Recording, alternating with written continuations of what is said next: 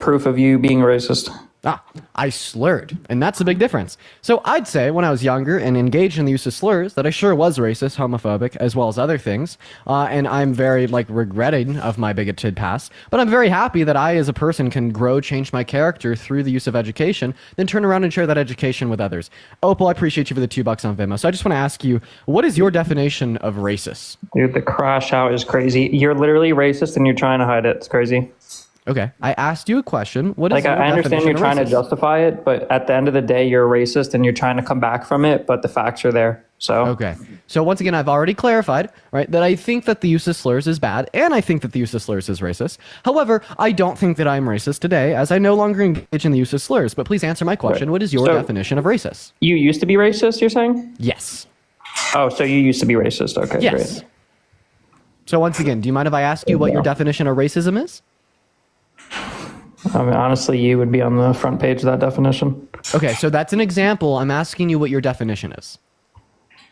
Joy, thank you so much for the $5 on Venmo for not being racist anymore. I appreciate you so much, Joy. Let's get some W Joys in the comment section. See, it never works. Like the conservatives, like they want to like create this like manufactured rage, but it just doesn't work. Like he can't even define racism. It's hilarious. Like you're racist and you're trying to like say you're a past it or something, but it's so weird because like you're a racist. As soon as you could define that term, we could continue our conversation. I don't want to really like have an in-depth conversation with a racist.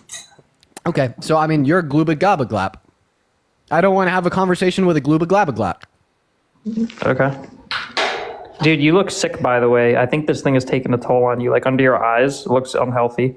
No, it's because I only got 7 hours of sleep last night. But no, because you can't define racist, we're going to move on to our next guest here, y'all. Let's go to see what our next guest here has to say. We're going to go to get Kinsey up in the live. Thank you so much for the Rockstar Enzo. See, it's just manufactured rage chat. What's going on, Kinsey? Are you voting for Trump? I would like you to persuade me into voting for Kamala. Are you voting for Trump? I don't know who I'm going to vote for. Okay, well, I mean, hopefully that I could convince you through the live, but we are just looking to debate people that are voting for Trump. But if you want good reasons to vote for Kamala Harris, I'd go ahead and reference my recent post on X or Instagram. Just look up Dean Withers. But what's up, Samuel? You're voting for Trump? No. Hello, I don't even know how to pronounce your name. Verena. You got to tell me how to pronounce your name, and I will happily say hey, because I love you. We all love you here. You run a phenomenal account. If you could tell me how to pronounce your name, I'll happily say hello. What's up, Dylan? Are you voting for Trump? Oh, absolutely, Dean. Okay, what's that? Well, I mean, I think he's going to lead this country. I think he's going to build back better than ever.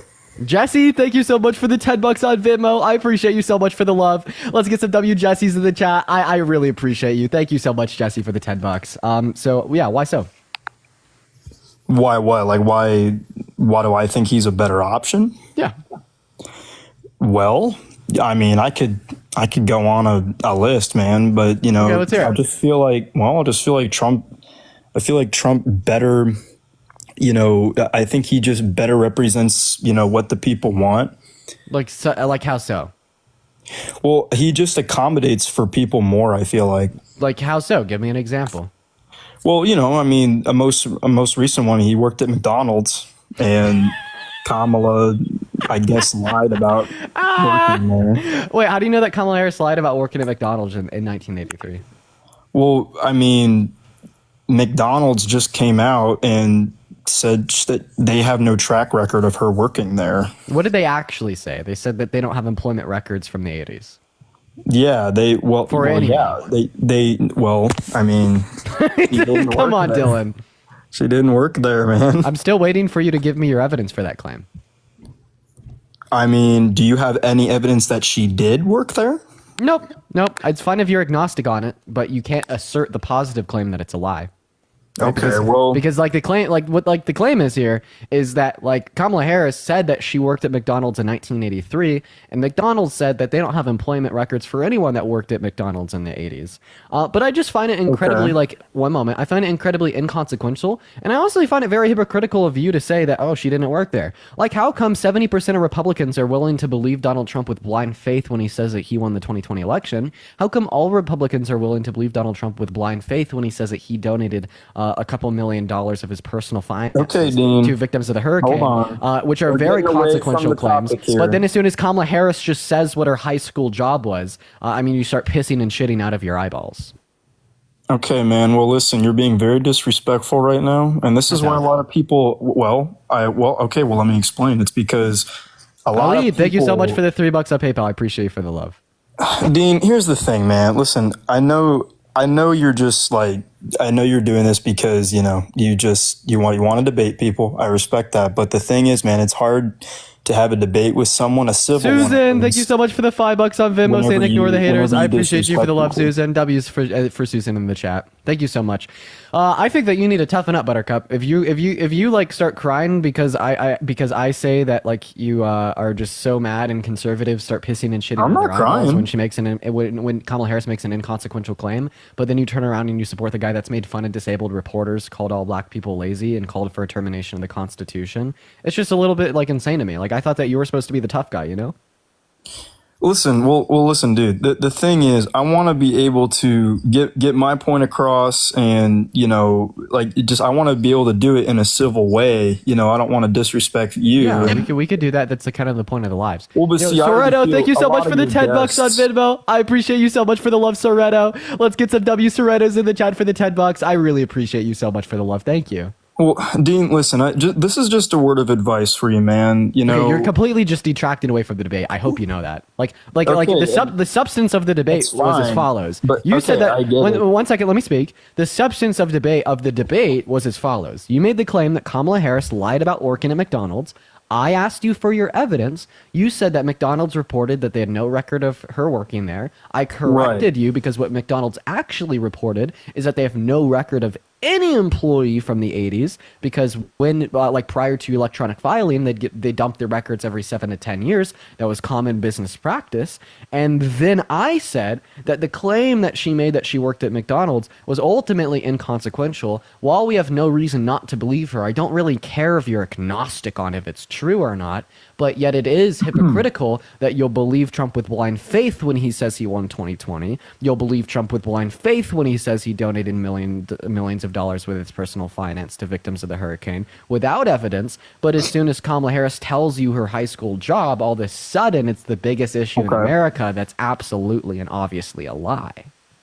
And John, thank you for the $5 on PayPal. I really appreciate you. Massive W John's in the chat. Thank you for the $5. Well, look, I mean, well, see, Dean, you are correct. I'll give you that. I mean, see, I will admit that I did just make an assumption, but that I feel like that assumption is fair to make because she's just been caught up on many lies, throughout the years. I feel like she's just not very truthful.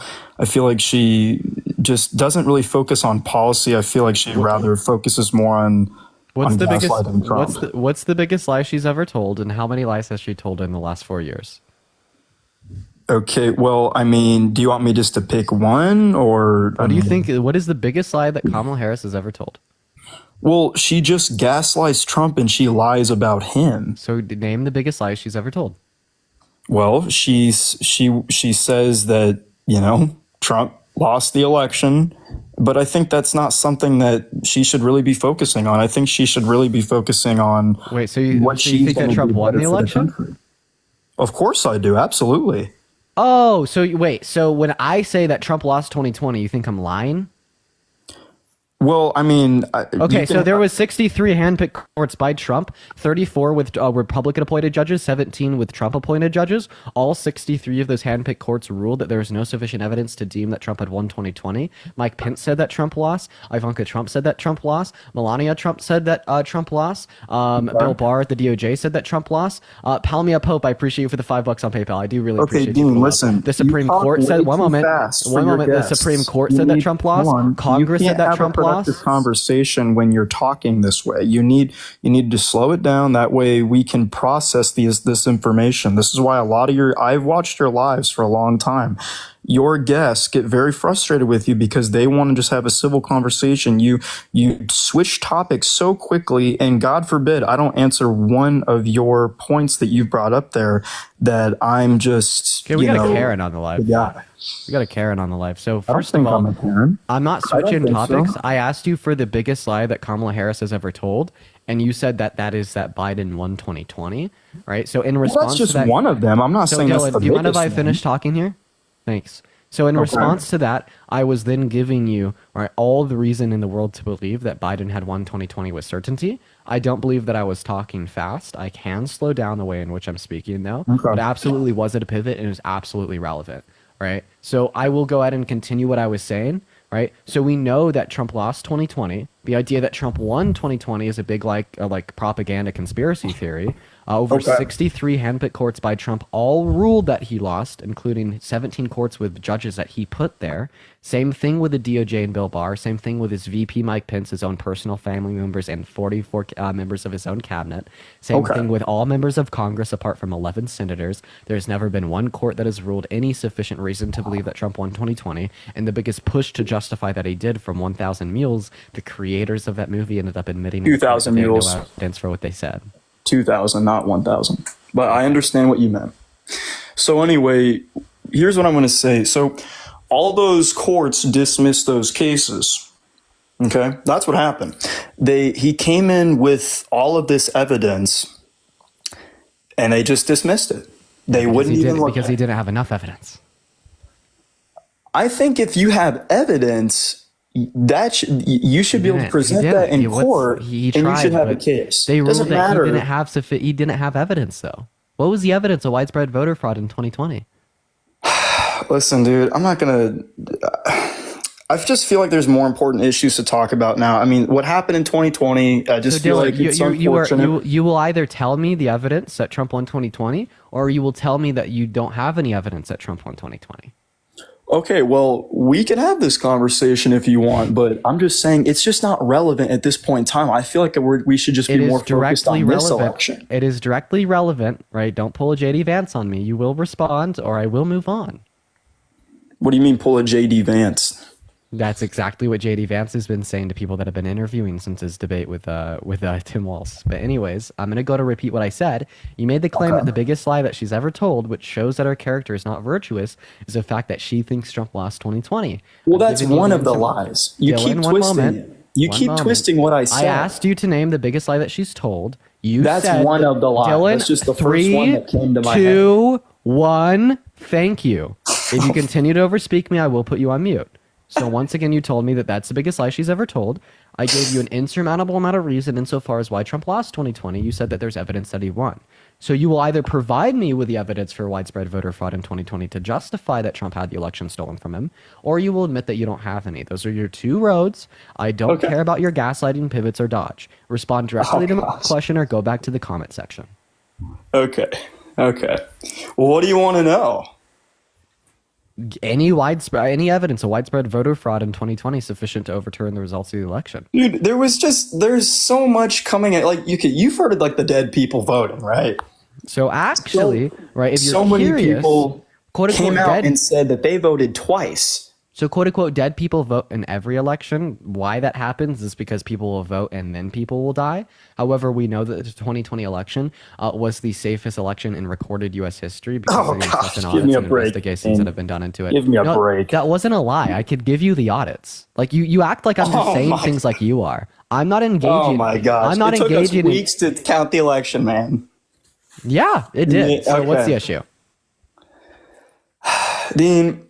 Like, I just want to point it out how fucking insane it is. Now, how about you shut the fuck up, Dylan? I just want to point out how insane it is that Republicans are so brain rotted that they will like laugh and snicker and joke at someone that's just reporting objective reality. Like, I'm over here sitting saying that the 2020 election is the safest election in recorded history because of the incessant audits that have been done into it. And then I have my sources pulled up on my laptop. These are publicly available. They're from first, second, and third fucking parties across the country, and they'd all report the same congruent fact. But then the response from the delusional hearsay conspiracy theorists is, really? You really believe that? Like, oh my God. Like, imagine you walked up to a flat earther and you were like, well, the earth is round, and I believe that this is the case, not only because of reason X, Y, and Z, and NASA, and all the pictures and the live streams that we have straight from the ISS, and this and that and the other, and there's no ice wall, and you could like circumnavigate the world, and this, that, and the other. Rebecca, think of the $4 of PayPal. Then they're just like, this guy thinks that the earth is round. You know what I mean? Okay, listen, Dean. Sydney, thank you so much for the $5 off him. I do really appreciate you for the love. W Cities in the chat. I'm sorry if you got upset over the way I reacted. But the thing is, dude, is that yes, I do think that's pretty preposterous because, there was Why? just so many flaws with what? that election. Like what? There were, dude. Listen, Name the this flaws. is why a lot of people aren't voting this election. name the They flaws. feel like there's no integrity. And that's please. important in our U.S. file. Oh, okay. Okay, we actually just got a flag for civil and electoral integrity, so we're gonna move on to our next guest. For the 4.8 thousand people hanging out with us in here today, make sure that we're double tapping away on that phone screen. That guy really irked me. Anyways, if you do want to support me, my Venmo, PayPal, and Cash App are in the bio as well as in the link tree. I do appreciate y'all for your support. What's going on? Are you voting for Trump? Yes. Huh? Yeah. All right. Why are you voting for Trump, man? Well, lots of reasons. I mean, like I said, it would be foreign policy, it would be economy. The real reason that I wanted to jump in here real quick is just on the election. Nick, I appreciate you for the $10 and the 38 cents on PayPal. Let's get some W Nicks in the comment section. I do really appreciate you for the love, Nick. Thank you so much, Nick. W Nicks down below. Thank you for the $10. But go ahead. I apologize for interrupting you. No, you're good, buddy. You're good. Like I said, the only thing I would point to, is just that I feel is obvious, and I think anybody should think is an issue, was kind of the widespread suppression of information. And we've recently, had, whatever was released by the FBI and those, that obviously it was significantly suppressed the Hunter Biden situation through, when we had the Twitter files come out, and I can't remember exactly what the name of the report was, but it was, it was a bipartisan third party, that came out and said, hey, look, 1 in 4 votes. Hey, is it okay if you can mute the TV in the background? Oh, yeah, sorry about that, buddy. I didn't realize it was, just a second. Oh, that's a lot of loud noise. Yeah, so I could go and respond to this. So you're referring to the Hunter Biden laptop story, right? At the time prior to the election, we had no reason to believe that that Hunter Biden's laptop was real. I mean, of course, I don't think that those stories should have been suppressed, but I'd also say that we see this on both sides of the aisle, and if anything, we see it intentionally on the right side of the aisle, and that has been proven in a criminal court. So it was proven in a criminal court that Donald Trump had falsified business documentations. He was charged with 34 felony counts in the state of New York for that. And then, in byproduct of that, it was also proved in the court that those felonies were from paying off Stormy Daniel with business funds to suppress her from coming out about the fact that he had slept with her and cheated on his wife. Right, and the same thing can also be said about election interference in the last 3 elections from Russia. Right, and that was proven in the Mueller report by the DOD and the CIA. But thank you so much for the $22 on Venmo. Let's get some WRs in the chat. Thank you for the $22 on Venmo. I really appreciate you for that. WRs in the chat. I thank you so much. Thank you so much, R. WRs in the chat. Thank you for the $22. But all around, I don't mind if you take an issue with the suppression of information. You just can't be a partisan hack about it. So I mean, do you take issue with Donald Trump paying off Stormy Daniels and Russia interfering with the last 3 elections, pushing pro-Trump propaganda? I don't. Well, first of all, the Stormy Daniels trial, I think, was bullshit. Okay, so then I think that Hunter Biden's laptop is bullshit. Okay, well, what I'm saying with this though is that it was pretty clear that with the suppression of this, when you have a Twitter executive, No, it wasn't his laptop. But it was his. No, wait. In what court was that proven? What do you mean? What he said it himself. I don't believe that. I think that's bullshit. He admitted to himself. No, I'm going to go ahead and engage in conspiracy theory and reject that just because I don't want it to be true. See, that's what you're doing with this 34 felony counts, right? Well, no, I'm not, because it was unprecedented what they did with that. Unprecedented. Okay, what were the felony counts for? For him using campaign funding in order to make the hush money pay off, or how. You think that fraud with election funds is unprecedented? No, I don't believe fraud with election funds was committed. Okay, that. So what reason do you reject the 34 felony counts? Okay, but see, we're pivoting from my initial point, though. No, because I said I was very clear with what I said. You can take issue with the suppression of information, keeping that away from voters, but it is the case that you can't be a partisan hack about it. If you want to take issue with the Hunter Biden laptop story, you have to take issue with Trump paying off Stormy Daniels. You have to take issue with Trump suppressing the outcomes of the 2020 election, saying that he won even though he lost. You have to take issue with Trump denying his fake electorate plot in the public, then admitting it to the Supreme Court. You have to take issue with Trump denying the fact that he raped E. Jean Carroll insofar as him convincing the Republican voter base that that was all a lie, even though it's true. Elisa, I appreciate you for the $10 on Venmo. Thank you so much, Elisa. Elisa's in the chat. I really do appreciate that. You have to take issue with like a multiplicity of these things in which the Trump and the right are actively suppressing information. How are they suppressing that information? That information is very clearly known to everybody. The trial was very public. How is that suppressing information? Yeah, because Donald Trump is denying the outcome. The FBI in any way suppress that? Because Donald Trump is denying the outcome. So him denying it, how is that suppressing information?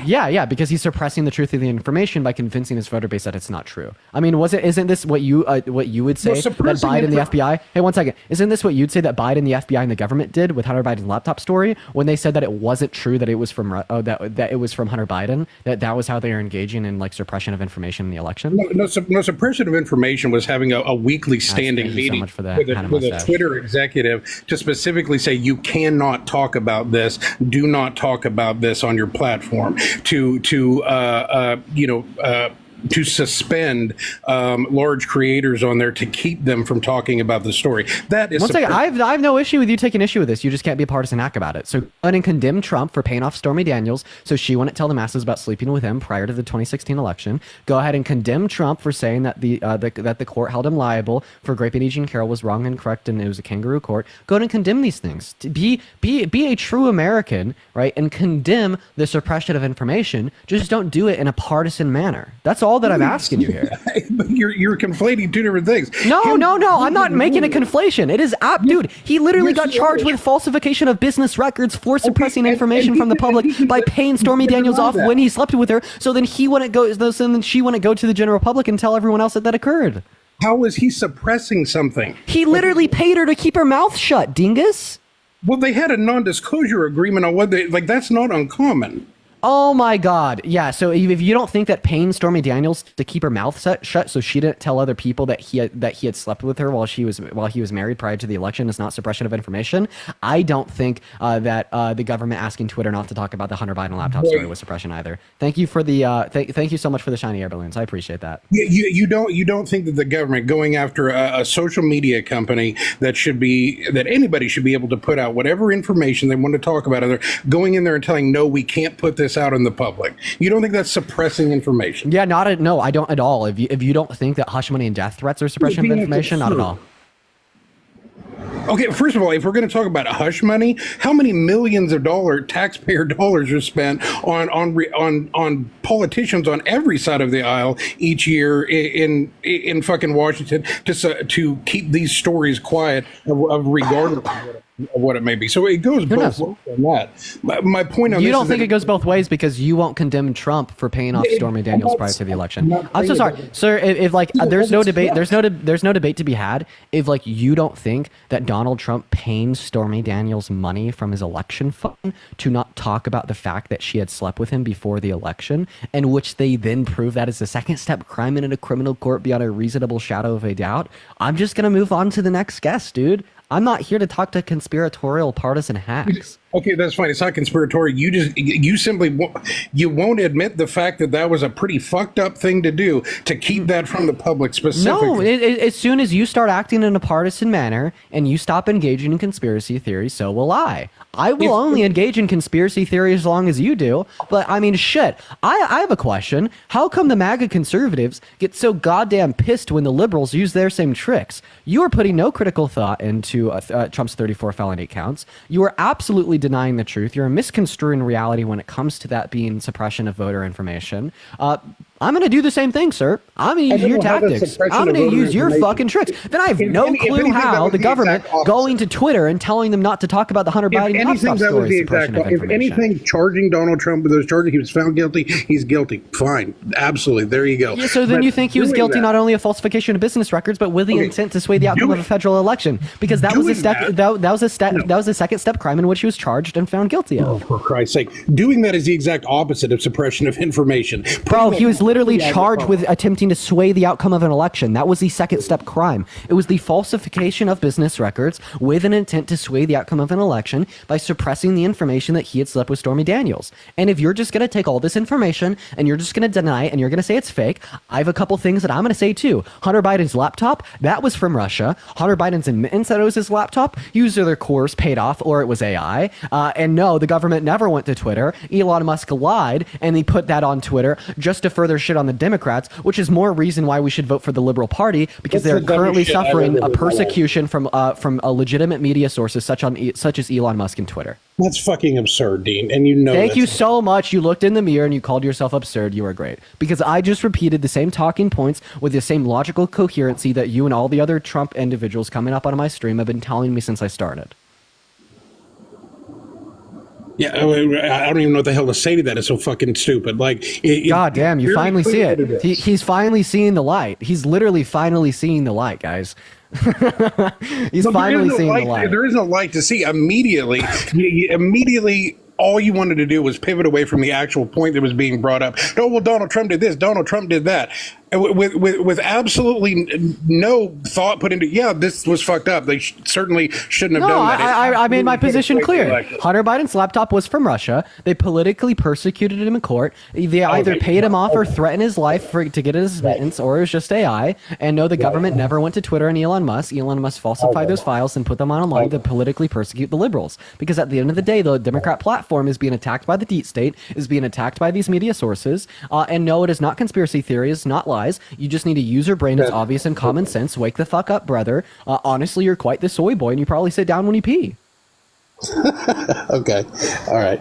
See how I sound just like every single Trump supporter that comes up onto my live? Dean, I didn't personally attack you one time, man. So I mean, dude, I'm just using talking points from the right. I'm using your talking points. Okay, well, I'm not the right. I'm just an individual human being having a conversation with you. But I mean, if you want to just resort to a personal attack, that's fine. I mean, it doesn't further a conversation. Yeah, we obviously disagree on this, but that speaks to your character to do that, man. So that's fine. All right. So do you have a response? Well, yeah, my response is, man, it's fucking childish. Like, there's no reason to go there. Okay. There was we're trying to have a legitimate conversation. Yeah, so you said that I just sounded stupid and childish. And this is exactly what I have to say about what you believe in, too, because you use the same conspiratorial techniques when it came to Trump's 34 felonies. You didn't know what they were for, but yet you called them lawfare. You rejected the findings of a court, even though it was proved criminally beyond a reasonable shadow of doubt without knowing the verdict of the jury. All right, and then you deny that was voter suppression, even though he literally paid someone off to keep quiet about information that could have potentially swayed the outcome of the election. And that is the exact same argument that you gave to me. However, it was in the context of Hunter Biden's laptop story, and then I use your same logic back on you, and all of a sudden it's pure stupidity. So do you see, all right, how like there's these certain like particular conspiratorial techniques in which are conventionally upheld by the right, and when you hear them from someone with opposing views, you could recognize how bad they are? Yeah. Okay, sure. Yeah. Is there anything else you wanted to go over? Clearly not. No. All right. Well, I appreciate you for coming up. I think that's going to be my new tactic, chat. I'm pretty sure that's going to be my new tactic, is just literally using these same people's like talking points and like logical arguments against them. You know what I mean? Like I'm pretty sure that's going to be my new tactic. I've never done that before, and that was great. That was like a master class. Holy shit. That was great. Okay. For the 3.8 thousand people hanging out with us in here today, we're going to go ahead and restart the stream, y'all. So everyone just click on Parker's account. Make sure to drop him a follow, show him some love. I'm going to be right back in 30 seconds. We just have to restart for algorithm. I'll see y'all very, very, very happily say hi to you. I just want to put that out there. Verena. If that's right. Hi, Verena. I don't know if that's right, though. What's up, Ash? What's going on, Leo? What's up, Lilac? What's going on, Jillian? What's up, Smiley Face? What's up, Hillary, Adam, Elliot, Jameson, Whitney, Matta, Rachel? For everyone tuning back into the stream, it's so good to have you all back in here. We're going to go ahead and just hop right back into the debates, guys. If you are voting for Trump, make sure to hop in that queue. Let's go and just get our first guest, Cole White, up out of the stream, guys. Verena, you know what? Text me on Instagram. Text me on Instagram how to pronounce your name. I'll check on my computer and I'll say hi to you on the live. What's up, Cole? Are you voting for Trump? Can I just ask you something real quick? I am just looking for top supporters. I do appreciate you for coming up. If you'd love to ask me a question, feel free to join my Discord. We're gonna get our next guest up in here literally right now, guys. So everyone, just give us a minute. Why am I on Parker's account? Because I have no more accounts. I'm banned on them all. What's going on, Fax? You voting for Trump?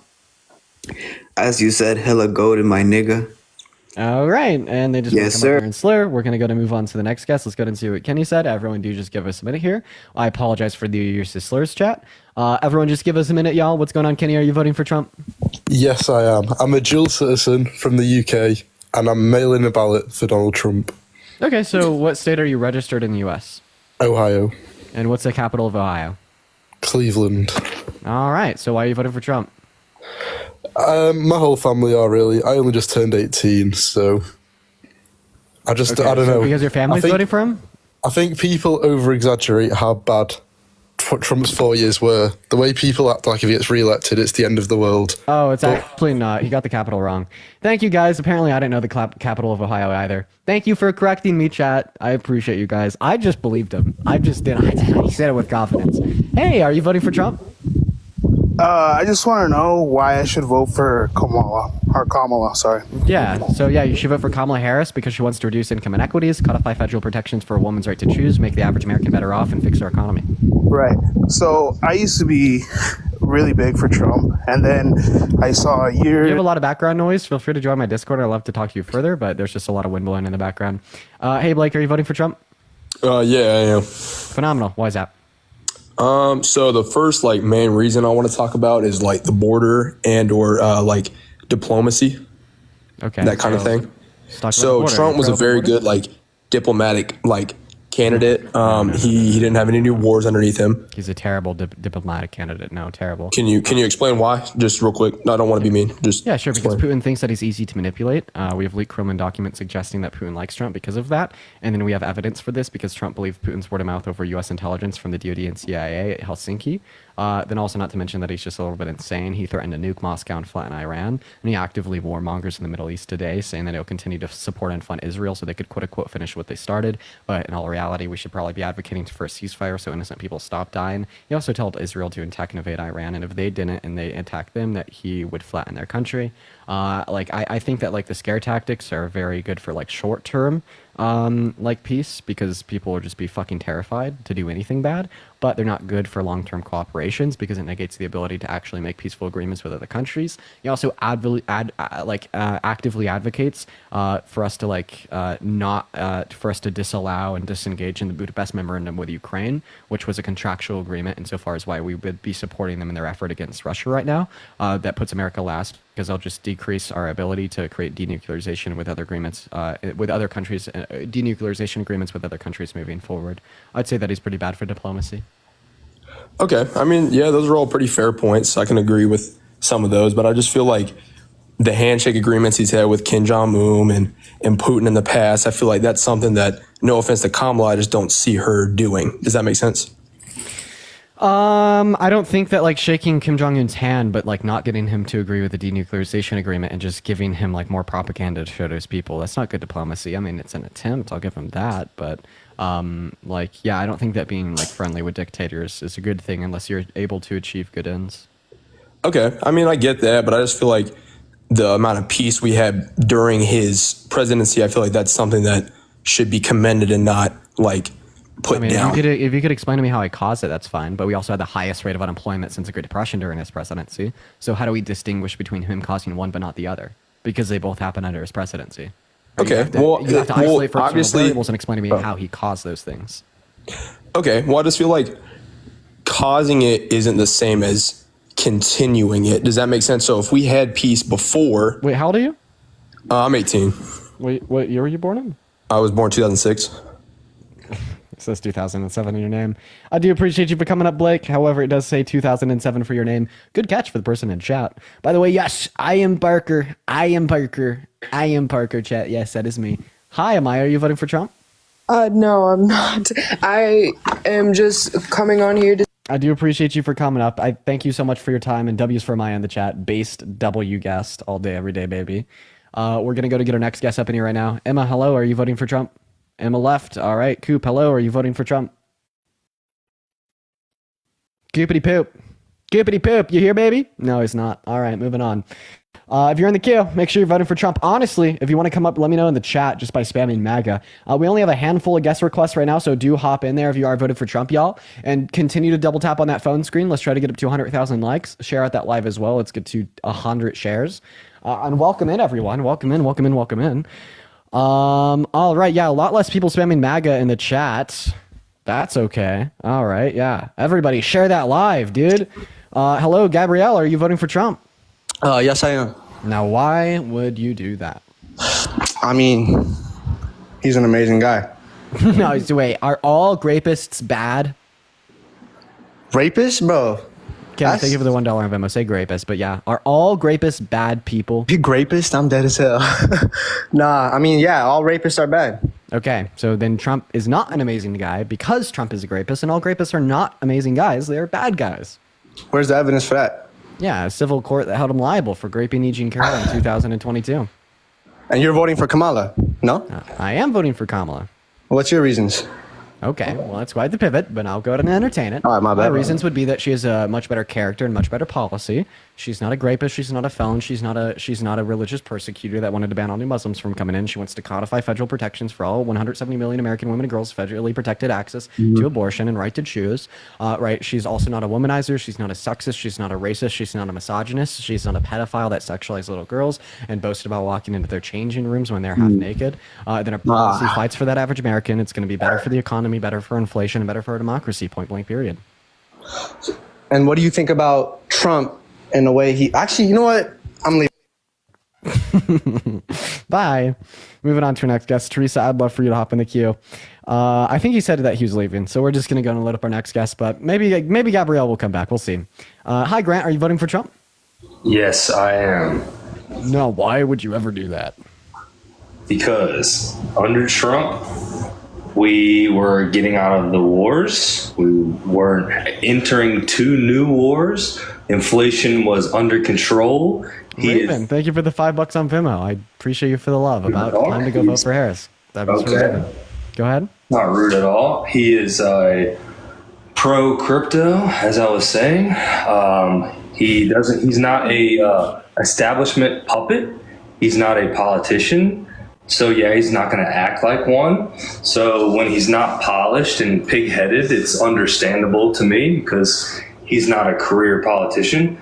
And those are the big ones. I'm a more of a macro point of view type of guy, not a micro. Everybody. So I just want to let you know that he is definitionally speaking a politician.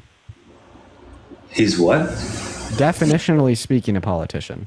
Definitionally? Is that what you just said? Yes. Definitionally speaking, he is a politician. That's not a word. Definitionally is not a word. Ken, I appreciate you so much for the $1 on Venmo. I appreciate you for the love to interrupt the guest and to make him mad. It is. Definitionally. Yes, that is a word. He's looking that up. By the way, Grant, I can't hear you when you're on pause and you can't see me. It'd be great if you could just come back and we could accept that that's a word and move on. But I guess while you're looking it up to verify that, I'll go to continue responding to your points. Right, I'll look it up. I am right, yes. So anyways, right, to move on with what I was saying, he is a politician. That is true. And then about what you're saying about being pro-crypto. He's not a career politician, so he doesn't lie out of both sides of his mouth at all times, like we've been used to. So how many lies did Kamala Harris tell during the last 4 years serving as VP of That's our a country? stupid question. That she told? That's a dumbass question. What am I supposed to think it go is. to hundreds of lies? Like what kind of person? Wait, just like literally take a guess. If you just had a guess, how many lies do you think she's told? I'm not gonna humor your stupid question like I'm supposed to keep tally of the number of lies Kamala. Okay. Well, I mean, we literally kept tally of Trump's. He told over 34,000 confirmed lies during his presidency, with his biggest lie being denying the outcome of the 2020 election, the biggest lie that any sitting U.S. president has ever told, which severely undermined like our civil electoral processes and our democracy as a whole. I'd also like to clarify here that no one has lied more than Donald Trump, especially in politics. We actually have an advisor right from his campaign stating that he can't distinguish between what's true and false. He just says whatever comes to mind, regardless if it's true or false. And like you would have a very difficult burden of proof to justify the claim that Kamala Harris lies more than him.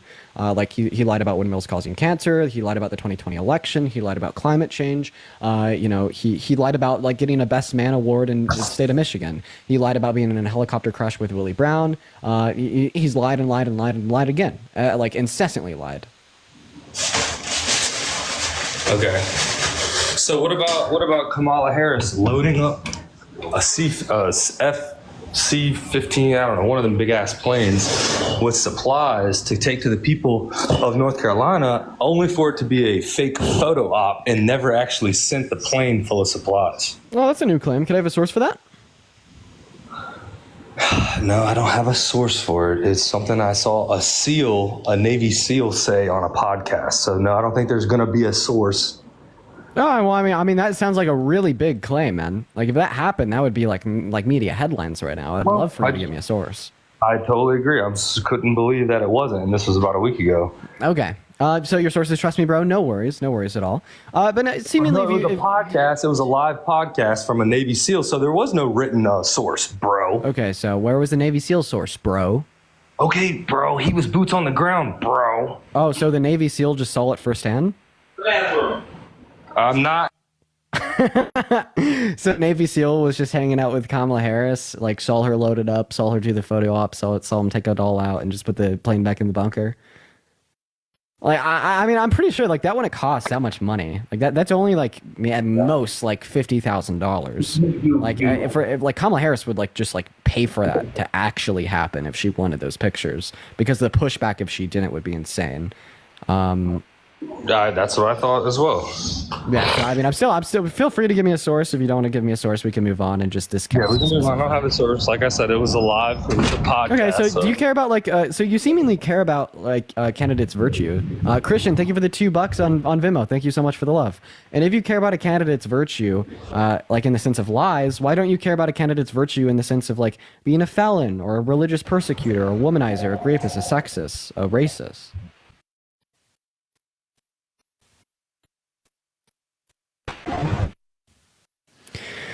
Okay, well, he's experiencing MAGA Mobile. We'll go ahead and get someone up here to fill in for him just while he's experiencing MAGA Mobile chat.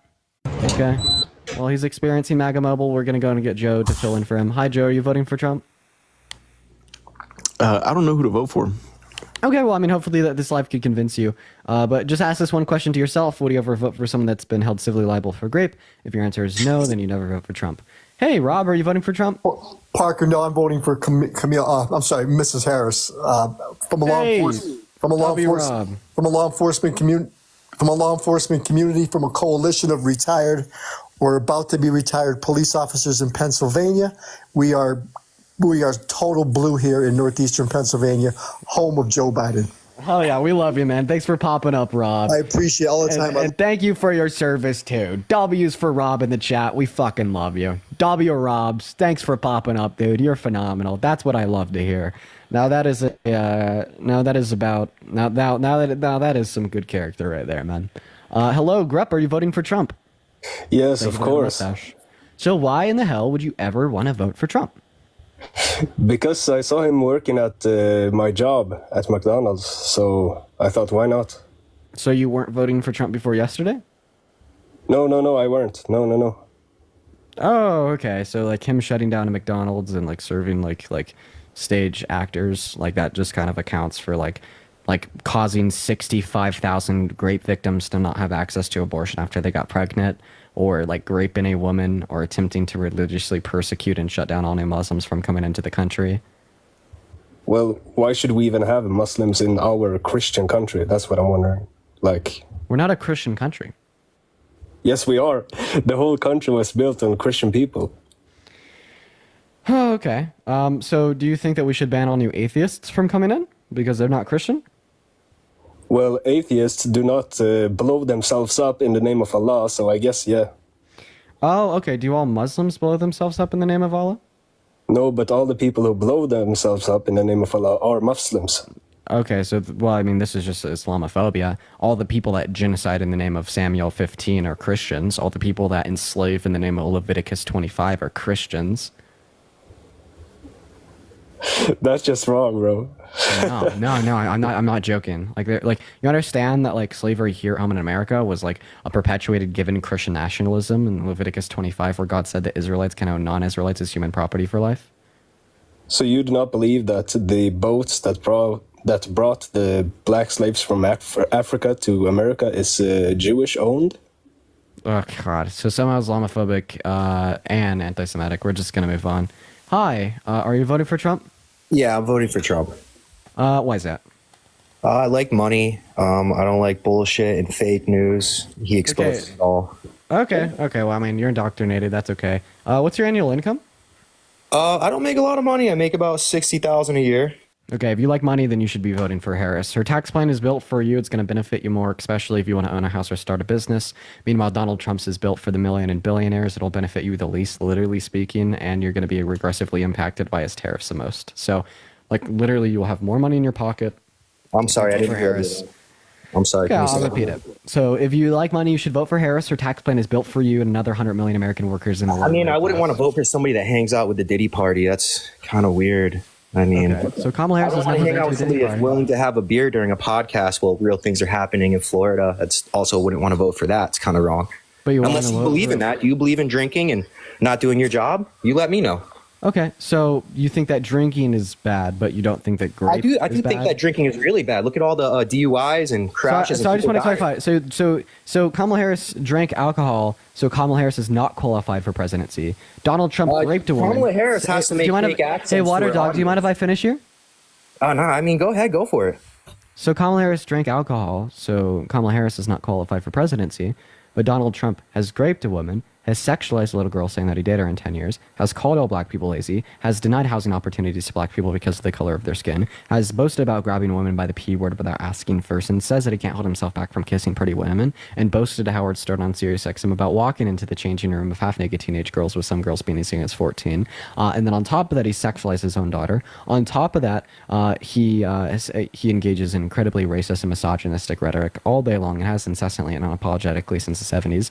He's called for religious persecution of all new Muslims coming into our country. He ballooned our deficit and debt. He advocated for tax policy that increased income inequities and actively wants to make the average American worse off. All those things don't impede upon his qualifications, but Kamala Harris having a beer does. You sound like quite the partisan. You know what's crazy is that Kamala Harris was the vice president for Biden, but Biden took a shower with his 13-year-old daughter. Why would she even want to be the vice president to some man like that? That says something about her more than it says about anything you just said. Sure. Well, I mean, let's go through this. How do you know that Biden? Yeah, let's go through this. How is that normal? Let's take a shower. Trump didn't take a shower with his daughter. And if he did, where's the proof? Let me know when he did and how what do you know year, that Biden took a shower with his 13-year-old daughter? Oh, was it maybe the fake news? Was it fake news that we hear about? Or can I count it out? I'm asking you how you know that he showered with his daughter. It was broadcasted. I mean, do you want me to? I mean, What was broadcasted? I don't have as much resources as you. I don't have my own studio, so it's really hard for me to look these things up off the top like you do. Okay. Broadcasted. You don't know what broadcast? You don't. You're over here. You're talking. You don't know what broadcasting means. You don't know how that works. So wow, I can't believe I'm talking to someone so stupid. You are so stupid. How can you even have this platform if you're that dumb? I want to know. Speak. Okay. Talk. So I just want to clarify what was broadcasted that proved that he slept with his daughter or showered with her. What was broadcasted about anything that you said about Trump?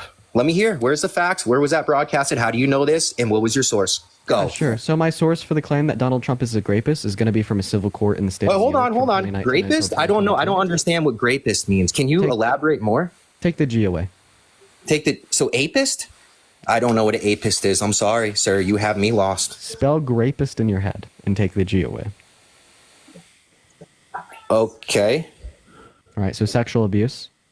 Why can't you say that? Are you scared that they're going to take you down for saying that? Why don't you say that word? Because you can't say it on TikTok because of their TOS. So what you're saying isn't real. So she's a grapist. So you're already dumb. Say what's real. Why are you so scared of TikTok? Chris Mallory, I appreciate you for the subscription. Why are you so scared? So that's just like TikTok TOS. Are you okay? What? TikTok US? I thought TikTok was from China and we're trying to stop that. Do you fucking do you need like a binky or some shit? Oh, I need about 5. I need about 6, 7. I don't understand. I don't understand what's like. Oh, I'm so petty. I can bring the level of energy. I got more energy than you. Bring more energy. Let's go. We're gonna go ahead and school you on these claims. You're in a studio. So do you remember how? Do you remember? Sure, I'll go ahead and school you for 6.7 thousand people to see. Go ahead. So you brought up the claim that Joe Biden. It's bringing more people looking at my page. You're bringing traffic up to me. I like this right now. You're helping me. So okay. What are you gonna say? I'm helping you become a better person. I'm helping you to be educated. So I'd like to clarify. You made the claim. Christine, thank you for the $5 on Venmo for the baby bottle fund for the guests. Thank you for the $5, Christine. Can you thank Christine? Thank you, Christine, for giving. Evan, thank you so much for the $50 on Venmo to get the guests good. I appreciate you for the $50, Evan. Christine, Let's get at least 500 W's in the chat for Evan right now. Thank you for the $50. Massive W's for Evan. And Gerard with the 80. Shut up. Shut up. Shut up. Gerard with the $88 and the 88 cents on Venmo. Thank you so much, Gerard. Holy shit. Let's get at least 888 W Gerards in the chat with the $88 and the 88 cents on Venmo. I really appreciate you for the love. That is so kind of you.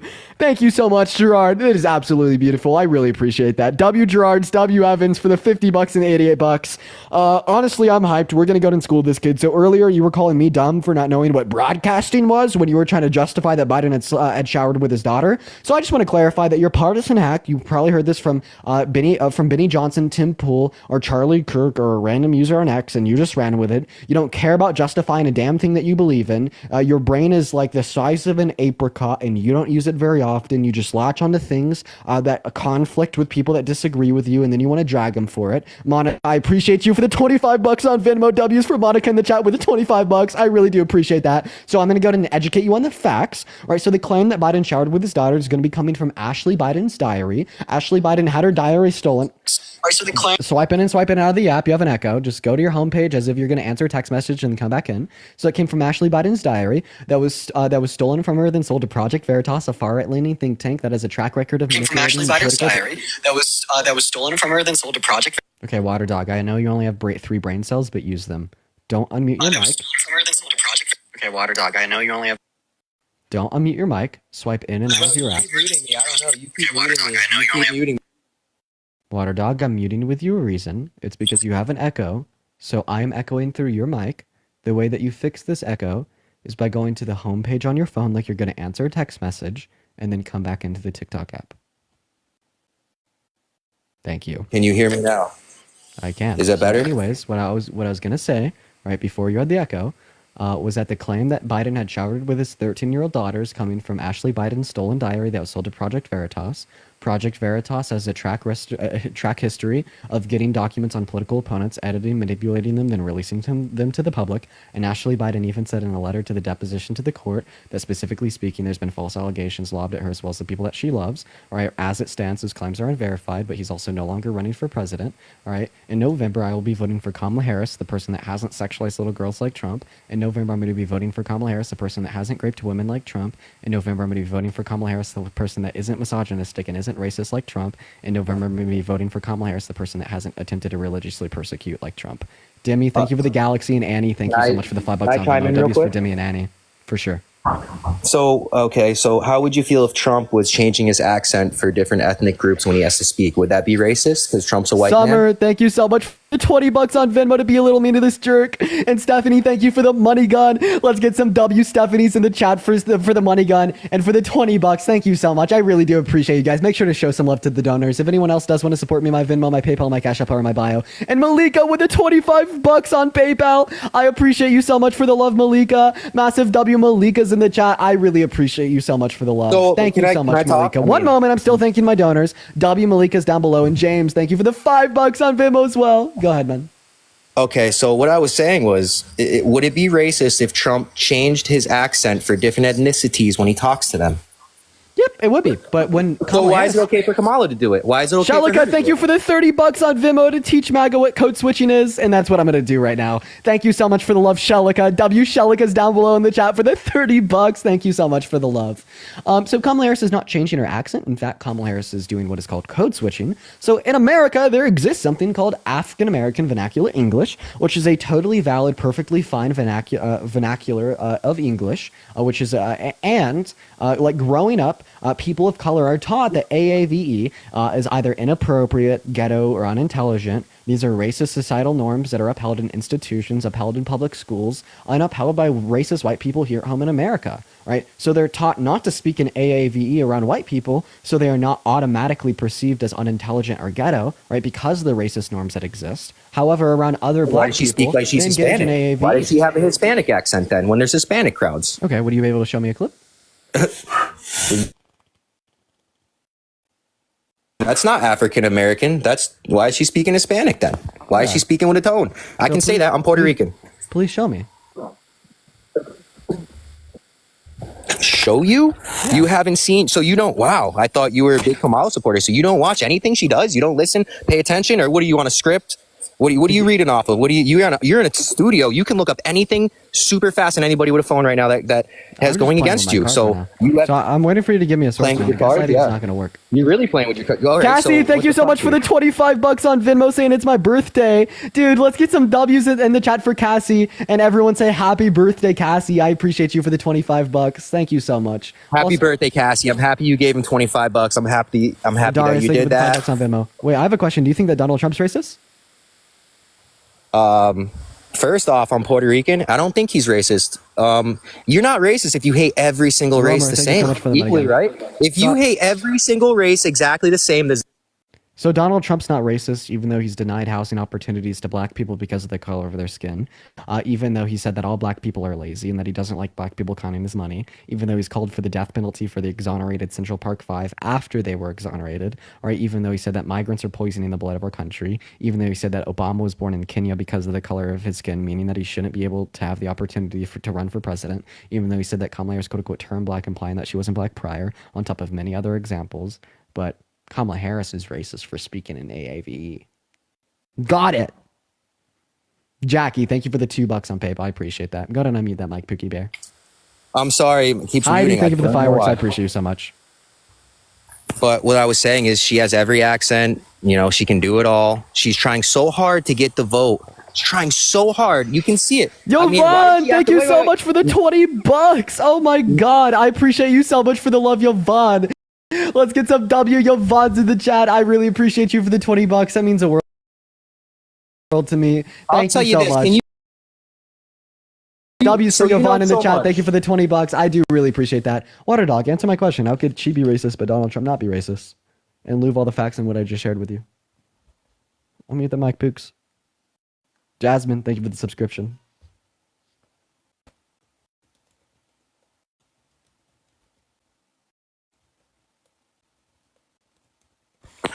Bro, do you keep muting me or what?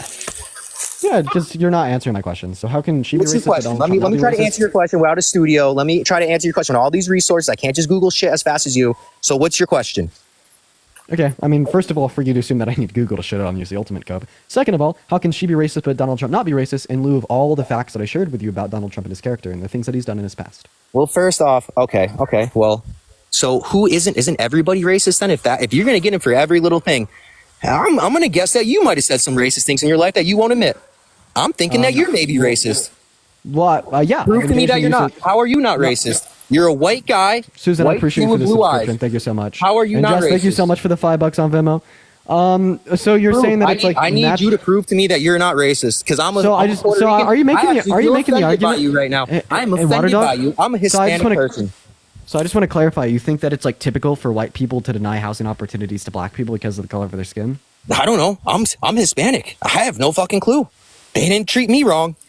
Oh wait, are you saying that white people are racist, but like as a Puerto Rican, you're not?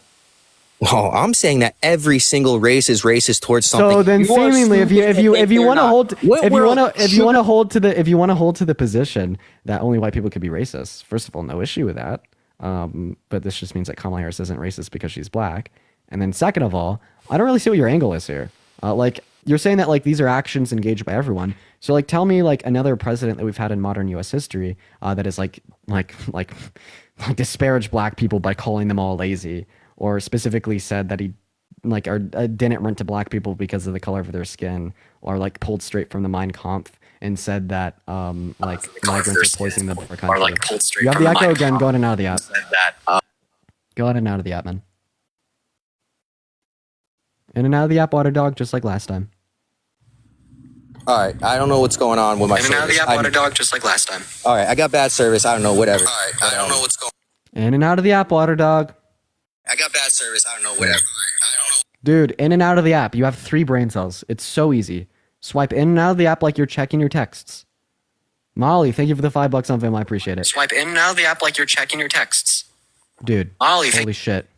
Appreciate it. Huh. There you go. What about now? So you said that like all white people are just as racist as Trump. So name another president. Well, you know what? You just offended me. So Water Dog, are you calling me dumb because I'm Puerto Rican? Because I'm calling you. I'm calling you. Why dumb is you're it because I'm Trump's poor? I told you I was poor. I don't care about the app. So go ahead and answer the question. Go ahead and tell me about another U.S. president we've had in modern U.S. history that's called all black people lazy or pulled straight from the Mein Kampf. Thanks. Also, Puerto Rican's not a race. Barack Obama. Okay, so where did Barack Obama call black people lazy? The black people didn't like him. He promised so much to the black community and did nothing. Okay, like what? Well, where is all this tax Lottie, thanks so returns much and for the everything for the $2 black Venmo. people? The blacks weren't supposed to live in better environments, supposed to have better education. So don't call black people black with an S at the end. That is racism. But I'm still waiting for you to answer my question. You said that everyone's engaged in racism just like Donald Trump. So name another president that we've had that's either denied housing opportunities to black people because of the color of their skin, has called all black people lazy, has called for the death penalty for an exonerated group of young black and Hispanic teens, or it said that migrants are poisoning the blood of our country and pulled straight from Mein Kampf. It's simple. Go ahead and answer that. Or Barack Obama. He did nothing for the black people, yet he said he was going to do everything for them. They despise him. Why do you think Trump has more black votes? And if you say he doesn't, where's your resource that says he doesn't? Wait, what is one thing that Donald Trump did for what? What is one thing that Donald Trump did for African Americans while he's president? Oh my God, he made them a lot of money. How so? He made why would they want to vote for them if he didn't do anything How for did them? Donald Trump did that? What's that? How did Donald Trump make black people money? Tax cuts. He made gas was cheaper. Oh, I know you. Oh, well, it's not Donald Trump's. Okay, so reason why specifically gas is about his cheaper. tax cuts, they disproportionately favored rich people. Oh my God, they favored it. They favored it. A lot of the black. Hey, so they disproportionately favored rich people. 83% of the cuts in the bill went to the top 1%, which would disproportionately favor white people as well because of the socioeconomic discrepancies that exist on the basis of race. All right, also not to mention that they only increased the racial income inequities and only increased income inequities as a whole. They cost $1.9 trillion and didn't increase business investment and only led to a $10 billion increase in our GDP per year. All right, and in contrast to Kamala Harris's tax plan, we know that they're actually worse for members of the low and the middle class because of the regressive impact negatively of tariffs. So when you say that his tax cuts did a lot for black people, well, I mean, you're obviously just politically ignorant. You don't know what you're talking about, and you never sat down and read policy in your life there, buddy. So go ahead and tell me one thing that I'll tell you this. Have you ever been to a black community? You ever been to the hood? Because it doesn't look like you have. By the way you look, you would get beat up. So you would never been to a you've never been to the. So first of all, I want to associate a black community with a hood or the slums. Like that's just another form of racism. And then second of all, you're not actively engaging in what we're talking about here. So go ahead and respond to my claim. What is one thing that Donald Trump did for black people? If you don't go ahead and do this, we'll go ahead and kick you off and move on to the next guest. Okay, so I will answer. You set me up with these trick questions. This is how you word it. This is why you guys are so. You're it's witty. a trick question for me to ask you one thing that Trump did for black people. Ask me the question again. What is it? It's a trick question for me to ask you for one thing that Trump did for black people. Oh, I'm sorry. You told me not to say black people. That's racist to say black people. Did you not say that? I said it's racist to say that, but I can't. It's racist to say black with an S at the end. So how many continents are there? Oh, okay. So what? Water dog. How many continents are there? What does that have to do with anything? So answer the question. Answer the question. Oh, so answer the question. How many continents are there? I don't know. You got Asia, you got Africa, you got South America, North America. Let's see. Fuck you, dude. I don't fucking know. Why does that matter? Are you calling me dumb because I'm Puerto Rican? I'm calling you dumb because you don't know how many continents there are. We're gonna go to move on to our next guest. Yeah, can we just get like everyone laugh at the guest in the chat, dude? Yeah, so smart. We're like the smartest people in the world, bro. Smartest people in the world, dude. The Dunning-Kruger effect, like live 4K, is crazy. Like, imagine coming up in here and trying to out-ego me while not knowing how many continents there are. Like, bro, like you need to sit down and study, little dude. Jess, I appreciate you so much for the $10 on Venmo. It means the world to me. Let's get some W's for Jess. That is JES in the chat. Thank you so much. We're gonna move on to our next guest here. Let's go to get Young Dill up in the box. Like, dude, the guy needs to sit down, open up a book, study, learn a thing or two. That's crazy. What's up? Are you voting for Trump? Yes, sir. What's good, man? All right. So why are you voting for Trump? I'm just really voting for him based off of really past experiences alone. The 4 years that he was in office, I had more money in my pocket. Everyone around me made more money. Yeah. So and, how did Trump cause you to make more money, or how did Biden and Harris cause you to make less? I'm not looking into it as far as how or why. I'm saying I made more money. I'm basing it off of experiences, not studies. Okay. So you're just saying in the 4 years I made more money. In the 4 years that he was in term, I was able to buy a house, buy a car, make tons of money. 4 years Joe Biden's been in, I can't make shit. So did Donald Trump cause the highest level of unemployment that we've had since the Great Depression because it happened under his presidency in April of 2020? Hatch, thank you for the hearts. I don't believe so. I don't believe that he caused any of that, no. So then how do we And I also distinguish think that a lot of the reason that you don't like Donald you mind if I Trump, speak real quick? I think a lot of the reason you don't like Donald Trump is because of personal things. And if we didn't like people because of personal things, we wouldn't like you, because we've seen messages of you being a racist and a piece of shit. So if we didn't like Donald Trump because of his past experiences, no one should like you, bro. You're a piece of So shit. the difference between me and Donald Trump is that I no longer engage in bigoted behavior. I've held myself accountable. I've changed as a person. I actively advocate for that same change in other people. Donald Trump has a track record of unapologetic racism since the 1970s. If you could show me one example of Donald Trump holding himself accountable or apologizing, I'll change my position right now, today.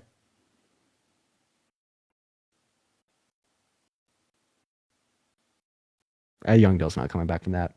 We're gonna go to get our next guest up in the box. Everyone, do just give us a minute. Crash out on live, bro. Yeah, I will fucking change. Yeah, he left. Again, I really appreciate you for the love. W's for Lee Dog in the chat. Thank you for the buddy gun. All right, let's get our next guest up in here. I will change my position today on Donald Trump. I will change it all. Right. And the reason that I also confidently say that is because I know that he has never. I know that he will never. Antonio, what's going on? Are you voting for Trump? No, I'm not. I just wanted to shout you out and just be like, you're doing. I appreciate you, Antonio. Let's get some W's for Antonio in the chat. I do appreciate you for coming up in here. And I do apologize for kicking you so quickly. However, we are just looking for debates, but that is very kind of you, man. Thank you, Antonio. All right, moving on to our next guest here, guys. Go back to spamming MAGA. Go back to spamming Trump in the chat. Do all that good shit if you do want to come up and debate. We're going to go and get our next guest up in here right now. If you do want to support me, my Venmo, Cash App, PayPal, all in the bio as well as in the link tree. 100% of those proceeds go straight to me. And Claire, thank you for the anarts. Hello, are you voting for Trump? No, I'm voting for Kamala, and this is the first time I do this. I just wanted to tell you that I love what you do. You should consider doing. Thank you so much, man. I do really appreciate you for the love, guys. Let's show the guys some love in the chat. Once again, guys, I would really appreciate it if you are in the queue. Make sure that you are voting for Trump, because I always feel so bad when I kick awesome people like that, like the last two guests out. Just show them some love, please do. But we are just looking for debates here today. What's up, Hope? Are you voting for Trump? I am not. I would never vote for Trump. I love you. Respect the hell out of you. Thank you so much, Hope. Guys, please. I love you guys so much, but like, dude.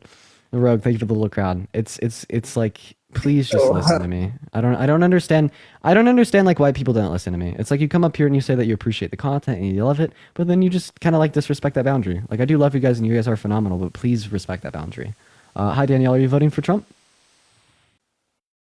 All right, he left. Moving on to our next guest. Let's gonna get our next guest Joe up in the box. All right, no one is joining. Go back to spamming Trump and MAGA in the chat if you do want to come up and debate, you guys. It's refreshing to hear from them. I know, but we are just looking for debates. What's up, Lawton and Leah? Are you guys voting for Trump? So sorry, internet was breaking out on me. So are you driving? No, bad area in Texas. It's a little storm going on here. But I wouldn't say I'm a little bit of a swing vote, if that's okay. And I want to kind of debate a little bit of the topics I saw you on with Steiny and his sister doing that video. And yeah. I want to debate you a little bit. And it was on the fact that you said Donald Trump caused a lot of division in the United States. I could hear the car moving, man. I was gonna believe you that it was just a storm, but I could hear the car moving. You could hear it in the background. We're gonna move on to our next guest, guys. Everyone, just give us a minute. Go back to spamming MAGA or Trump down below in the chat. So everyone, do just give us a minute here, guys. Everyone, just be patient while we're getting our next guest up in the box. I do apologize for you guys that this is taking a minute here to get our next debate going, and we will try to get that going as we speak. So everyone, just do give us a minute here. What is up, Patty? Are you voting for Trump? Okay, Patty left. Guys, please, if you're gonna hop in the queue, make sure that you're here to debate. I really don't understand why people hop in the queue just to leave. It doesn't really make a whole lot of sense to me. But let's get our next guest up in here right now, guys. Spam Trump, spam MAGA down below if you do want to come up and debate. What's going on, Dasher? Are you voting for Trump? Like, what is that? Hello. Yes, I am. MAGA Mobile. Hi, are you voting for Trump? Hello, how's your day been? That's a fetus. Moving on to our next guest, guys. Make sure that you're at least 18 if you are in the queue, guys. We're just looking for debates here today. Moving on to our next guest. Spam Trump, spam MAGA down below if you want to come up, y'all. Hey, are you voting for Trump, Toast? I'm not voting for Trump, but my whole family is. Okay. Guys, it's really easy. It's really easy. I don't understand why people can't follow rules, guys. Moving on, guys, please. Go back to spamming MAGA in the chat if you want to come up and debate. We're going to go to get our next guest up in here right now. Everyone, just give us a minute. Spam MAGA in the chat if you do want to come up and debate, y'all. And do double tap away on that phone screen as well, guys. Do double tap away on that phone screen as well. We're going to go to get our next guest up in the box right now. We got Sammy loading in here, y'all. Hi, are you voting for Trump? Yes, I'm 25. All right, why are you voting for Trump? I mean, I like his policies and I like what he stands for, but I Which really ones? think that, well, really quick, I really think that the Democratic Party, they're so focused on everything that Trump is doing at the moment, where I think that if he becomes president in November, that you guys would all hold him accountable for every single little thing that he does, whereas on the opposing side, where if Harris became president, that everything would kind of just get swept under the carpet the same way that it always does for most politicians. So why are you voting for Trump? Voting for him because I like his policies. Like which ones? Tariffs, You immigration. like tariffs? Yep. So tariffs are really bad, and the reason that they're really bad is they destroy American-owned businesses by plummeting exports, and they destroy American consumers by causing inflation. So the reason Restriction on the market that creates inefficiencies, like negative consequences, such as inflation. We could just rawly invest into American producers that would incentivize them to produce to a higher level. That's what Biden and Harris did with the Chips and Science Act, and that's what Trump did with his farmers plan. do you think it's more important for Americans to use their money back to American people, or instead to give money to basically companies outside of our country? I don't really care, but at the end of the day, what I have said here is that I agree with the sentiment of like reindustrializing America and having our manufacturers produce to a higher degree, right? Which is like the sentiment of tariffs. But what I'm saying is that there's other ways that we could achieve that end goal that don't cause the inefficiencies that tariffs do, right? Such as inflation, right? And the other way to achieve that end goal that doesn't cause that same inefficiency would be investment in American manufacturers. So why is it that no other politician has really implemented that or kept it consistent? Well, I mean, actually, the last two presidencies have, both Biden and Harris and Trump. Biden and Harris did it with the Chips and Science Act. They invested $25 billion into U.S. chip producers. In the next 6 years, we are going to be producing 20% of the global chip supply. When they implemented it, we were producing zero. Donald Trump did this with his American Farmers Act. He invested $28 billion into them, which was a bailout after he had destroyed them with his tariffs on China. So we know that investing into American companies works, and we know that investing into American companies spurs their manufacturing. So do you think that when other countries, they have tariffs, do you think that that's okay? No, I don't like any tariffs. Tariffs are bad. I might be able to agree with like some low levels of tariffs on China, but that's about it. Okay. I respect that. Well, All right, so that's why tariffs are really bad. And like economists generally agree. Yeah, it's an opinion. I think that they're good. You think that they're bad. So why do you think that they're good?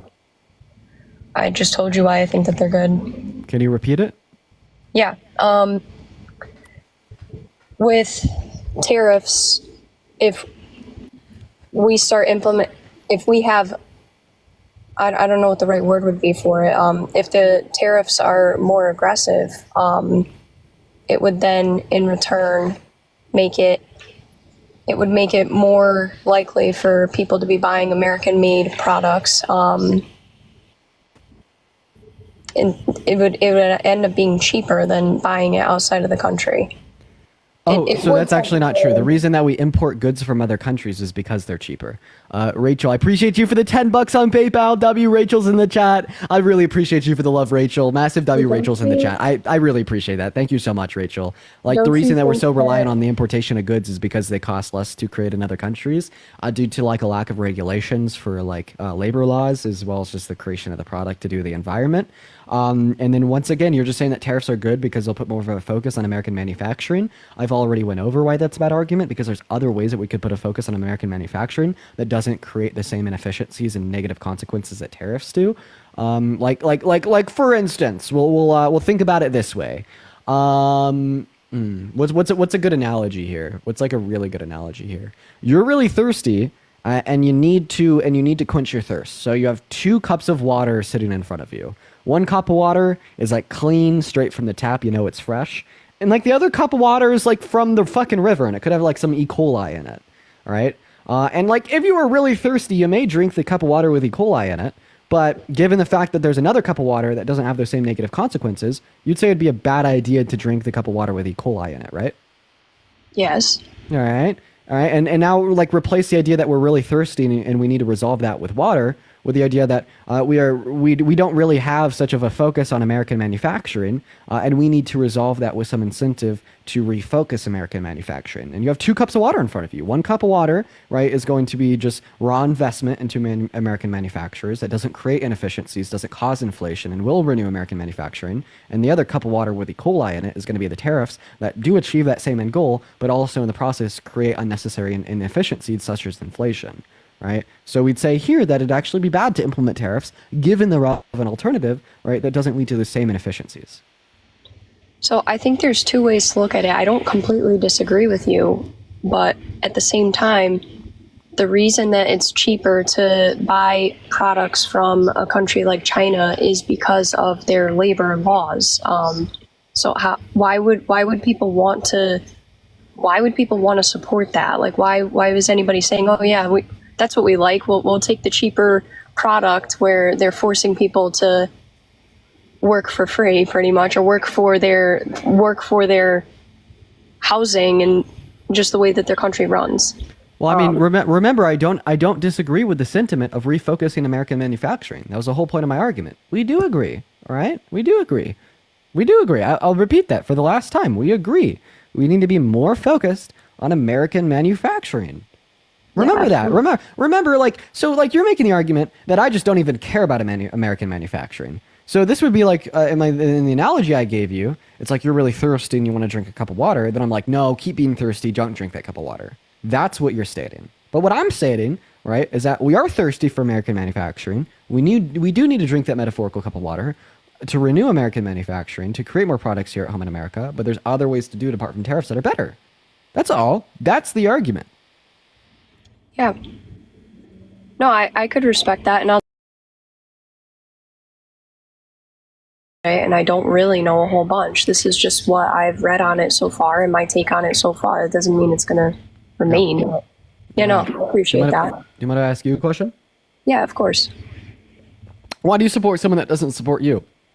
Donald Trump has a vehemently vile track record in history of violence towards women, sexism, and misogyny, right? And we wouldn't be able to place a burden on him to effectively legislate for the thoughts, wants, needs, feelings, and desires of women and girls inside of the Oval Office because he's done anything but even care about them outside of the Oval Office. So why would you want to support someone that doesn't support you?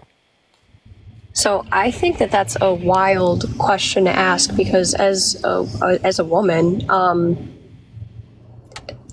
basically my entire life the system's always been against, and you do what you have to do. You work hard, and you know, if you bust your ass and you do what you need to do, you get to where you need to be. But Donald Trump is proactively making that harder by perpetuating and upholding grape culture to a higher degree, causing more men to harm women because he's negating those social consequences that we should hold towards people like him that have raped women, people like him that have sexualized little girls, or people like him that is boasted about walking into the changing rooms of half-naked teenage girls, or boasted about grabbing women by the P word without asking. Right? Donald Trump is also making it harder when he put 3 justices in the Supreme Court to overturn Roe v. Wade that has resulted in 1 out of 3 women of reproductive age here at home in America no longer having access to elective abortion, and 65,000 rape victims that got pregnant not being denied access to healthcare as a whole, right? So it's just about what is going to progress us in the better direction. Obviously, when we're talking about addressing these systemic issues that would impact women, or like even just a candidate who has a focus on women at all, right? Like Donald Trump is going to make it worse. Kamala Harris is going to make it better. Yeah, so we've already had Trump as a president in 2016. He hasn't done anything that's impacted me negatively. I continue to bust my ass. I continue to go to school, go to work, all of the above. Overturning Roe v. Wade didn't impact you negatively? No, it didn't, because no, it didn't. Okay, why not? Because I think that statistically, if you look on CDC, that majority of, I know that there's rules against this, so help me out. What do I have to say here on TikTok? You could say abortion. I can? Yeah. Okay. On CDC, if you look up abortions yearly, they have like their yearly statistics about abortions, and I want to say it was over 55%. I don't know that exact percentage, but if you go on CDC, you could find it. And I believe this was for 2021. Over 55% of abortions were women who were absolutely just choosing to get an abortion. There was nothing medical related. There was not any. 55%. I'd assume it to be closer to about like 96%. So this is over 550,000 abortions. So over 55%. That's a large amount. I'd say it's like over 90%. 90% of abortions are elective lethal abortions outside of rape, SA, incest, or medical reasons. Yeah, I mean, I agree with that, but this is what the CDC said, so this is just a statistic that I had read up on. And what's wrong with that? What's wrong with that is what's wrong with a woman choosing to get an abortion? I truly think, again, I don't know what I'm allowed to say or not to say on here, but I really do not agree with that. I think that... Why not? Because when you become sexually active with a person, it's supposed to be... You're not just supposed to do that with anybody, and that I don't care what anybody says. That's not how it's supposed to be. Okay. So here's your issue. So the reason that you're pro-life, the reason that you want to like restrict women from being able to access abortion has nothing to do with the life or the value of the fetus, and all to do with the fact that you just want to punish women that are engaging in actions that you disagree with, and that's a big issue here. Right? No. Because like if I was to hold up like an ultrasound of a baby conceived of grape and a baby conceived because there's like two adults just going at it because they wanted to fuck, you want to be able to tell me a difference. But you're just saying that one is valuable, one isn't valuable because the intentions are the motivations in the mother. And that's a big issue, right? You should be pro-life, right? Because you want to respect life, the inherent human dignity and the clump of cells. But no, you're pro-life because you're pro-controlling women that are engaging in actions that you wouldn't personally engage in yourself, or maybe you would, but you'd just be hypocritical and not say it out loud. I've heard a lot of stories about how many pro-life women end up going into Planned Parenthoods. That's not the point. What is the point is that this proactively destroys the family unit by forcing unwanted children in unready households and shifting the family dynamic away from financially well-off adults that want to start a family and consent to raising kids, proactively decreasing the quality of the life for those kids, reducing levels of education, reducing levels of income, and as I already stated, reducing overall qualities of life. This is also forcing women to provide their bodily resources to a non-consenting third party for 9 months without their consent, and you really sit back and you say, I did something good for society. This is going to be great for the next generation of children. This is going to be great for these family units, and this is going to be absolutely phenomenal for women. Absolutely fucking not. Okay? So if anything, I am pro-choice because I care about life. You are pro-life because you want to control women. Nope, that's not it. So I have a question for you. So were you brought up... Thank you for the fireworks. I appreciate you so much for the love. Were you brought up in an unprepared household or a prepared household? You personally? 50-50, I'd say. Probably at the start, they were pretty prepared. How about that? Okay. I don't know. Okay, so they were prepared when you were a baby? Oh, yeah. Okay. So as somebody who was brought up in a unprepared household completely. I have 2 older siblings, and my parents are extremely young, and they did not have the means. They did not have the money. They did not have... Check off all the boxes for unprepared, because that was my family. That was my Amanda, life. Thank you so much for the gym again. I appreciate you for the love, Amanda. Thank you so much. And Abby, thank you for the $2 on Venmo. Thank you so much, Abby. But what was prepared is that my mother and my father both loved each other and love each other very much, and their love for one another, it didn't matter that they were unprepared. They did everything that they had to do to raise my siblings and I, and that's something that I think that a lot of people should respect. And I'm not just saying it because it's my family. I think when I see instances like that, there should be a higher regard and there should be more respect for 2 people who love each other doing what they have to do for their family. Oh my god. Oh my god. Oh my god. Oh my god. Wait, just real quick. What the fuck if they don't love each other? What if you just see two 18-year-olds banging on a Friday night at CU Boulder after they got drunk at a frat party? You know what I mean? But that aside, all right, even if they love each other and they're not ready to have children, they certainly shouldn't be forced to have children because Sammy disagrees with their actions. You're essentially saying here that they know the risks of engaging in intercourse, and if they choose to engage in intercourse, they consent and have an obligation to those risks if they're actualized. So let me ask you a question. Do you know anyone in your life that smokes? Yep. Okay, right.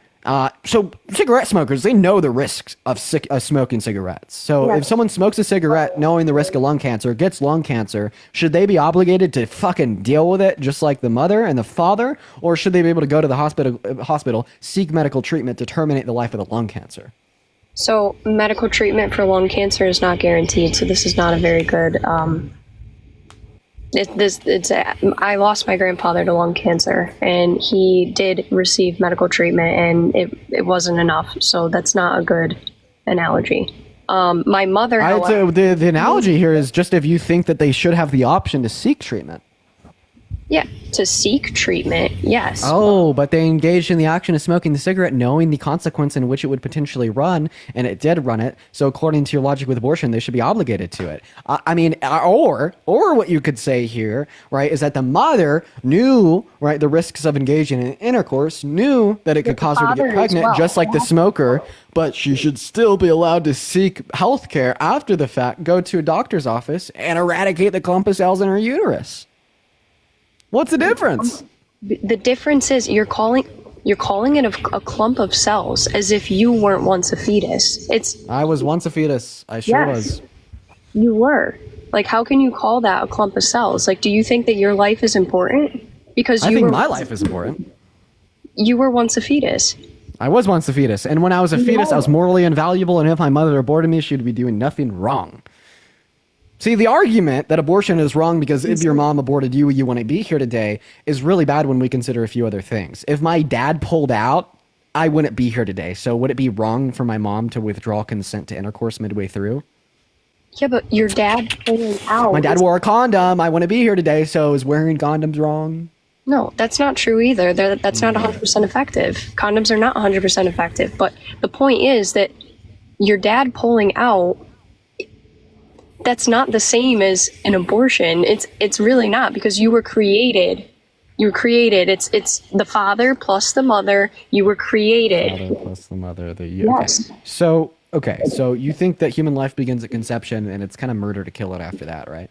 Yeah, I do believe so. I do think that in instances of any forceful pregnancy, I guess you could call it. Like I said, I don't know the rules of TikToks. I know that there's rules. So I'm grape. In instances of grape, in instances of incest, anything like that, I do 100% believe that there should be exceptions. I do believe so. But I don't think that people just being irresponsible and not taking accountability for their actions and taking away a life, I don't think... Jaden, thank you so much for the $15 on PayPal. I really appreciate you for the love. Let's get some Jadens down below in the chat. I really appreciate you for that. Thank you so much, Jaden. Jadens down below in the chat. I really appreciate you for that. So now you're just back to punishing women. Once again, you're saying it's irresponsible. So if your argument is, once again, I will repeat it for the last time, you're starting to aggravate me slightly, but I will try to be patient. If your argument is that it is wrong for a woman to get an abortion because she engaged in active intercourse knowing the risk that it ran, and if she were to get pregnant, she should be obligated to deal with it. First of all, that's forcing unwanted children in unready households. It is decreasing the quality of life for the new generation. It is shifting the family dynamic from financially well-off adults to forcing 18, 20, and 19, 20-year-old boys and girls to become parents themselves. Not to mention that it would be logically incoherent because you wouldn't say the same thing for someone that is so irresponsibly smoking cigarettes and getting lung cancer, you still think they should be able to get medical treatment. And then on the second point of that terminating life, I don't think that terminating a human life on its own would classify murder. You don't think that a woman with an IUD is a murderer, even though that would in some cases terminate the life of a conceived zygote, which is logically identical to that of a fetus or a you and me or a brain dead patient. Overwhelmingly, there's not an argument. You never asked me about IUDs, and I don't agree with IUDs. So do you think that women with IUDs are murderers because they kill conceived zygotes sometimes? And Brittany, thank you for the $10 on Venmo. W Brittany in the chat. Thank you so much. I do not agree with IUDs, and you're saying that... That's not the question I'm asking you, though. I'm asking you if they're murderers. Yeah. Wow. Should all murderers go to jail? Yes. So women with birth control, like IUDs, should go to jail? You're saying... Or should all murderers go to jail? So should women with IUDs that have engaged in intercourse and killed a conceived zygote go to jail? I don't think that it should be something that's available. Well, that's not what I asked you. Well, that's fine. I don't agree with it. Okay, you said all murderers should go to jail and women with IUDs are murderers. This would make the logical implication that women with IUDs should go to jail. Where is my logic failing? No, that's fine. But what I'm saying is... So women with IUDs should go to jail? Sure. So... Okay, you're insane. All right. So you said that... That's just crazy, right? Could you just admit that that's absurd? Can you just admit that that's absurd? Yeah, it's absurd. So when you keep saying that a woman should just be forced to have this baby, an unwanted baby, and they should just be forced to have to deal with it. So that's the problem with our society. A baby, nobody should be looking at it that way of there's a baby and you just have to deal with it like it's a bad thing. Like, where are the family morals? How is it possible that this is where we've come to? Is the fact that when there's new life and that's supposed to be the most beautiful. God, you understand that's because of pro-life legislation, dude. Like so many families out there despise the fact that they have children. It makes them so fucking depressed. It drives some people to self-unaliving. Not all people want kids. That's a fact, either because they're just not personally interested in being parents, or because they don't have the same privilege you probably fucking do and can't pay for it and need to focus on themselves, their life, working, or getting a degree. And the fact that you're going to sit up here and say that it's such an issue that people don't want their kids after standing behind the Republican platform that stands against teaching kids in high school about sex ed, so people don't know how to engage in sex safely, stands against forms of contraceptives, birth controls, and IUDs. So even if they try to engage in intercourse safely, they still don't have any certainty in the fact that the woman will get pregnant. And then if the woman does get pregnant, you stand against allowing them to access healthcare so they could then terminate the life of the fetus and terminate the pregnancy. And then you want to fucking criticize them for not wanting to have a kid? Like, this is just such a bad fucking negative feedback loop. Like, okay, I want you to first say that we should be educated in our youth on what sex is, what it leads to, and how to engage in it sexually. Absolutely. And then advocate for policy and legislation reform to offer contraceptives to kids in high school and college to free, and offer free consultation for forms of birth control, such as IUDs, the arm bars, or the pills for the woman. And we should invest in further innovation for birth control for men. And then legalize abortion and destigmatize it, because if a woman doesn't want to be pregnant and have a kid, then she should be able to go to Planned Parenthood and terminate the life of that fetus. And then maybe we could have the conversation about why are people still having kids that don't want them in this world. And then maybe we will finally be able to criticize people that don't put enough love, care, attention into their kids. Maybe. Okay, so let's reel it back into the screen that's sitting behind you, which asks about Trump, because I could sit here and tell you all about what I believe, but at the end of the day, we're talking about Trump. So Trump's stance on this is leave it up to the states. He's changed his mind on it, and he has said that he changed his mind on it, where he said that 6 weeks is not long enough. And then he said that in instances of rape, in instances of any negative instance like that, he said that there should be exceptions, and he agrees that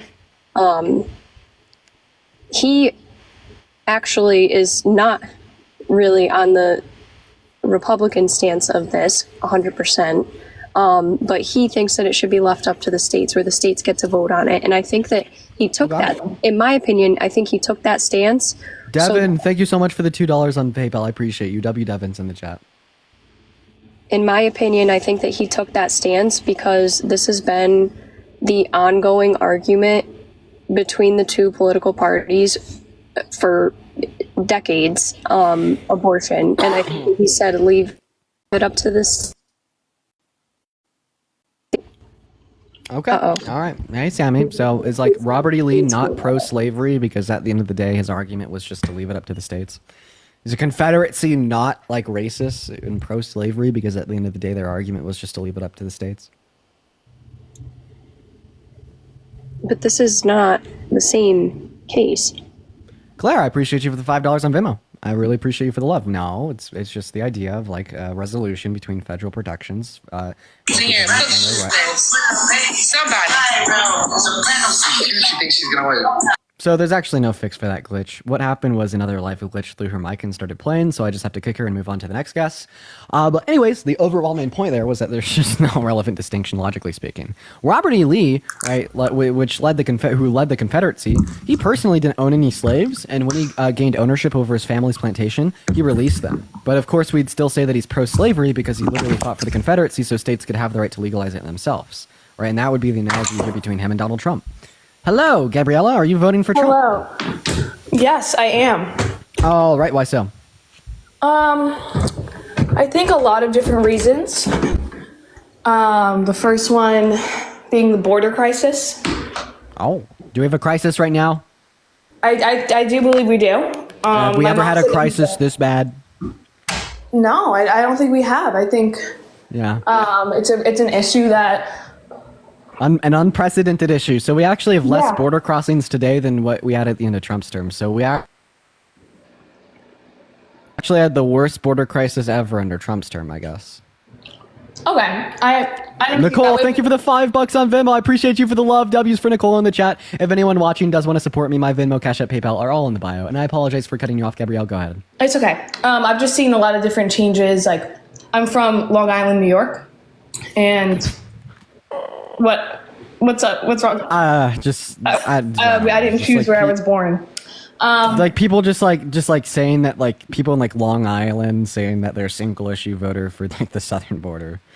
But My mom is from Argentina. Just to give a backstory, she lived there for 22 years. Came here with her family, legally, and really I love. This is a fellow magician. Nice moves. I'll have to show you more while we're doing the stream here. Let's get some. So I see all the comments about like what you just talked about, and also I just wanted to take a moment to respect you for what you're doing. Even though we have different views, it's beautiful that we can have these open discussions. Right. But I think him as a person, yeah, I agree. He's done some really pretty effed up things and he said horrible things, but I think going to policy and like the lifestyle that he's encouraging, I think it's a, people don't like to bring God into things. I recently just started going to church, so you could say God. Can I? I don't even know. You could say God. Okay. I recently started going to church, and I. That's fine. Yeah, someone just said character matters. It does. But he has really. I think JD Vance is a much better person for that character output, and I'm sure Trump is working on things if he's even trying. I'm not sure.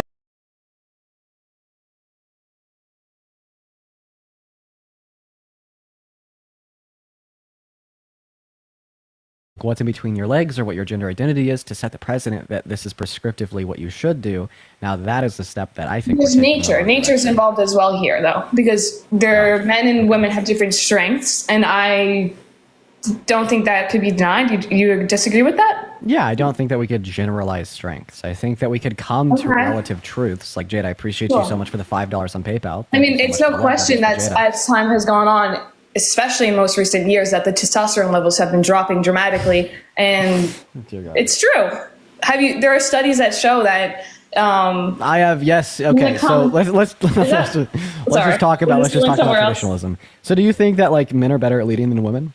No, absolutely not. So then, what do you agree with about traditionalism? Because that's like the main precedent set forth. I think that a strong family and a strong nation, first of all, teaching starts in the home, and that needs to be more encouraged. Are you Mormon? No, I am not. I went to a Christian church recently. I didn't grow up in a religion. Oh no. I don't even So know. the indoctrination has just started? No. Listen, I have a good head on my shoulders here. I'm 24, so Wait, so did you just start going to church? Yeah, recently. It was a choice that I made. Yeah, Jesse, I appreciate you for the $1 on Venmo. You should read Leviticus 25 verses 44 through 46, 1 Samuel 15:3, and then like Genesis 1:29. You'll have some questions. Courtney, thank you for the $2 on PayPal. I appreciate you, Courtney. W's for Courtney in the chat. Thank you for the $2. But I'm still just confused on what your argument here is why you want to vote for Trump. Maybe you could clarify it for me. Yeah, I think I'm sorry. I'm new to even caring about politics. I think it's privilege that I know it's privilege that I used to take a step back and I never really understood what was going on. But I want Trump because I want a stronger border. I want to revitalize work ethic. I think that the Democratic agenda is to, the handouts are cool and great, but I think that the opportunity to make opportunities is greater than like having a cut on my student loans or having a cut on childcare. Like every time you have a child, you get a $5,000 tax break. Like, dude, that reduces childhood poverty. Oh, but $5,000 is not a big amount of money when you have other ways to grow yourself. Yeah, but the point of the child tax credit is to reduce childhood poverty. Yeah, but we're putting the money into families. Okay, now you argue that people don't want to have families and have kids. A lot of these families, and I know some personally because I was a home teacher, they take this money and they don't give it towards the kids. They don't put it towards the kids. We know it does. I think we feel the same way towards each other right now. Empirically speaking, when we increase the child tax credit, it does reduce childhood poverty. If what you're saying was true, that child tax credit is not put forth towards the children on the macro scale, we would not see that decrease in the childhood tax poverty. Sorry, in the childhood poverty. But you just don't. You're painting a really bad picture here. You don't see anything wrong with being against sex ed. Maybe you could correct me if I'm wrong. You don't see against sex ed. Yeah, I think it's important. I think education is so important. I think the right education is important as well. That's another issue with the Democratic Party with the things they put into the schools. We can get down that rabbit hole if you want, but I don't. Yeah, let me just ask you a simple question. So, do you think that Trump's tax plan that he instituted in 2017 was good? I'm uninformed. Okay. Well, would you agree with spending $1.6 trillion on like a universal basic income and free housing, shelter, water, and food for all homeless people in America? I would love for the homeless people there not to be any homeless. Is that what he is? Is that Kamala? Is that what she wants to do? I mean, just out of curiosity. Well, earlier you said that you were like against handouts and the childhood tax credit. So I'm just like curious if you'd be against like spending $1.6 trillion on quote unquote handouts. I wouldn't. I think that's a lot of money to put towards it, but I do think that some money should be allocated to helping our people from the U.S. of A. who are on the streets. I think there should definitely be initiatives to get them off because it's dangerous out there. Like I'm scared to go to New York City. Those are the initiatives. It's scary. It's like I had somebody take their pants down in front of me and shit in front of me on the street, and plugged out. I think that these are issues that are going to keep on getting worse if we don't get more reform and we don't increase like opportunity for people at home and making, again, you talked about outsourcing material. Yeah. Like it's cheaper and it's, I think we just need to keep on bringing it back home now because America was great and it can be great again. But I don't know. It's just, it's scary to see that someone, it's scary to know that people don't see what direction we're headed in. So I'd love to add something in on here. First of all, Cassie, thank you for the $5 on Venmo, and Natalie, thank you for the $1 on Venmo. Cassie and Natalie, I appreciate you both for the love. You guys are phenomenal. If anyone else does want to support me, my Venmo, my Cash App, my PayPal, they are all in the bio as well as in the link tree. But anyways, to respond to what you've said here. So first of all, you say that you want to like help those in like the low and middle class. Right, you want to reduce the impact of things such as poverty, reduce the impact of things such as low income, reduce the impact of things such as homelessness. All right, and then earlier in the conversation. Sorry, go ahead. And then earlier in the conversation, you did say that you also want to give people more of an opportunity, right, to achieve a higher level of wealth for themselves and to build a better life. So here's the thing, though, right? Social safety nets, things like the child tax credit, things like Social Security, food stamps, etc., right? Those factor into giving people more opportunity to build a better foundation for themselves. And this isn't just like a theory or a hypothesis, okay, right? Because this is actively implemented in Europe, and it works phenomenally. So in Nordic countries like Swedish, that's crazy, like Finland and all the other Nordic countries, right? What we see is that they have really good social safety nets, right? They operate under what's called a social democracy, where they provide awesome benefits to all their citizens, right? And they have the highest level of economic mobility. And economic mobility is like basically the opportunity that you have to build more wealth and to scale yourself in the economy, right? So, I mean, if we really want to reduce the income inequity gap, if we really want to reduce the amount of people living below that poverty belt, if we really want to reduce the amount of homeless people on our streets, we have to reinvest back into the low and middle class. We need to reduce their tax burden, and we need to make life easier for those that is really hard on, especially people with kids. And then also a focus on our youth, right, through the childhood tax credit that reduces childhood poverty, through free education, right, which is something that we reference with like student loan forgiveness for college, and through things like free lunches at school for middle schoolers and high schoolers, right, that all factors in to making all American citizens better off, that all factors in into granting all people a higher level of economic mobility, reducing income inequities, and making the country as a whole like astronomically better. Okay. I used to hold the same perspective as you. I did. I remember I used to be a Republican. I thought that like these social safety nets were handouts. I thought that they didn't really achieve any good end goal. I thought that the people were just going to be living off the government and giving them free money. But then I like realized that that's not really the case. And then I also realized that like the Republicans do the exact same thing, but just for rich people. So, you know, I'd rather the party that's giving the handouts to like the single mother of 3 living below the poverty line compared to like cutting taxes for Jeff Bezos so he could buy an extra yacht. All right. Yeah, I am old enough to vote. I am 24. I look young. My genes are blessed. But anyways, I think there's also a big education like issue with understanding history and what actually happened and where we came from to where we are today. And I would encourage, I mean, nobody here who, I don't know if you know about Fox Nation, you know, Fox, that channel. Yeah, I just ended someone's career that goes on Fox a lot. They probably won't be going on Fox again. That girl, I don't think you ended her career per se. The questions that you throw sometimes have no sort of, they're very hypothetical. Was that the question about slavery? So, just to clarify, she said that she'd be totally fine with the states legalizing. I think if she could have went back in that moment and was it live? Was it a live podcast? Yeah, it was. You know, I saw a video on my For You page. Basically, someone was criticizing me for continuing to platform white supremacists. A, I had no fucking clue she was a white supremacist walking into it.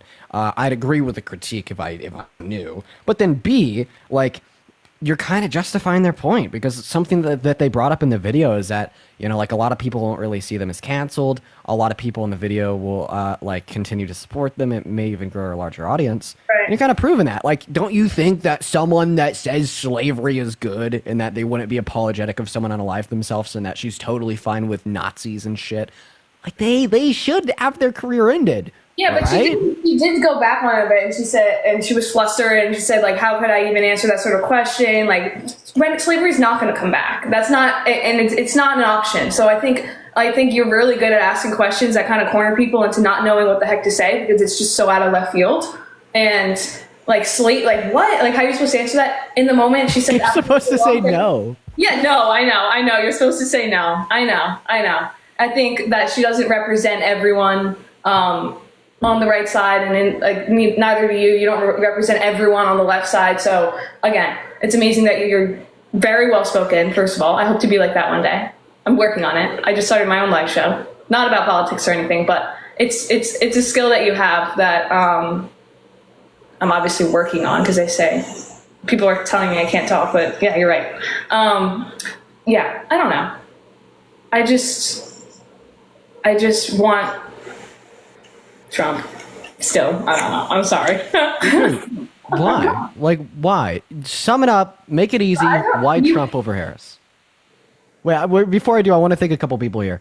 Riley, thank you for the $3 on Venmo saying proud of you, Parker. I appreciate you, Riley. Show some love to Riley in the chat. Oscar, thank you for the $11 and the 11 cents on Venmo saying I get so scared knowing people defecate. Thank you for the $11, Oscar. You're funny. And then Innocent, thank you for the $1 on Venmo. You're phenomenal. Let's see if we got anything here on PayPal. Just give me a minute. If you do want to support me, my Venmo as well as my PayPal are in my bio. I appreciate you guys so much for the love here. Courtney, thank you for the $2. Kia with a 50 cents and Jada with a $5. Thank you so much for the love. So sum it up in a sentence, 2 sentences, 3 sentences or less. Why should we vote for Trump? We should vote for Trump because he will restore the American dream and passion. And sorry, what was that a flag? He will American dream. The American dream. Yeah, I think that his ideologies are really kind of what America was built upon. Like what? Just like traditions that have gone away due to the Democratic agenda. Give me like like I said it before, like the traditional, like just like feminism. I think it's great. I'm not a feminist by any sense of the word, but like women power, great, work, good. But why are women being shamed for wanting to stay home and raise kids and No. Okay, so first of all, if feminism didn't exist, you wouldn't be here on this live today. 100 years ago, women couldn't work a job, women couldn't own property, women couldn't start a bank account, women couldn't legally vote, women couldn't report rape in marriage. Like, all those things were changed because of feminism. First of all, then secondly, literally is like no one is going to shame you, right, for wanting to exist in a particular like relationship dynamic that would be more typical that of traditionalism.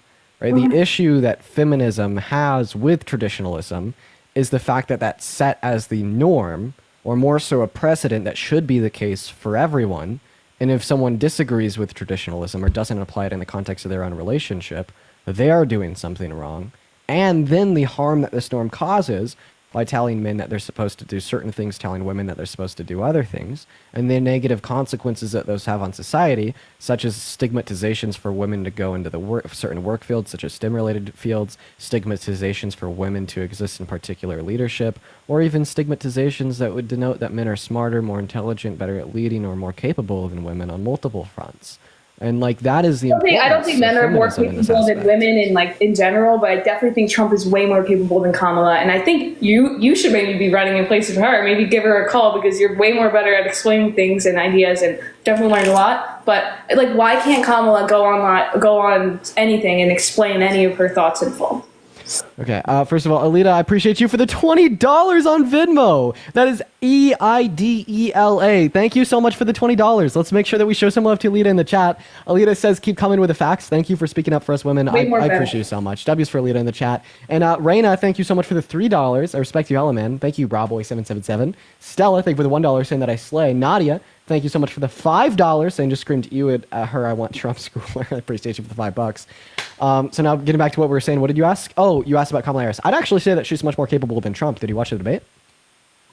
I did. Yeah, she schooled him. Yeah, she schooled him. Then he wouldn't go back for a second debate. And then thank you for the galaxy. I appreciate you for the love. Then the tradition is for both of the presidential candidates to go on 60 Minutes. Trump actually refused to do that, but then she still did. She's much more capable than Donald Trump, much more intelligent, much more charismatic, much more. Charismatic is like irrelevant. We don't need someone who's charismatic to run the nation the right way. I don't think. We do because I think that.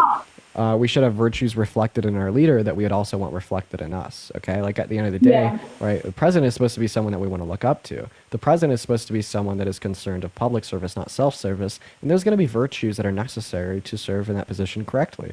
One of those virtues is going to be a lack of a care for self and a care for others over yourself, right? Not being narcissistic and having care for those around you, right? Because if you don't care about your constituents, then how can you justify the claim that they'd effectively legislate for them compared to self-interests, right? I feel like that's the biggest issue. Trump is a very caring guy. If he was a caring guy, then he wouldn't have raped a woman. Were those? I don't know. Were those proven? Yeah. They were proven in court. Yeah. Okay. Well, again, we're going to have to agree to disagree at the end of this. I don't know if you want to ask me anything more specific.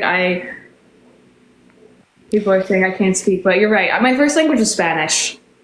And now I speak like my mom half the time when broken. I don't know. Sometimes I find myself just saying things the wrong way. But yeah, I will be voting for Trump. And if you guys want to check out this show on Fox Nation, you should. Sorry, Gabrielle, I had to cut your mic there. I put you on mute. You can't speak. No self-promos here. I appreciate you for coming up. I hope that you have a good rest of your day. Thank you so much for coming up. We're going to go ahead and move on to our next guest. Let's go and see what Everett has to say. Jonathan, thank you so much for the $5 on Venmo saying, what up, Dean? Just want to let you know you inspire someone. I'm going to go and read off the rest of that message while we get our next guest up in here, guys. For the 8,000 people in here, it's good to see you all. Welcome in. Let's see what Jonathan says. Let's go and reload that Venmo. Everyone just give us a minute here. Jonathan, thank you for the $5. Says, what up, Dean? Just want to let you know you inspire someone who's even the same age as you. You do a great job, brother. Love your content. Thank you, Jonathan. W's for Jonathan. Jay Lynn, thank you for the $5 on PayPal saying W debates. Cameron, thank you for the $5 on Venmo saying slain. And Lindsay, thank you for the $5 saying tolerating internalized misogyny. Oh boy. Well, I appreciate you guys so much for the love. What's up, Corvette Lover? Are you voting for Trump? Yes. How old are you? 18. Okay, we're gonna go ahead and see if you're a fetus. C5, C6, C7, or C8. C5. Okay, you are a fetus. All right, we're gonna go to move on to our next guest. Let's go and see what our next guest has to say. Let's go to get Sarah up in the box. Everyone just give us a minute here. All right, for the 8.1 thousand people hanging out with us in here today, make sure that we're double tapping away on that phone screen. What's up, Sarah? Are you voting for Trump? Okay, go back to spamming Trump down below in that chat. We're gonna go to get our next guest up in here. Oh wait, huh? Oh, those are like the models of the Corvettes. And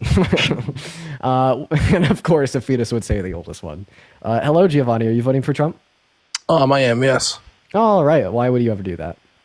Because I think that I need to, unfortunately, bypass the severe character flaws within him because I see that the border crisis. Oh, and we have a border crisis right now? Yeah. So I know you're going to say like we're in a crisis. Wouldn't you argue that my interpretation of a crisis and yours is subjective? Well, I'm just operating off of your subjective interpretation of a crisis. So do we have a crisis today? Oh, yes, we do. Oh, okay. Well, I mean, you know, and seemingly why is Trump your guy? Because we have less crossings now than we had at the end of Trump's term. So he seemingly had a worse crisis unresolved at the end of his term. Yeah, well, see, that's just a lie. We don't have RTP, I appreciate you so much for the love. Thank you for the raid W's for RTP in the chat. It is true, after Biden's executive order, crossings have declined by about 65%, putting us at lower levels now than we had at the end of Trump's term, which is balancing out right around 21 through 2,200 crossings per day. And this is going to be sourced from the U.S. Customs and Border Patrol Agency, the same source that Trump used to justify his graph that he had at the rally that he got shot at behind him. And hello, RTP. I hope that you're doing well. How many crossings a day? It's like, what, 21, 2,200? All right, so let's say it was 2,200. 2,200 times 30 is what, like 66,000 a month? 66,000. So many. Yeah, times 12 is 800,000 crossings. It's encounters, just saying. What's that? It's encounters. Okay, encounters. Well, wait. Well, let's be clear. You're using like these are. There's going to be semantics here. When you're saying encounters, what I'm referring to is solely the crossings. Can you give me the number for crossings, please?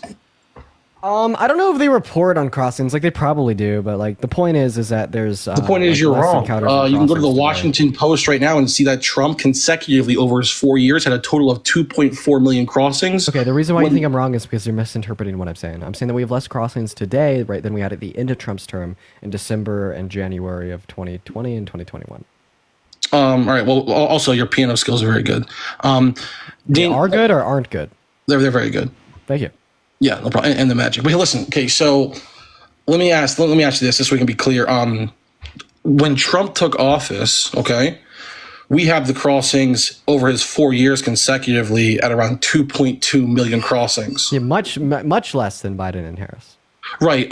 When Biden took office, his first year, it surpassed all 4 of his years consecutively. Millions and millions and millions. Wait, dude, don't mock. Okay, listen. His first year, it surpassed his 4 years. So many millions. Yeah. Wait. Why aren't you acknowledging that? No, I'm saying you're right. I mean, I am acknowledging. Okay. So what you're saying is that it's on an all-time low, but the all-time low still surpasses Trump's all-time high. Okay, I lost you with that last sentence. I don't understand what that meant. But here's what I'll say. So my argument was that we have less crossings after Biden's executive order than we had at the end of Trump's term. So if you think that we have a crisis right now and you classify a crisis on the basis of encounters or crossings, then you'd also make the implication that we actually had a worse crisis at the end of Trump's term. Right? Another point that could be made here is that you're absolutely right. We have more crossings over a southern border under Biden and Harris than we ever had under Trump. And the reason that is because of COVID-19 of Title 42 and COVID-19. Yeah, Okay. we had people backed up at our border for a year and a half with Title 42, not allowing them to come in, and inflation onset in southern Latin American countries, incentivizing people to migrate into our country. So when Wait. Title 42 uplifted, right, we had a very natural, normal, and expected influx of people coming into our country, and we should be evaluating the efficacy and responsibility of our current administration based upon their response to that crisis, based upon their response to that influx. Now, what was their response? Their response was to advocate and influence bipartisan border legislation through the House and through the Senate to resolve the crisis. And Trump shot it down. And Trump shot it down. And Dean, there's a difference. There's a key difference between myself. Thank you for the $2 and on PayPal. I appreciate you. And I think the key difference is going to be is that I can denounce the behavior of the person I support. You cannot. Well, I can. So I denounce the behavior in this aspect. What I will say is this then is like, let me ask you this question. Why did you just throw like the random straight at me saying that I can't denounce the bad behavior of our current administration? Okay, so 'cause I've personally never really heard you actually denounce something of the current administration. Kamala didn't really answer questions that well at our interview on Fox News, and I don't support their funding for Israel. It's super bad. We should have had a conditional allyship with them since the 50s. What else do you want me to do here?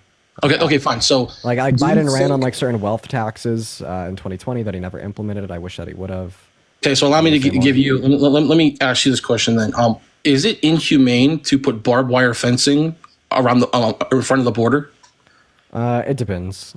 Sometimes yeah, sometimes no. But like okay, so sometimes absolutely. So when Texas had people pouring in, or we won't use the word pouring, walking over.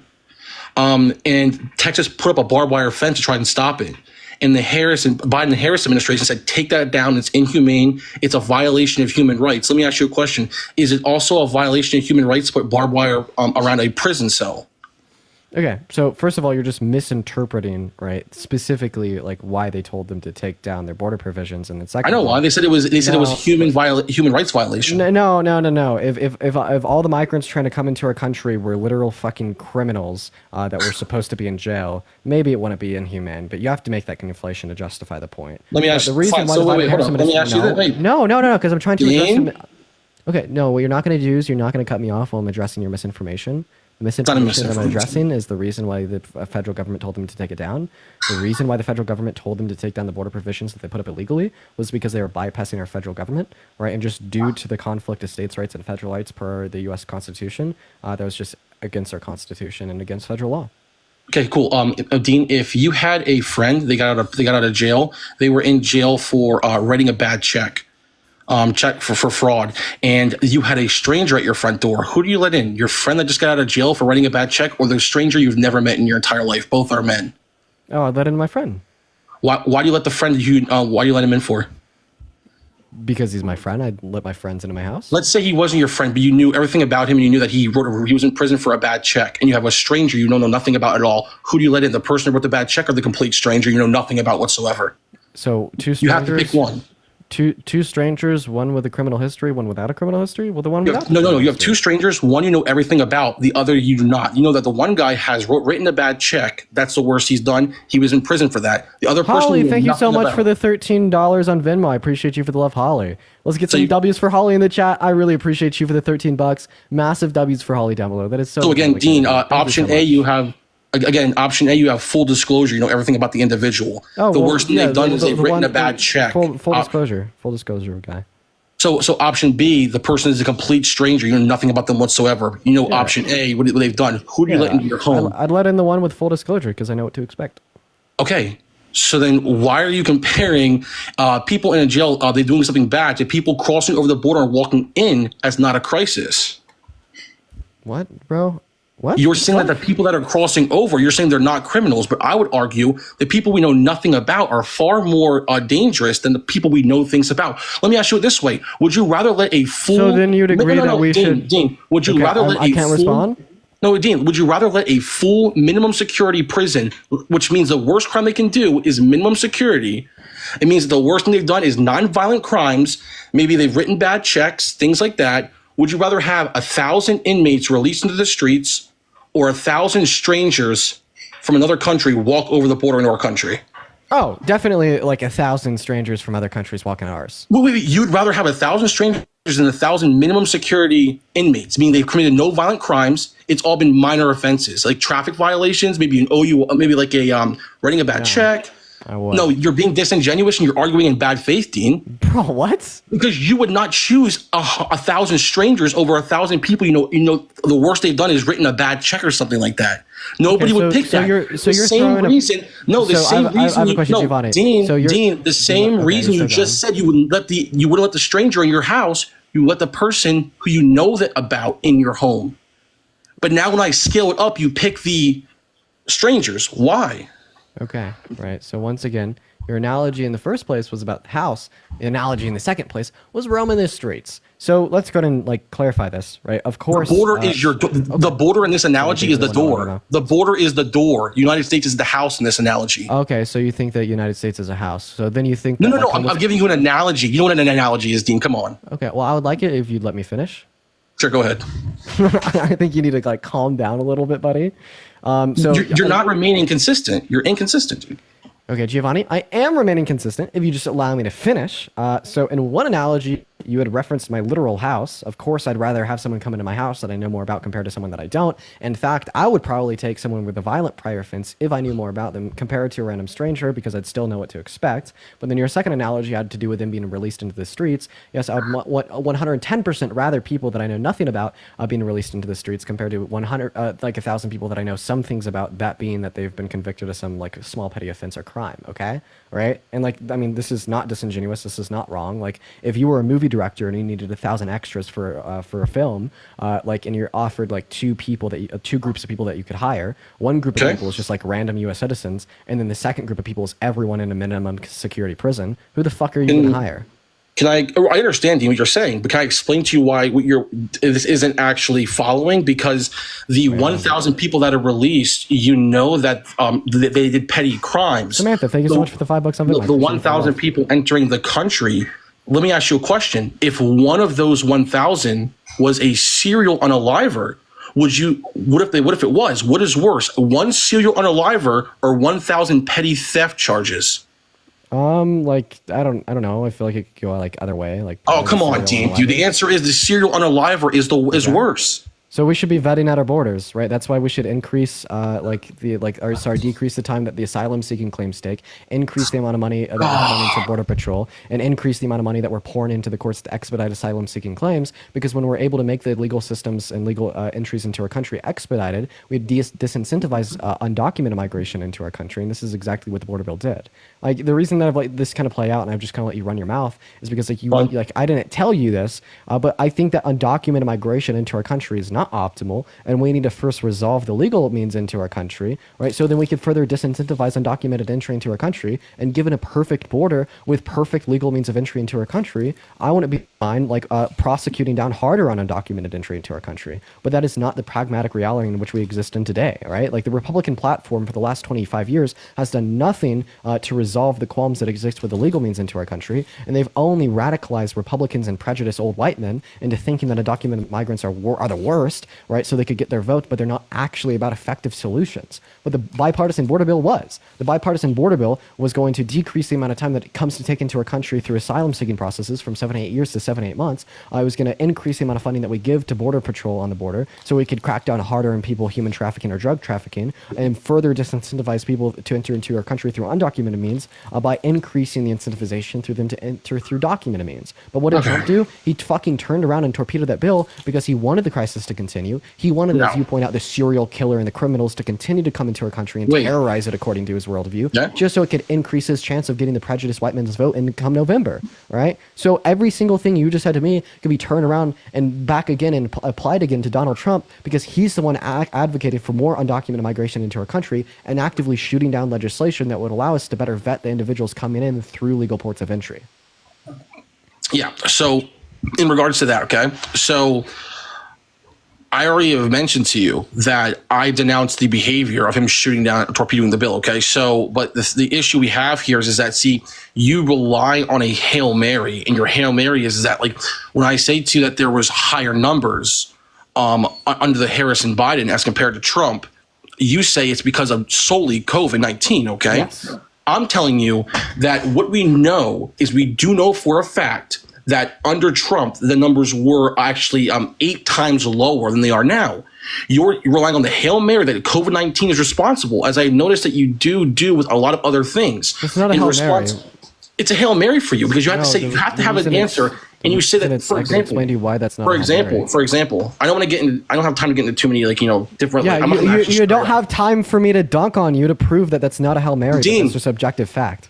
Dean, what we know is that we know that under Trump, it was 8 times less. It was 8 times less occurrent. It was occurring 8 times less. So. Okay, so you're telling me. I mean, if you just want to use the argument that it was true under Trump, not true under Biden and Harris, well, can I say that I'm never going to fucking vote for Trump because he lost 15 million jobs from the economy under his term? We experienced the highest level of unemployment that we've had in our country since the Great Depression at 14.8% in April of 2020, and under Biden and Harris, we've had consistent 50-year low levels of unemployment at 3.4%, and they've added near 20 million jobs back to the economy, all just because it happened in the country under their presidency.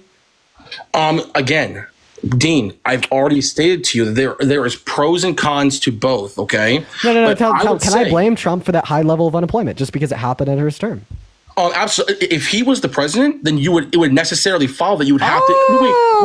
Wait, so and then I can also blame Trump for the net negative loss in jobs. He's one of the only 2 presidents that has ever served our country that has resulted in a negative net loss in jobs. So Donald Trump caused the highest level of unemployment since the Great Depression, and he's one of the only 2 U.S. presidents to ever leave office with a negative net loss in jobs, sir. And he caused both of those things. And you're going to sit here and you're going to tell me that he's good for our country, that he's good for the economy. You know, something else that happened in the country under his term was COVID that resulted in over 500 million deaths worldwide. And you know what? Quite frankly, using your logic, because it happened in the country under his presidency, Donald Trump caused COVID.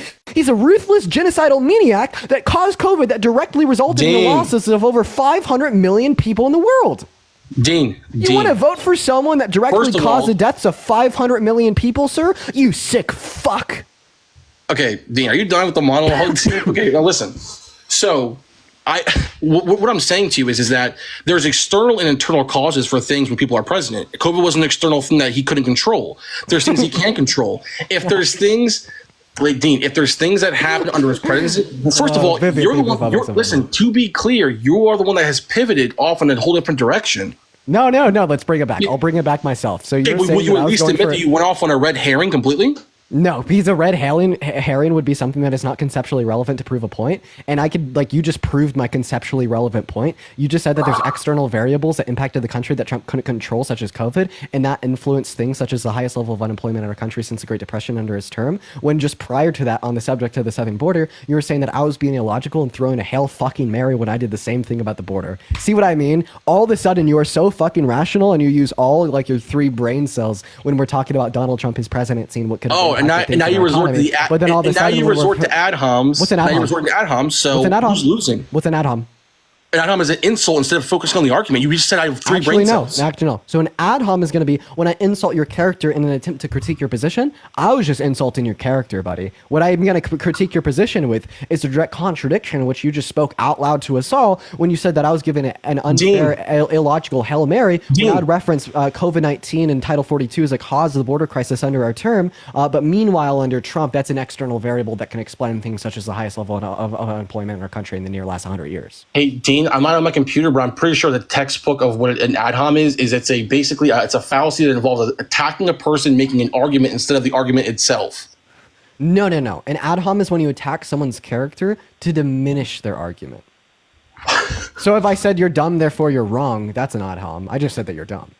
Okay, and I have 3 brain cells because I made a point, and you come at me saying that. What if I insulted you? By voting for Trump. How about that?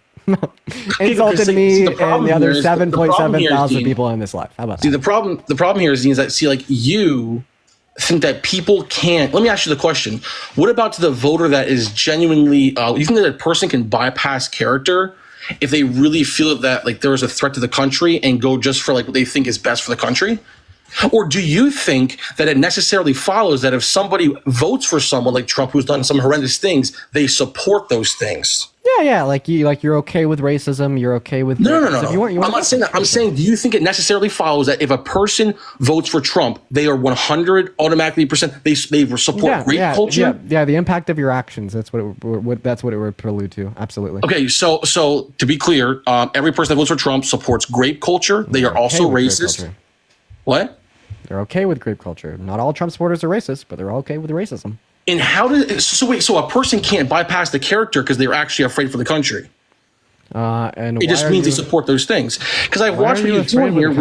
I've watched what you do. Where you actually you'll demonize. You'll demonize an individual. Can you tell me like one Paul? Okay. Well, first of all, you accused me about 5 minutes ago of going off on a red herring tangent because I was wrapping in a conceptually relevant point. Then I brought it back home and I made the point. And after I made the point, you discovered that you couldn't respond to it. So now you're just like fucking crying like I'm your therapist. Oh my God, dude. I'm not crying to you. I'm saying to you is that I'm just mentioning that I noticed that you demonize individuals by saying that anybody that votes for Trump, the first words out of your mouth is that individual is a racist and all these things. And dude, here's the worst part. Giovanni, I'm going to go ahead and say it for like the third and final time. You were just canceled for these things. Hey, Giovanni, I'll go ahead and say it for the third and final time. Not all Trump supporters are racist. All Trump supporters are okay with racism. In English, thank you so much for the fireworks. And canceled by who? I don't know exactly. I've just seen that you were canceled for something for saying things. But listen, here's the thing. What? Canceled by who? I'm not quite sure. Exactly. Go ahead. When I use the word cancel, I mean like there is basically a large, amount of people that are now against Maureen, thank you so much for the $10 on Venmo, contributing to the Kleenex Fund for Geo. I appreciate you for the $10. Thank you so much. Let's get some W's for Geo in the comment section. Thank you. Not for Geo. L's for Geo. Let's get some W's for Maureen with the $10. I really appreciate that. So a large amount of people that now stand against me that didn't prior. Like who? Well, I mean, there's also things that were posted by you that I don't want to say in your live. I'm sure you've seen, but those aren't as popular. Like, dude, come on, man. It's like you're making. Yeah, let's talk about it. How come a 20-year-old? I don't want to mention those things in your live. How come a 20-year-old white boy on TikTok can hold himself to a higher level of accountability for the dude that you're voting for the presidency of the United States? I use slurs in my past. I engaged in bigotry, I engaged in racism, I engaged in homophobia. I held myself accountable. I became a better person. Then I started these lives to share that same education with other people. Give me one instance of Donald Trump holding himself accountable for any single racist thing that he's done in his past, like denying housing applications to black people because of the color of their skin, saying that Barack Obama wasn't born in our country, thereby he shouldn't be able to run for president, calling for the death penalty for the exonerated Central Park 5, saying that all black people are lazy, saying that migrants are poisoning the blood of our country, calling the Haitian migrants in Springfield, Ohio illegal, even though they're here through legal purposes, lying about the fact that they're eating cats and dogs, listening to J.D. Vance admit that was made up on Fox News, and then now they have civil litigation held against them by nonprofits in Springfield, Ohio for an increase in hate crimes. Give me like one example of Donald Trump apologizing for any of those things. Or maybe like just apologizing for raping a woman, apologizing for walking to the changing rooms of half-naked teenage girls, holding himself accountable for hitting on a 10-year-old, or saying that he dated his daughter if he wasn't his daughter. Give me one instance of Donald Trump manning up just like I did and holding himself accountable for the bad things that he's done in his past. Or am I literally, right, a more abled person in the sense that I, right, have more of a sense to hold myself accountable for my bad past and change as a person to make those around me better than your fucking nominee for president? It's insane. It's insane. See, like, dude, like here's the thing, okay? Is that like? Let me answer your question. Let me answer what you just asked first, okay? In regards to if he's made any public apologies for these things, I have no idea. Okay. He hasn't. Okay, so in regards to that, I have no idea, dude. The difference between me and you is that the person on PayPal. I appreciate you. The person, see, here's the thing about Dean. The person you demonize, okay, myself, okay. The difference between me and you is that you feel demonized, bro. You feel demonized because I said you have 3 brain cells. I actually show respect for you. You lack the ability to show respect for anybody else because someone like myself. I started. Tell me what I said to you offensively. I thought we were having a respectful dialogue. You insult me. You then I told you you're good at piano, like all these things, dude, and you decided to turn to ad homs, insult the person. I just want to bring clarify. them down. So your issue is that I said you have 3 brain cells, right? No. I'm saying, dude, the issue is that you're proving yourself that literally we were having a respectful conversation and you got triggered. Okay, so now you're accusing me because you came for my intelligence. You came for my intelligence in the middle of respectful dialogue. So first of all, if it was respectful dialogue, then I wouldn't have said that you have 3 brain cells. Tell me what I said. Tell me what I said disrespectfully to you. One moment. The reason I said that you have 3 brain cells is because you do, not because I'm triggered. Third of all, wait. So why do I have 3 brain cells, Dean? Yeah, because you've come up here and incessantly repeated the same bad arguments, and when I've given you sufficient rebuttals, you've either ignored them or just pivoted to another subject. And when I've brought up good points to conceptually demonstrate things that are relevant to our conversation in the realm of abstractness, you don't listen to me, and you just rather say that they're fucking red herrings without being able to define what a red herring is. And you accuse me of I told you what a red herring is. No, you accuse me of serving an ad hom against you. I then very politely correct you on the basis that that wasn't an ad hom, and I defined to you what an ad hom was. Then you're just like, you're wrong and I'm right. And then all through this, right, you pivot away from the conversation, and then I think at the end of the, you know what, fine, Dean. And then you pivot away from the conversation, and you start talking about how like you need me to be your therapist for 30 minutes while you cry and whine on live, right? Like 10 minutes after, you're accusing me of pivoting. Like all of this is just to detract from like the substance of our conversation, because you can't deal with the substance of the conversation. And well, no, because I felt the conversation. This disingenuous, bad faith manner of debating, of completely detracting away from the substance of the conversation that we're having about the southern border, just to like whine and cry on live until you inevitably get kicked, because you know I'll get fed up with you for not talking to me about the substance of these conversations. After telling me that I was being disingenuous, and after telling me that I was being pivoting, right, is probably conveyant of like a low level of intelligence. Sky is blue, the sun is warm. Giovanni needs to step up his game and read a damn book. It's also just quite annoying, you know. And like the whole like triggered thing, like God, like it was like the whole like Republican red pill movement from like 20. Okay, go on pause. You have an echo. It was like the whole like It was like the whole like Republican red pill movement from like 2005 to like 2016 to be like liberals are like triggered snowflakes, and now it's like y'all try to grasp for straws to find anything to justify that. Like I'm triggered because I said that you have 3 brain cells, but Donald Trump is a really emotionally sound man, even though he made fun of disabled reporters, literally slurred Kamala Harris, and tried to coup our country and steal the election from Biden in 2020. Well, for clarification, since I mean, like you want to just like obviously mute the opposition. What we can do is you because you had an echo, bro. Chill. Okay, sure. So, Dean, the reason why I addressed the comments towards me is because we were actually having a productive dialogue, and then out of nowhere, what's that? Do you want to get back to it? I think we're gonna leave it at that, Dean. I think. See what I mean? See what I mean? Well, you don't. I think it's kind of pointless. Listen, man. All I'm saying is this, man. I suggest you reflect on yourself. Yeah. You want to talk about me. You want to talk about my character. You want to talk about the flaws that you think you see in it, but you don't want to talk about the conversation that we were having about the southern border because you're scared of the substance. Adios. No, because I was already winning the argument, and dude, you already didn't. Okay, you already weren't following what you said, Dean. You could cope. It's fine. You could cope. I'm fine with that. Dean, you already openly said you would choose. I don't want you to like have your ass bruised, right? Wait. Knowing that you lost in front of nearly 8,000 people on TikTok Live. You could cope. You could say that you won. You could say that I lost. I don't care. You're good, dude. Wait. So before I leave, another thing I meant, and I noticed with you too. Actually, you know what? It's not worth it to have a conversation because you literally argue in such bad faith. But when did I once mention that just because if 1,000 people are entering the country and I am more concerned about that necessarily means that I'm saying that all the people entering the country are bad people? When the fuck did I say that you said all the people? You mentioned it a little bit briefly, and your whole chat was saying the same thing. They're saying he thinks all people in other countries are bad people. Your chat was spamming. God, you are making a comparison between like undocumented migrants coming into our country, serial unalivers and criminals, right? So that's going to be where that claim is inferenced from. But like, no, for all intents and purposes, you didn't like explicitly state that everyone coming into our country was a bad person. Correct. But you obviously, you already lost because you openly said that you literally would rather pick the person you know. Thank you so much for the $5 on PayPal. Thanks for educating me. Thanks for the conversation, $5, Cross. All right, we're going to move on to our next guest here, y'all. If you are in the queue, make sure that you're voting for Trump. We'll let him cope. Everybody, let him cope. Let's get some W. Giovanni's in that chat. Everybody right now, W. Giovanni's, let him cope. Let's help him cope. Everyone, W. Gios, come on. WGOs, let's help him cope. I'd get the Dean one out of here. Let's help him cope. WGOs, help him cope. Y'all are still spamming LGO. Help him cope. Oh, you guys aren't listening to me. There we go. Now you guys are listening to me. There you go. See, we're good people over here. We'll help him cope. All right, hop in that queue if you're voting for Trump. We're going to move on to our next guest. Let's go and get our next guest, Ava Grace, loading up into the live here, guys. Everyone just give us a minute. If you want to support me, my Venmo as well as my PayPal are in my bio. That's a good way to get a message across to me as well as I'll give you a shout out. Let's go to see what our next guest has to say. I'm really happy that we're actually still on live here, right? Like, hopefully we don't get taken down, but we're doing so good so far. By the way, guys, we're really close to 1.2 million followers on the main account. That's really exciting. We're also about to hit 200K on Twitter and 100K on Instagram. Super awesome. Hey, what is going on? Are you voting for Trump?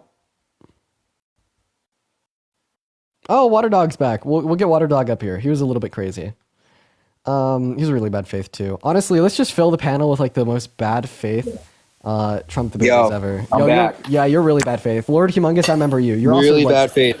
You're also like terribly faith. Terribly bad faith. Lord, bad faith? You mean because I don't use the N-word like you do? Okay, see what I mean, chat? See what I mean? Or you mean, or because I don't attack women like you do? Wait, I actually want to talk to you. Let's talk. I don't use the N-word. I did, but I don't. I don't anymore. Exactly. I no longer use how do you know that Trump hasn't apologized? Because he didn't apologize to you directly? Yeah, would you be able to find me any source? Because you haven't. The only reason why you apologize is because you got exposed for being a homophobic racist. Okay, then how come I've been talking about this for the last year and a half? And I actually because you have no choice. Oh. You have no choice to talk about it because you got fucking busted being a homophobic racist. So then how come I have an announcement on my Discord from 8 months ago? You have no choice but to admit to it because you got called out. As much as people watch your live, hey, Lord, you've never apologized for it. You've only apologized for it recently, bro. And you know it. Samantha, thank you so much for the $20 on Venmo for cooking. I appreciate you for the $20, Samantha. Who called you out, bro. I really called you appreciate short you for the $20, and called you and said that you were looking for a witness, an alibi to get out of your SA case. Okay, so first of all, is that bad as well? Do you know who QB is? Is that bad as well? Is that bad? Why did you attack a woman? Why did you physically attack a woman? Oh, so you. So why do you physically attack women? Are you saying she's lying? Do you know who QB is? Because if you know who QB is, you want to be making these comments. The people that have been watching the stream for a while, y'all would fucking know about this. Chat, do we know who QB is?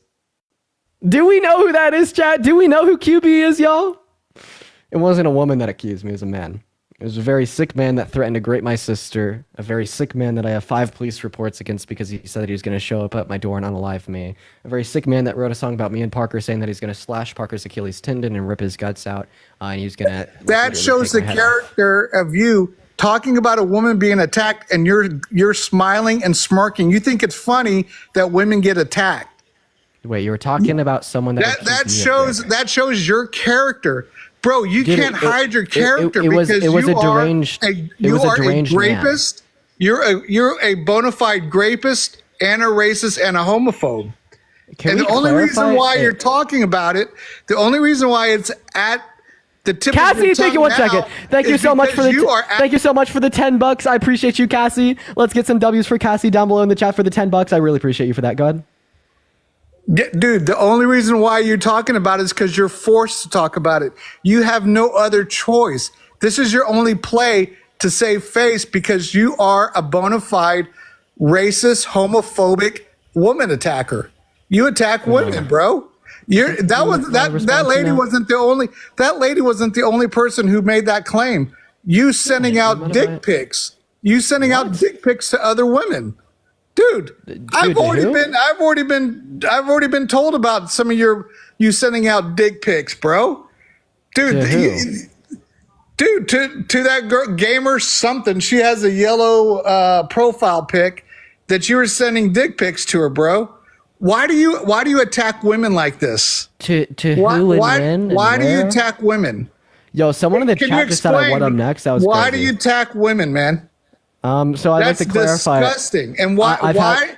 Vivian, thank you for the $10 on them. I appreciate you for the love. Comfortable. Thank you so much for the love, Vivian. I appreciate you for the love. Why'd you feel comfortable? I'm ready to talk N-word? whenever you're done. Why'd you feel comfortable using the N-word?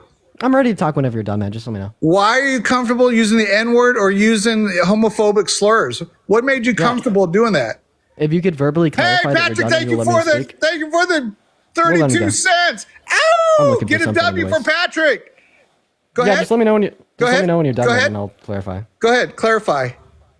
Okay, phenomenal. So, like, first of all, about the. Hey, Dominic, thank you for the W's. Okay. Dominic, thank you for the W. Lily, thank you for the $15 on Venmo. I appreciate you for the love. I appreciate you for the $15, Lily. You are phenomenal. Thank you so much for the $15. You were phenomenal. Let's get some W's for Lily in the chat. I really do appreciate you for that. So yeah, I'll just go ahead and like clarify all this. I think I got to spam the mute button because I don't think that you're capable of doing it yourself. Rachel, thank you so much for the $10 on Venmo. Please mute the guests who just keep screaming the same shit. Yeah, for real. Thank you for the $10, Rachel. W's for Rachel. Yeah. So for anyways, Why do you Doc, I want to appreciate you mute, for buddy? $5. Yeah, so the last time I sent someone a nude, that wasn't my current girlfriend that I've been on and off with for 4 years, was when I was 15. So you're either going to be referencing someone that has a literal child pornography on their phone, or you're going to be referencing something that doesn't exist because you're lying. So, yeah, well, I'll shoot for the latter there, right? Second all, about grape allegations. About grape allegations. Yeah, so this lunatic named QB that threatened to grape my sister, grape me, unalive me, and unalive Parker. You could even look up Teen Withers QB online, or just look up QB and you'll find a 30-minute video about how he's a P3DO that wants to marry a 13-year-old, and then he came out and he started hosting these lives saying that I graped him because he was mad that I exposed him for graping his ex. Oh shit! And he actually even said that they were false allegations. Damn, craziness. But then about the use of slurs. Yeah, I did use slurs when I was younger, 14, 17, engaged in bigotry, racism, homophobia, 110%. I'm very happy that I was able to grow past my bigotry, become a better person through education, then turn around and share that same education with other people. But I have a couple donors to thank. Arnett, thank you so much for the $100 on PayPal. Holy shit, Arnett. Let's get at least 1,000 W Arnetts in the chat for the $100 on PayPal. You are insane. Thank you so much for the love, Arnett. I really appreciate you for that. Thank you so much, Arnett. Massive W Arnetts down below in the chat right now. And Tracy, thank you so much for the $20 on PayPal to kick him out as well. Thank you, Tracy and Arnett. Show some love to Tracy and Arnett. We're down below right now. Mute and I kick really out appreciate you guys. because you're a fucking rapist, bro. You're a fucking rapist that uses the So who did I grape? nigger word. What did you just say? Did he just say the word? Wait, let me clarify, chat. Did he just say the word? The word. Did he just say? Did he just say it? He did. Okay. Yeah, that's crazy. Get out of here. What the fuck? Okay, I had to make sure that I had to make sure that like my senses were correct. Holy shit. By the way, like Lord Humongous, if you're watching right now, like I could sue you for defamation. Like obviously I'm not, because like you're just not worth my time, but I could. Just want to clarify that one. We're gonna go to get our next guest up in here, guys. If you are in the queue, make sure that you're voting for Trump. Tracy, thank you so much once again for the $20. I really appreciate you for that love. Let's go and get our next guest up in the box literally right now. Let's go and see what Sloth 52 has to say. The unapologetic Marks, I appreciate you for the subscription. And then Tracy, thank you so much for the $20 on Venmo. And Jamie, thank you for the $20 as well. Rachel, thank you for the $10. And Lily, thank you for the $15. Make sure to show some love to Tracy, Jamie, Rachel, and Lily. You guys are phenomenal. What's up? Are you voting for Trump? I'm more undecided. Okay, yeah. Would you ever vote for someone that's been held civilly liable for like violent sexual abuse? Well, I mean, if you look at the reports about the sexual abuse, it was in civil court. Okay, so you're not actually. It's like a 51% thing. Right. So no, I'd say that the minimum threshold of evidence, all right, is 51%. That's like the minimum for preponderance. Right. I'd say right. And that's in civil court case. So I'd say that it's proved beyond a reasonable shadow of a doubt due to the specific evidence that Eugene Carroll submitted to the court case. And if you disagree with me here, just tell me the reasonable doubt through the evidence she submitted. Well, I've never looked at the evidence that she submitted. So then how do you know that the court ruled incorrectly? I never said the court didn't rule incorrect. It's just it's different than a criminal case. A criminal case has to be proven without a doubt, whereas like a jury duty in civil case, like I said, the 51%, that's what is needed. So like a jury. Okay, I just responded to that. What was my last? If you can't repeat the last two sentences that I just said to you, I'm going to kick you because you're not listening. Okay. I mean, like I said, I haven't. No. Repeat my last two sentences. I'm going to kick you if you can't because I just responded to all this. You were talking about how the 51% is enough feasible Cross, thank you so evidence. much for the $10 on PayPal. I appreciate you for the love. W's for Cross in the chat. Thank you for the $10. Go ahead, man. You were talking about how the 51% is enough feasible evidence to convict somebody.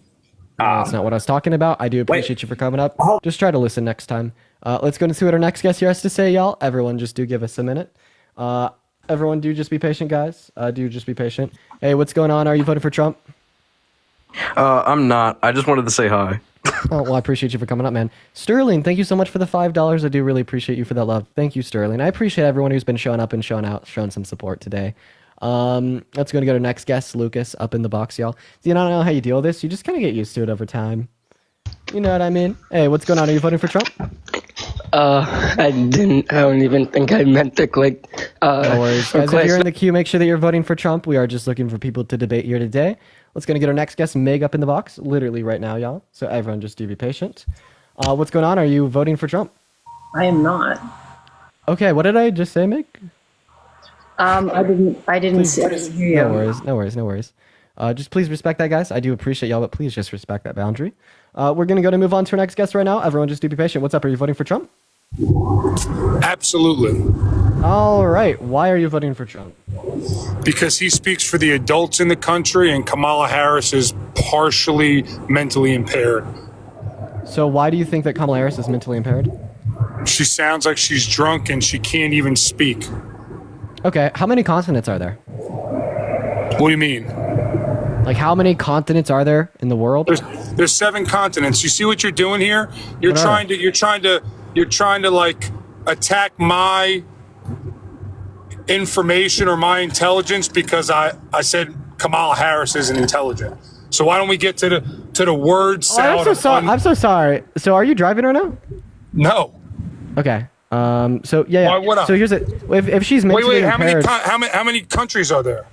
Let's start grading out intelligences. Somewhere funny between, thing is, I think it's either 200. I think it's 241. Yeah, but you're wrong. So that's okay. But what I'm saying is, you asked me why I'm voting for Trump, right? How many countries are there? You want to hear why I'm voting for Trump? No, or you one want me second. to ask How many countries are there? What do you mean?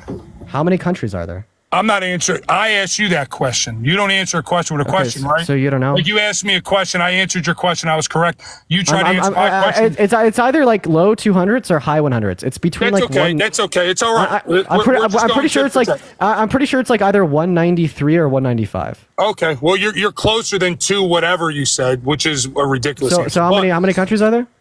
So let's go to the facts of the matter. The reason I'm voting for Trump is because he represents real policies, right? And he does real legitimate things. Okay, so what's one policy that influenced to get passed the last time he was our president that you thought was good? What do you mean? Are we going to play word salad again? So let's go to the tax cuts. Are you ready? You ready?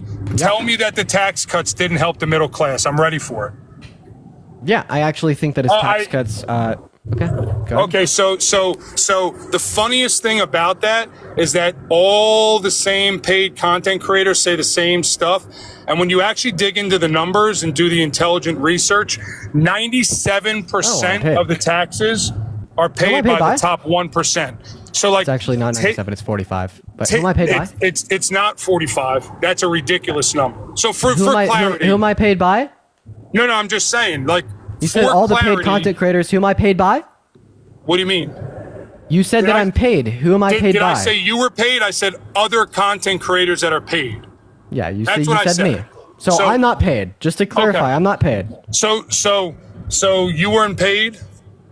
Oh, I'm with you. Like, that's fine. If you weren't paid, that's perfectly fine. No problem. I'm not insinuating you were paid. I said all the content creators that are paid say the same thing. So let's go to the tax cuts. So since you're not old enough to contribute to the economy, I don't expect you to understand that the tax cuts help the middle class. I'm not old enough to contribute to the economy. Do you have kids? No, I don't have kids. Okay, so you don't have kids. Do you have 3 cars? Do you have 3 cars? Do you have payments? Do you have a house? Do you have a mortgage?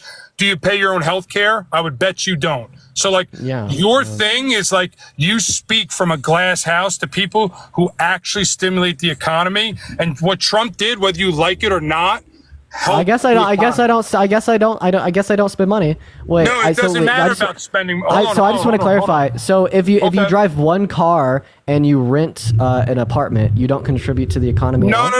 It's that. See, so what you're doing is you're kind of trying to curve it to what you're saying. Hear what I'm saying. Do you have a 50? Do you have a 401k? Yeah, I had to correct you, and I'm the young. How many ignorant. do you have a 401k? Yeah, I do. So I'm the young ignorant dough, but I had to correct you on what it was called. The problem you don't understand. I'm the young buck that doesn't know his left from his right, but I had to correct you on what a 401k is. See, this is the problem with young ignorant people like yourself, right? That corrected you on what a 401k was called. I'm speaking to you, right? Like you're asking me how many continents there were because you think you're so smart. That's really the problem. So let's move on. So you just got dominated on the tax cuts. Let's move on to another one, right? How about? Well, Melissa, I appreciate you for the $5 on Venmo. Hey, Melissa, thank you for the suck it, sir. Melissa, thank you for the $5 on Venmo for helping me contribute to the economy. W's for Melissa in the chat. Will you thank Melissa for me?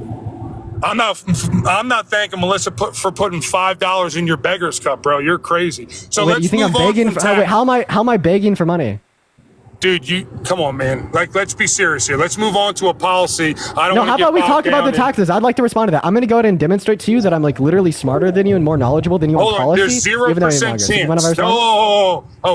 Honest to goodness, I'm not. It's all good. So you're 0 for 1. So then the next one. Let's go to the veterans, right? No. If you think there's a 0% chance, I'm going to go to respond to that. Thank you. So for the next 10 years, how much is Trump's TCJA estimated to cost by the CBO? First of all, what you're saying right now, I love to hear the young people read stuff off a card that you have no idea about. Like, I'm going to go and close my eyes. Hold on. Then I'm going to go and close my eyes because I'm not reading off a card. I will dunk on you with my eyes fucking shut. So in the next 10 years, how much is the TCJA estimated to cost by the CBO, sir? How much did the crime data shift in the last week?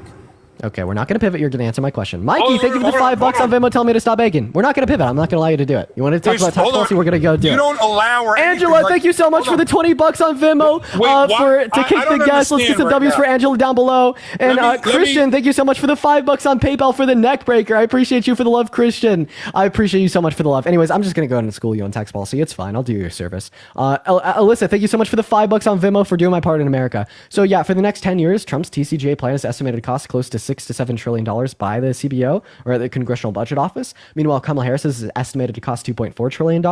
Right? Donald Trump's plan disproportionately favors rich people, and it would inherently just follow trickle-down economics. However, we know in the way in which the TCJA is constructed that it actually doesn't engage in trickle-down economics because we'd have a Brookings study after the 2017 TCJA that indicate that there's no macro-level increase in business investment in the country as a whole, so it didn't even achieve the end goal of trickle-down economics. And then we'd have a study from 2 Harvard professors, one right-leaning, one left-leaning. You could find it online by just typing in the macroeconomic effects of the 2017 tax reform bill that estimate that it only increased the GDP by 0.02% per year, which is about $10 billion. So yeah, this bill not only costs $7 trillion, and Donald Trump doesn't not only have a clue for how he's going to pay for it, but then it's not going to engage in trickle-down economics because it doesn't lead to an increase in business investment, and it marginally increases our GDP. And then how's Trump going to pay for this? He wants to pay through tariffs that wouldn't be able to account for $7 trillion over 10 years and regressively impact the average American the most by causing more inflation, and we'd see that members of the low and the middle class disproportionately spend more of their income on the bare necessities to live.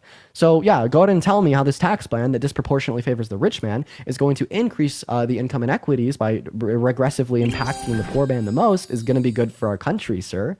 Thank you for the fireworks. Vivian, thank you for the $1.11. Do you understand that doesn't make and me Angela, smart? thank you so much for the fireworks. I do appreciate you with the love as well.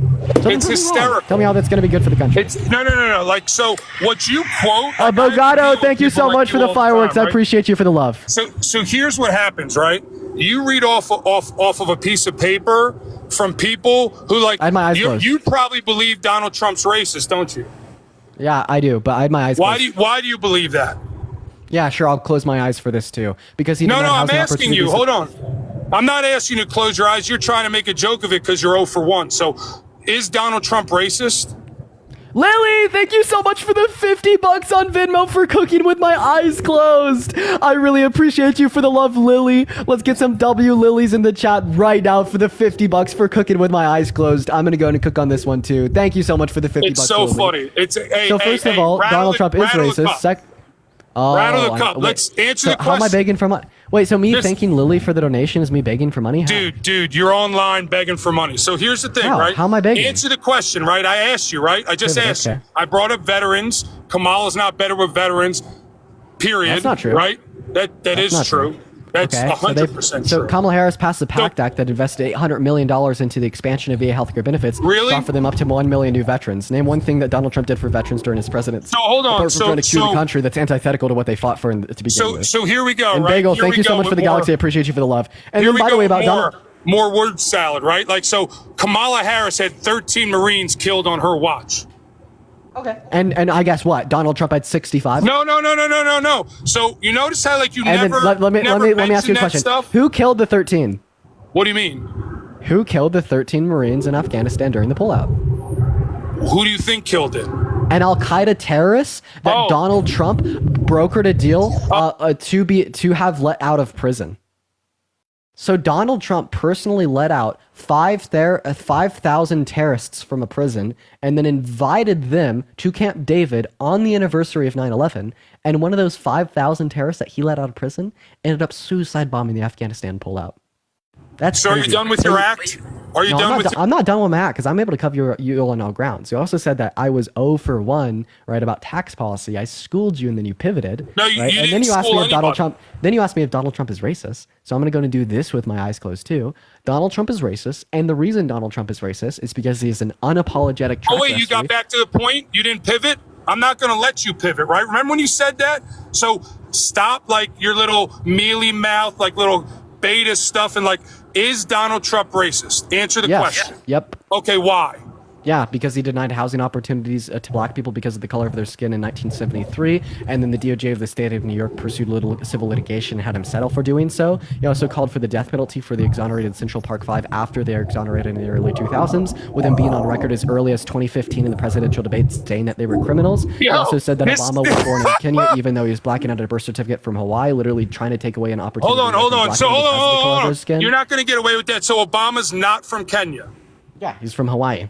No, Obama's not from Kenya. Yeah. So do you believe Kamala Katie, Harris one is- second. Katie, Hold on, thank you hold so on, much hold for on, the 20 bucks on Venmo. I appreciate you for the love, Katie. Let's get some W's for Katie in the chat. Thank you for the 20 bucks. Dealing with dudes who can't control the volume of their voice. He can't control anything about himself. Gabrielle, thank you for the $20 and the 24 cents on Venmo. Saying dog walking with my eyes closed, literally. Thank you so much for the love, Gabriella. Lily, once again, thank you for the 50 bucks. If anyone else does want to support me and piss the guest off, my Venmo as well as my PayPal are in the bio. I appreciate you guys for the love. So are you ready to make a point, or are you going to keep listing stuff that's irrelevant, that's vomited from the liberal press? What do you want to do? Yes, Donald Trump, like denying housing applications to black people and So calling them all Donald lazy Trump is was irrelevant so- to Donald Trump hey, being racist. So Totally. Donald Trump was so racist Jocelyn, that thank you the very whole liberal media loved him until he ran for president, right? Right? Yep. I think He you was could be so racist and be racist, loved by right? the media. Yeah, You ever especially meet in the someone 70s, so 80s, 90s, and early racist, they 2000s, win- you could be racist and be loved by the They media. win Absolutely. lifetime achievement awards from the NAACP, but then we got to listen to you say that someone's racist. It's Christian, thank you so laughable. much for the video. Okay, It's so what's laughable to hear it. But Okay, so I just wanna- so now you're I- 0 for 2. So you pivot. So I just want to clarify. So Donald Trump calling all black people lazy isn't racist then? Is that your position? No, that's not my position. Why would you say that? I never said he's that. racist.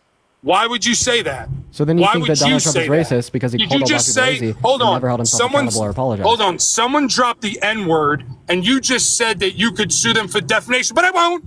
But you just try to Jada, say thank you that. so much for the $2 on PayPal. You No, try to that- do something reverse to me. So okay, so you're 0 for I said that I could sue them for defamation because they were like continuing to repeat a false story about how I raped someone. What about foreign policy? For defamation because they were like continuing to repeat. Okay, this is gonna be a hard one. French disaster. I understand that you don't have that much self-control. I do have you muted for a good reason, though. I need you to swipe out of your TikTok app like you're gonna respond to a text message from your ex-wife. I do have you. And then swipe back into the app. Right now you have an echo on your phone. I know that you hear my voice twice, so that's what you gotta do. There you go. Feel free to unmute. Okay, feel free to re-engage in the conversation. Let's do it.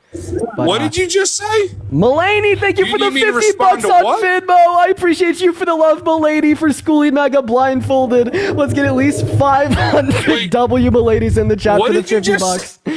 Oh no, he's pissed. Thank you so much for the love, Mulaney. And Maria with the Stuff that you 15 wouldn't bucks on say in PayPal real for life. schooling him. Thank you so much for the 15 bucks, Maria. I appreciate you for the love, Maria. And Leanne with a shut up, buddy. Leanne, thank you so much for the 20 bucks on Venmo for donkey slapping French hee-haw. I appreciate you for the love, you're getting your little Leanne. feelings hurt? I'm thanking my Your donors. little feelings Why? got Thank you hurt, so much huh? for the $2 on. Wait, why would my So- feelings be hurt when I'm thanking people for donating to me? So now you're 0 for 3. So let's go on to number 4. So foreign policy. Hey, how did negotiating the Ukraine war work out for Kamala Harris? They Wait, she sent her over negotiated there, the right? Ukraine war? No, they sent her over there, right? And then What did she she went negotiate, there and who did she negotiate with? and she negotiated, and what happened? What did she didn't negotiate? even leave. She didn't even land in America, and they started the war. So what did she negotiate? How about the other things that she's negotiated? How about Kamala Harris? Let's go here. Chris, I appreciate you for the $5 on Venmo. I appreciate you for the love. French, what did she negotiate, and who did she negotiate with? So again, is Kamala Harris's mom and father African American? You're 0 for 4. You keep trying to pivot. You keep trying to turn it back on me because you're unknowledgeable. Neither of them are African American. Her father, Donald, is Afro-Jamaican, and her mother is South Asian. Logan, thank you for the $5. Okay, on Venmo. I so appreciate you for the her love, Logan. mom is South Asian from India. Yep. And it's weird, right? Like, you guys look at Donald Trump's whole life as kids. Why did Kamala produce an autobiography and try to pass off her family's slaves as her family? To Because get she's people like related to you. slaves. Oh, no, she's not. Yeah, right? she is. And I'll actually... She just used them. The funny thing is... So I'll actually... thing is when they... Hey, I'll actually prove this to you through your own worldview. I mean, you're really deep in the MAGA pipeline. Like, you probably know how she's related to a slave owner, right? So how could a black woman from Jamaica be related to a white Irish slave owner in Jamaica? Did you know that, like, the white Irish slave owners... What are you talking... This is the white Irish slave owners would grape the black enslaved individuals, right? And then some of them would get pregnant, and then they'd give birth, and then the product of that birth would be turned around, put back into that system. Wouldn't benefit from white supremacy. Wouldn't benefit from slavery, and would actually be turned into the slave themselves. Yeah. Hey, are you going to keep muting me when you lie? Only when you interrupt me. Like, her family are the slave owners. It's not in question. How could a black woman be related and look to a how slave owner? racist you sound. The only way you can imagine her... Tree, thank you for the $5 on Venmo. And Garrett, thank you for the $2 on Venmo. And David, thank you for the $25 on Venmo. W's for David in the chat. Thank you for the $25, David. You are absolutely phenomenal. I really appreciate you. The for the love. only way guys are you going can try to crazy relate today. it... Think about how racist what you just said is. The only Jody, way thank you for the can $3 and imagine Mario, it- thank you for the $15 on PayPal as well. You guys are phenomenal. This is what it is, right? The only way you can connect her is think about how racist you are. You just said that the only way she was connected was that the slave owners had sex with the slaves, and that was her family. Jeremy, thank you so much for the $5 on Venmo. I appreciate you for the love. And Santana, just thank say you you for the $5. don't know. Santana, are you sure? She was the slave owners. Santana, are you That's sure? the funny thing. Like, Santana, feel free to hop in there. Feel free to hop in the requests. I'm talking to someone else. It's amazing. Jade, thank you so much for the $10 on PayPal just to keep screaming over him. I appreciate you for the love, Jade. And Jeff, thank you for the $10 to make this clown say her name correctly. You got it. Thank you so much for the love, Jade. So first of all, her name's Kamala. Can you pronounce that real quick for me, little boy? Oh, look at you insulting me again because your little Thank you so feelings much for got the hurt. little Because now I exposed you, right? Okay. So now you you're actually- exposed, you right? haven't exposed So me? when I asked you if Donald Trump was Linda, thank you so racist, much for the money you again. listed ridiculousness, which is fine. All right. Well, I'm going to go and respond to your last claim. So, yeah, there's actually a lot of black people in America today, African-American, Afro-Jamaican, that are related to white slave owners. Right? And the reason, once again, they're related to white... No, there aren't. There is. No, there aren't. That's a lie. That's a liberal lie that you believe. Okay, so I'm going to Go ahead, go and find out research it. exactly what it Because is. now you stepped in it twice, right? Right? So how did you not know Kamala Harris's family were slave owners in Jamaica? I actually That's did know wild that, to me. and then I brought that up to you. That was my point. No. You said that. Okay, so here's Damn. the thing. Did you listen to what I Damn. said? You Holy didn't, right? fucking because shit. if you look, what did I say? I said, hey, did you know that Kamala Harris had an autobiography where she tried to pass off slaves on her plantation as her family members? Your responses. I actually just got a study from you. Yeah, so about 13% of African Americans have like European descent within like their 23andMe and their gene pool.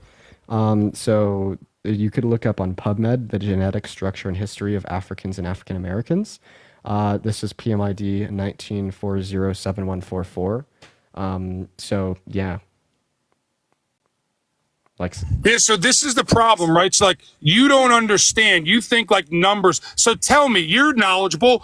How many African Americans in America are descendants of slaves? Yeah, the studies would be correct. Well, how much is it? No, they're in America, right? You're saying European. Okay, I'm talking about America. Okay, well, I'm trying to speak here, but you won't let me speak. And Kylie, thank you so much for the $10. My fault. Kylie, thank you so much for the $10 on Venmo. I appreciate you for the love, Kylie. Thank you so much. And Roger, thank you for the $5 as well. Santana, I'm trying to get you up here. I'm trying to get you up in here. If you could find a way into the guest request, I'll happily bring you up. And Juliet, thank you for the $5 on PayPal as well. Thank you, Juliet. W's for Juliet in the chat. Yeah, so I mean, I've already explained this to you. I gave you a study that indicate, right, about 13% of your end. No, you didn't give me a study that indicated it. Why do you keep doing that? Holy shit. Like, I don't understand what you don't understand. Like, you didn't give me a study that indicated that. I gave you literally got caught with your pants down. I gave you the name of the study and the PMID. I will repeat it once again. So it's going to be the genetic structure and history of Africans and African Americans, PMID 19407144, right? And then also, like, the reason why a lot of African Americans and black people in America today are related to white slave owners is because if you like knew anything about like literature of like slavery, right? Well, it was like posited in the time that black women couldn't feel pain. Sterling, thank you so much for the $5 on Venmo. So, like, white slave owners, right, truly believe that black women couldn't feel pain, and they'd like literally treat like these human fucking beings as like sex dolls. Okay, right? And then also literally intentionally rape and impregnate black enslaved women for the purpose that if they got pregnant and had that child, that would be a free slave that they wouldn't have to spend money on. It's fucking heartbreaking, but it's fucking true. Thank you so much for the ICU, and that's why it's funny because that's not the case. That's why we see like, so many. French. That's definitely the case. Listen. I am Black American. I'm born and raised from South Carolina, and I have about 24% European in me, and that's because my descendants were raped by slave owners, the same way that Kamala Harris' descendants were raped by slave owners. That is exactly what happened. Dean isn't making this up. No. It's the truth. Listen, bud. Hold on. Listen, bud. You might not believe it, but that's why some black people are so light-skinned. No. Hold on. That's why my complexion is lighter than other people's complexion. No. Listen, I have no reason to lie about what's in. Listen, I've had a 23andMe DNA test. I know my history. I know exactly where my roots come from. Yeah, no, it absolutely does. But and listen, the fact that you're sitting here, you're all across the board. No, French, you're not going to tell me about myself. It's funny. Hold on. So address the Kamala Harris part. French, you can sit here and you can. Harris. First of all, it's Kamala. No. Stop. Kamala. No. Okay, French. Kamala. I'm sorry. French. Kamala, exactly. I'm sorry. You know Kamala why? Harris. You know why you need to make sure you're saying her name correctly? You know why you need to make sure you're saying her name correctly? Because that's a microaggression that's used by racists to dehumanize black people. Saying that we don't have to say that you don't have to say our names correctly. That's enough. No, listen, French, you're trying to have this conversation. Parker. So if you want to have the conversation, it's time for you to actually learn.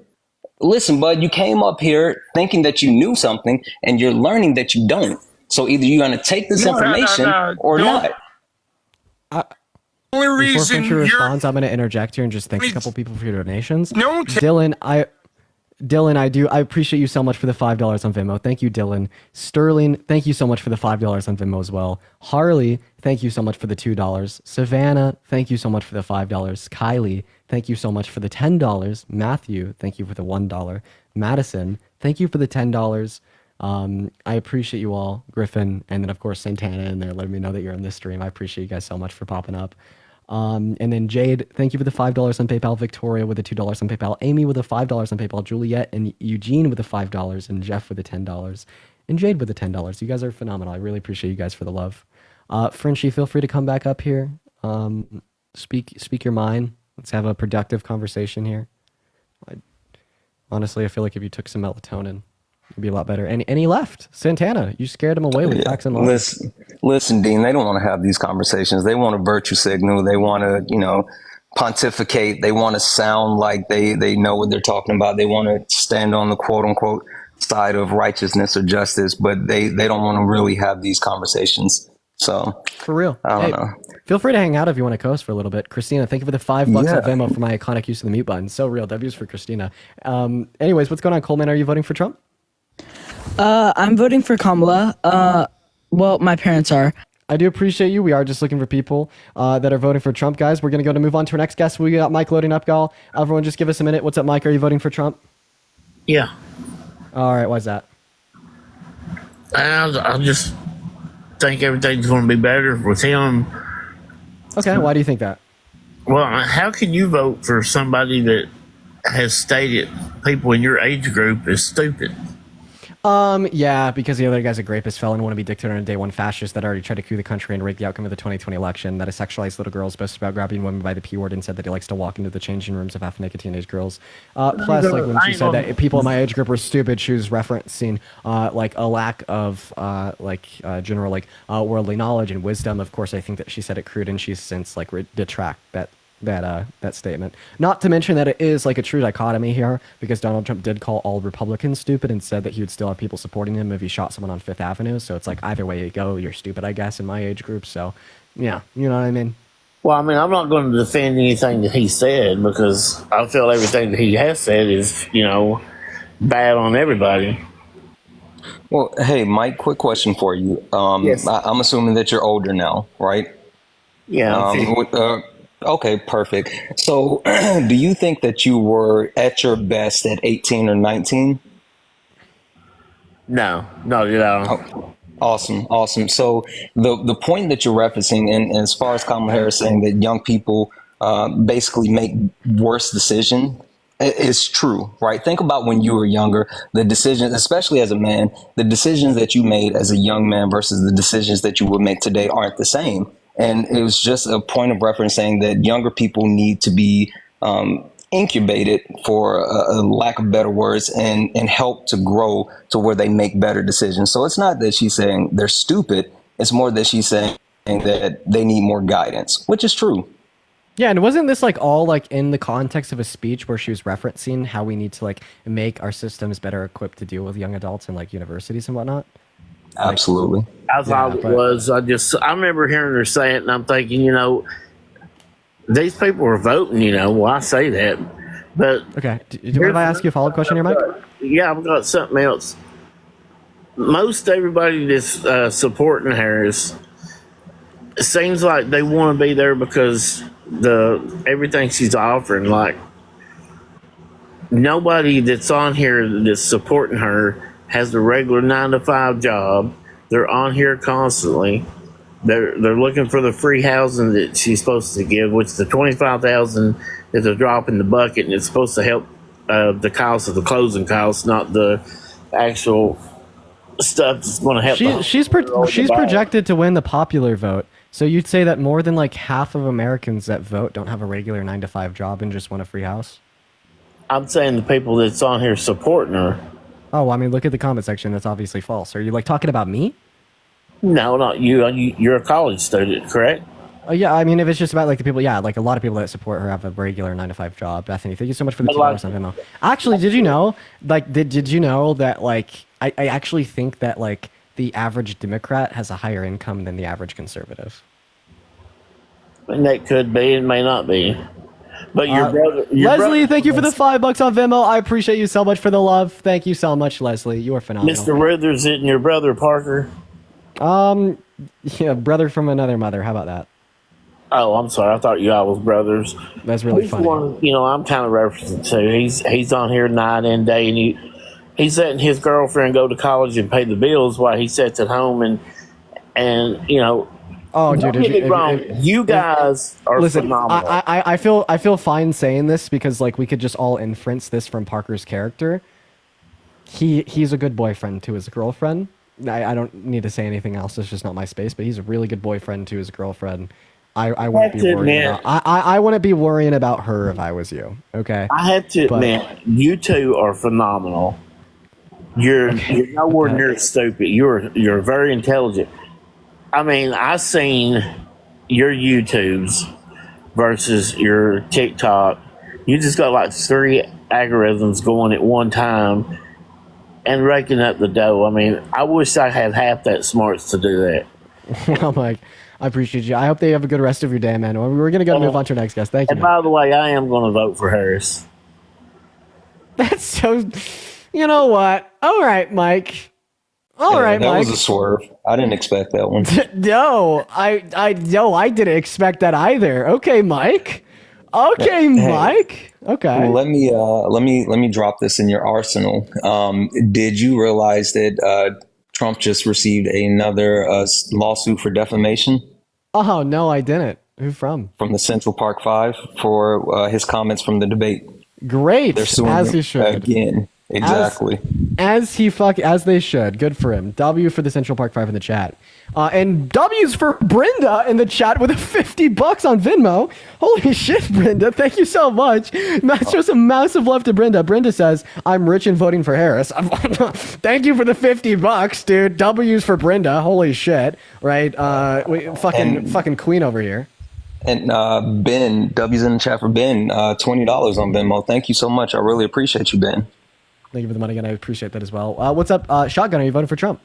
I'm actually voting for Cornel West. I was spamming the chat to see if I could come make the case.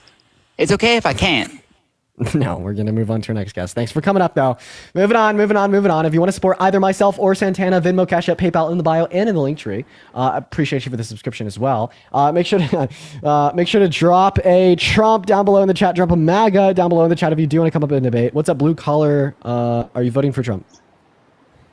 Hey, yes, I'm voting for Trump. I also want to say before I start talking, I love how y'all are actually having conversation. My thing about Kamala Harris is I am very concerned about I gotta ask. policy. I gotta ask. Are you driving? Yes, but I have the Bluetooth.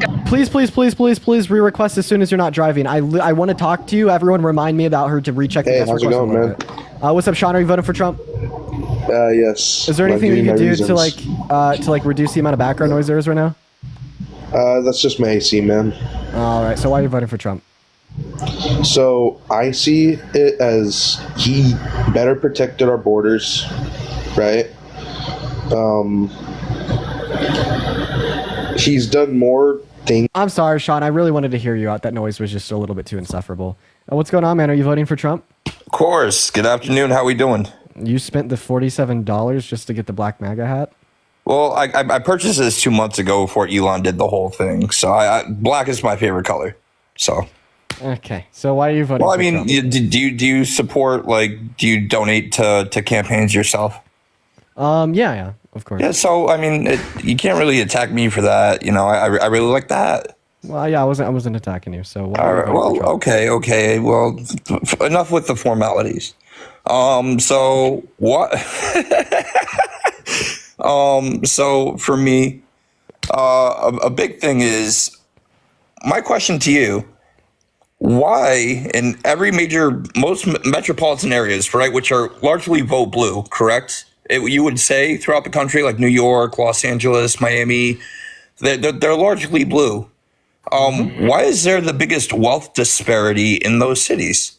The biggest wealth gap, and if they have so many social programs, and if these people really if our tax dollars, right, are really truly accounted for, and we know that these people are being helped, why are there so many homeless? If you have you ever been to Denver before or Los Angeles? I live in Boulder.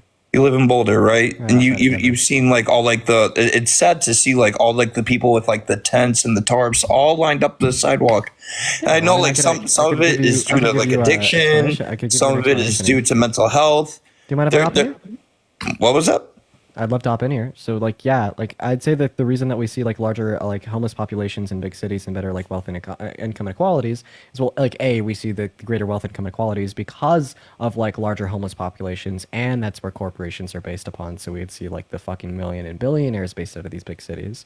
And then on top of that, I'd say the reason that we see more homeless people in these areas is because we see significantly higher levels of inflation and higher prices in these areas for the bare necessities to live, for housing, for food, etc. And the reason that we see these higher prices is just because of simple supply and demand. Ali, I appreciate you for the $5. Supply and demand, correct. In the chat. And like, there's like a multiplicity of external variables that we could factor in here apart from like the Democrat policy. But my claim would be on like the federal scale, when we're comparing Kamala Harris's policy to Donald Trump's policy, one is obviously better for the average American, one is obviously better for income inequities, one is obviously better for the economy, one is obviously better for the debt, one is obviously better for the deficit.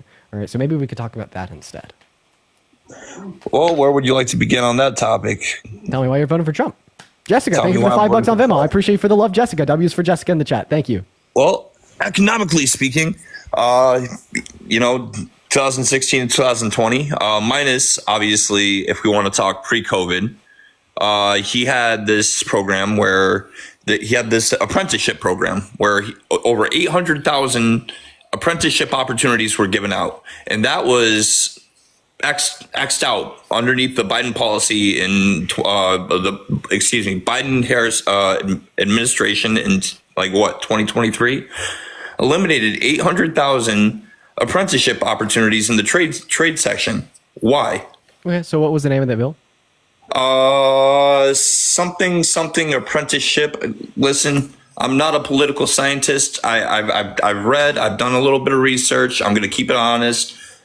That's what I know. If you could give me a name of the policy, I'd be more than happy to talk to you about it. But if I don't know the name of the policy, I don't think we could have a discussion about it. Well, apparently we can't, but thank you for the time and have a wonderful day. Thank you for the discussion. Wait. Before you go, I just have a quick question, because you're speaking on economics and you're also speaking on policy.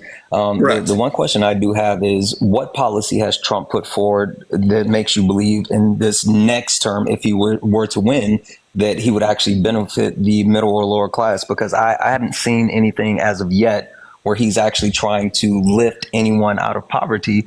Yet we have people who are standing on what he quote unquote did before.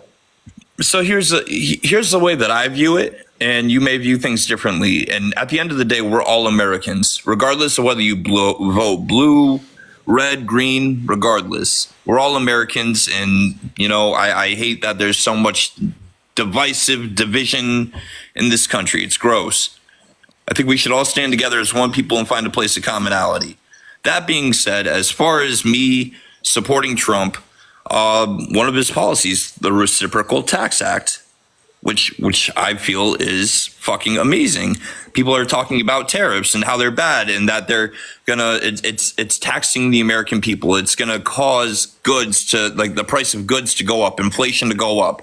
I think that it's a great thing. It's gonna stop it. Listen, please let me land my plane, and then you can. Okay. You sound like respectfully so. Sound like a decently smart guy. You got to be going somewhere with this. Thank you very much. Thank you very much. And again, zero insults being thrown.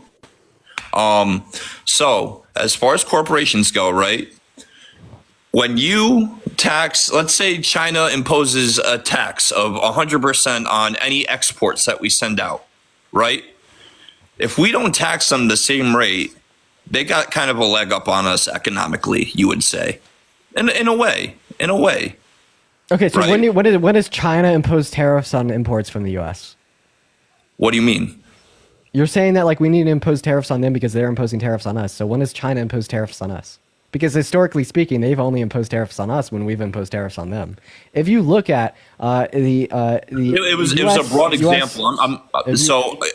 I'm not saying China in specific. I'm using an example of like just any country. The point is, when you look at the U.S. tariffs on China, every single time we've historically increased them, we've seen our U.S. agricultural exports plummet because they just turn around and put it right back on us. That bankrupted American farmers under Trump's term. But well, where do we get most of our produce?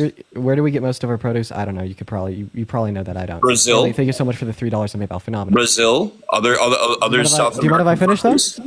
Brazil is a gigantic export, or is where we receive a large number of our produce. Great. So do you mind if I finish? So with all due respect, sir, I would like to finish without you interrupting me. Is that fair? Absolutely. Yeah, so tariffs are bad because they're an unnecessary government intervention into the free market that creates drastic inefficiencies, such as plummeting of U.S. exports and inflation. I agree with the sentiment of a focus on American manufacturing. I think that's good. I think that's something that we need. I agree that we should reindustrialize America, but there's other ways to achieve this end goal that don't create the same inefficiencies, right? The way I'd like to achieve this end goal is just through pure investment. I'd say that we should be investing in American manufacturers, which is a way to recenter American manufacturing, put us back on that world scale, reindustrialize our economy without imposing those unnecessary inefficiencies. So how do you feel? Such as inflation that regressively impact members of the low and the middle class the most. So it's not an issue of us disagreeing on a reindustrialization of America. It's an issue on us disagreeing on how we get there. Sorry for interrupting, but I didn't want to lose that thought. But instead of trying to reindustrialize, I'm talking about retention. You know, when you raise taxes, higher taxes on corporations, they're going to want to outsource on foreign labor, and they're going to seek to build outward because it's cheaper labor. We don't see that. It is true. We don't see that. No, because we had a 35% corporate tax rate under Obama. We had a 21% corporate tax rate under Trump. Who and under what presidency do we export to foreign labor more?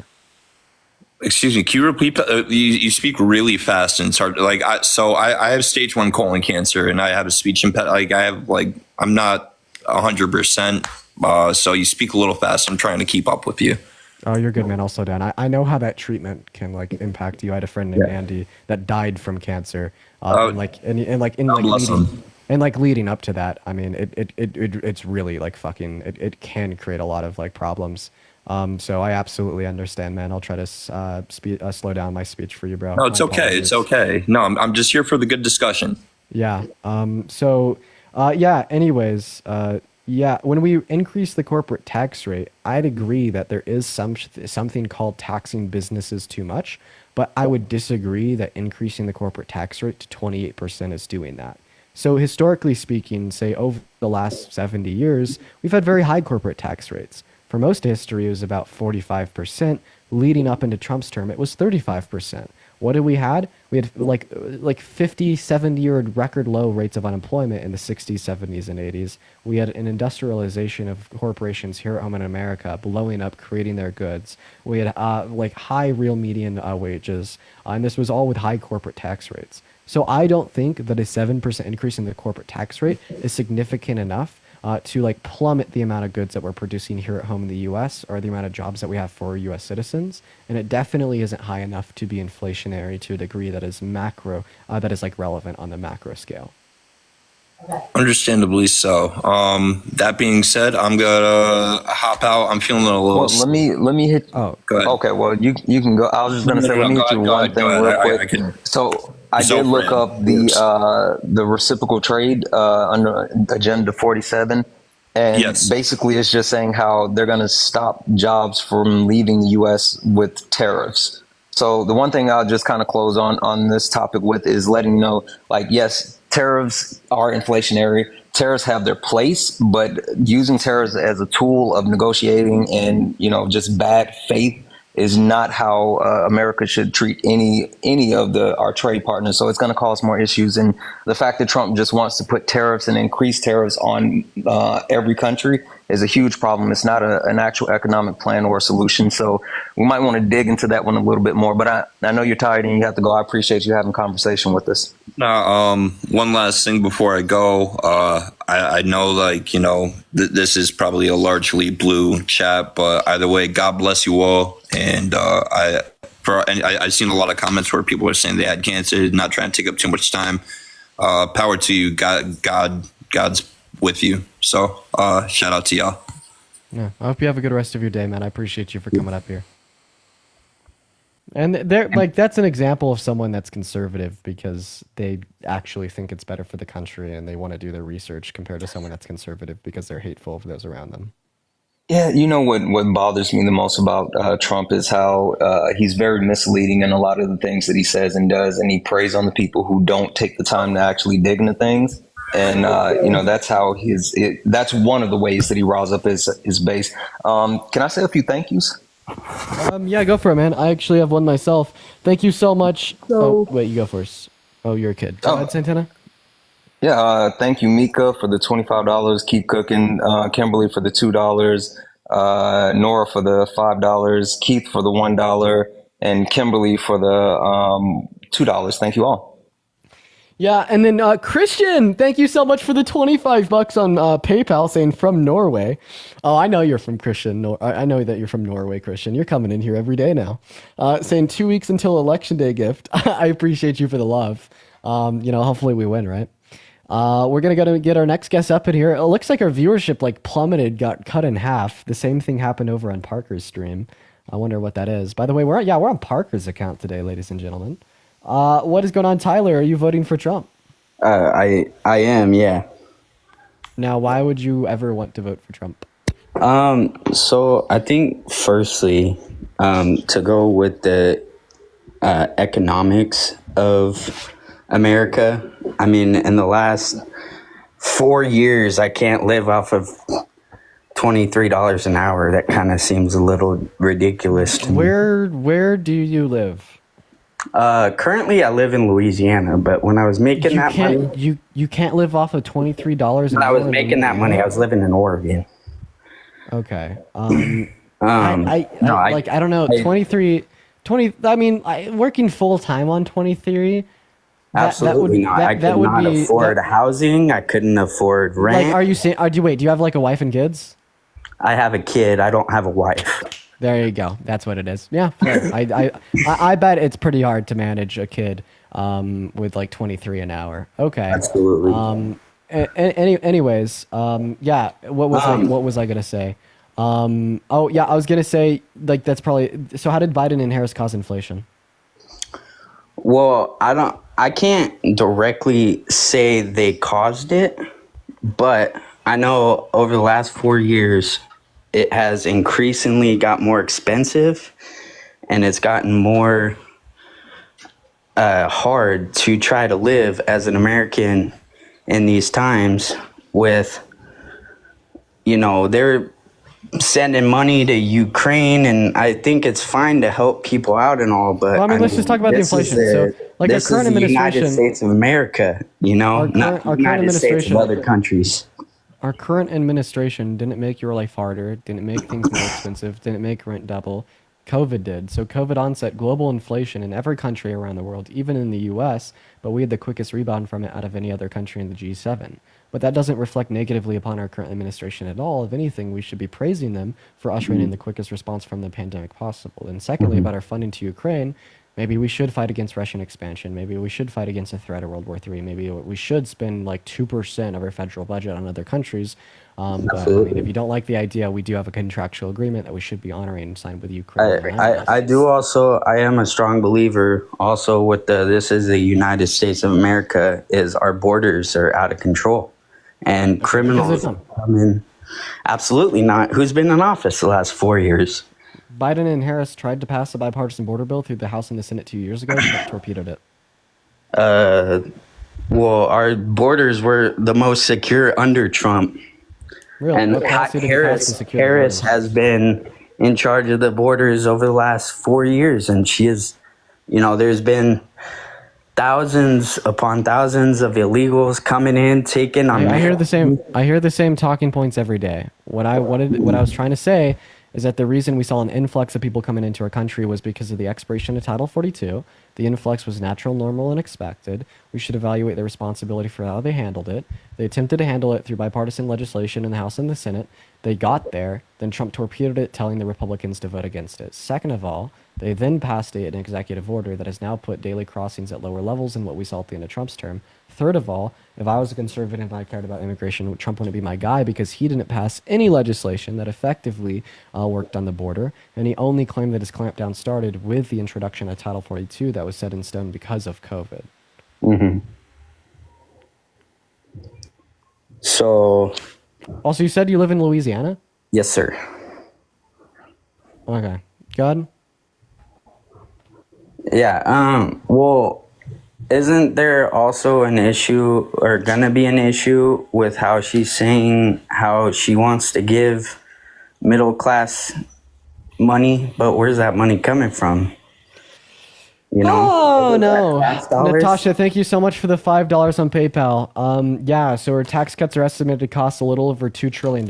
It's coming from an increase in the corporate tax rate, unrealized and realized capital gains tax on people with over $100 million in assets, and then saving money through spending with Medicare.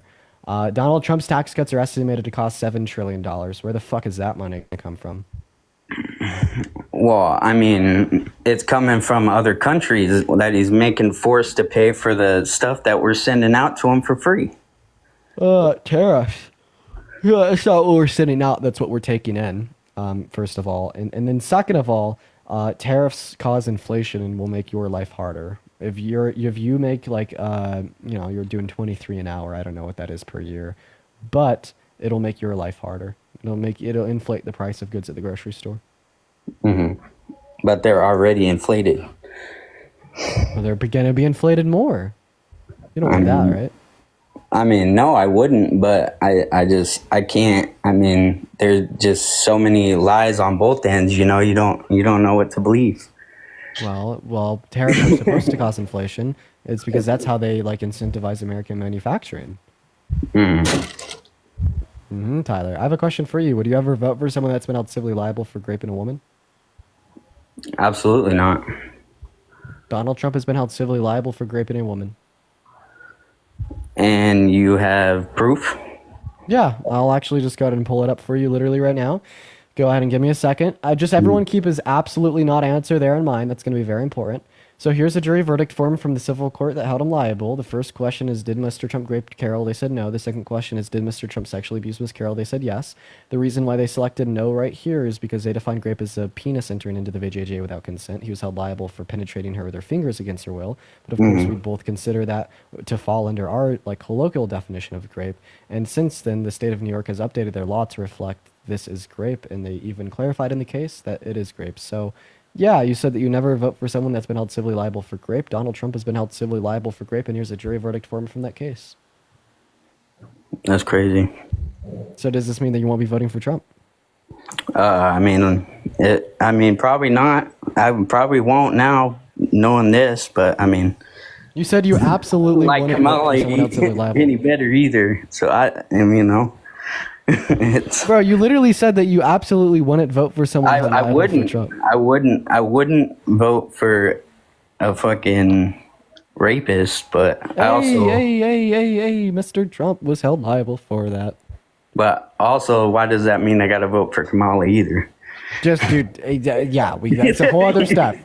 That's a whole other step. That's a whole other step. You're right. No, that's a fair point. That's a whole second step. But all that I'm asking you to do, is put 1 foot in the right direction. I'm not asking you to sprint a marathon. And here's my thing: is I've been in between this whole thing. I've went more towards Trump. There's been things I've went more on Kamala on. But I mean, Kamala. Her name is pronounced Kamala. Sorry, Kamala. No, you're good. I doubt you're doing it. Yeah, sorry. Thought I would correct you there. Seeing Kamala bash my Lord and Savior Jesus Christ on a that video, it wasn't. Listen. That video didn't happen. So just to clarify, she was at a rally. There were some protesters. They were actually in the rally screaming out lies, lies. And she actually took a moment to stop and say, no, you're thinking about the smaller rally that's down the street. And after that, there were 2 younger guys that were there who actually left out and went outside of the rally, doctored the video and overwrote what the people actually said and made it seem like she was actually disparaging the Christian religion when that never happened. So There's actual video documentation as far as what happened, firsthand accounts that was not true at all. Okay. Plus, like, I'm just gonna say, you have a lot of reason to believe that what Santana is saying here is right.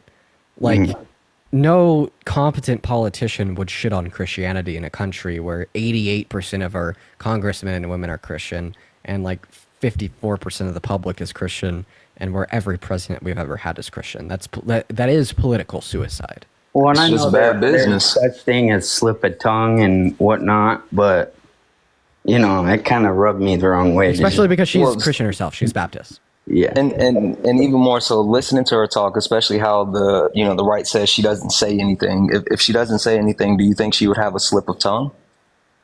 I mean, you would think not, but you never know. Got it. Okay. Well, man, is there anything else? Oh, God, sorry, man. No. It's on you, Dean.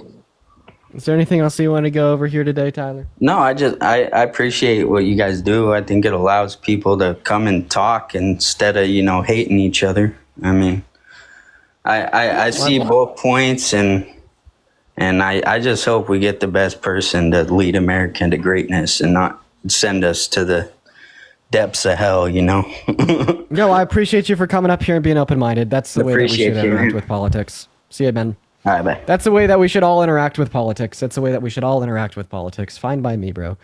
God damn it. That's all it is. It's just stop treating politics like your fucking favorite NFL team or like dude.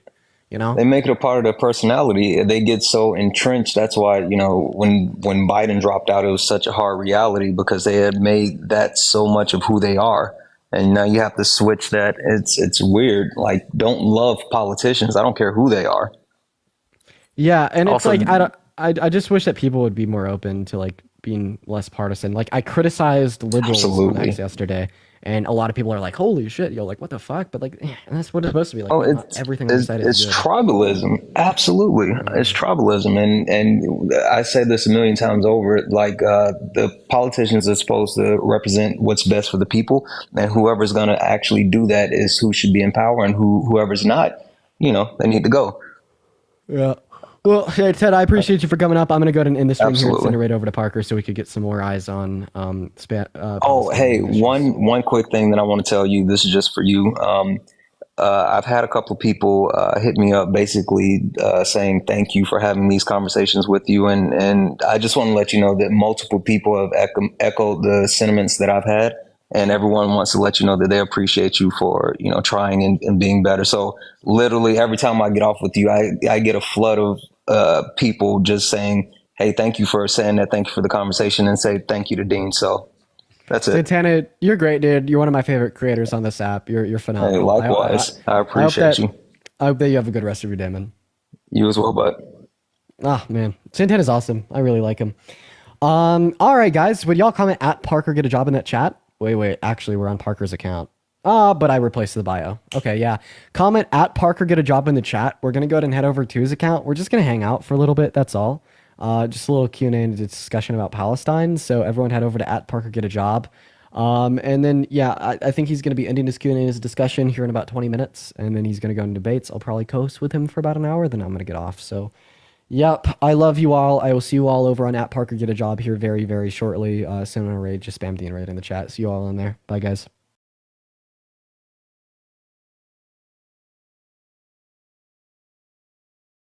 I think since there's a lot of people coming in right now, we should probably tell people like what we're doing here. Everyone right now, we're just doing like a Q&A educational sort of live. We got another like 15 or so minutes. We're gonna be doing this. I know it's really late for Chris, but everyone coming in, make sure to follow Chris and Athena if you have not already.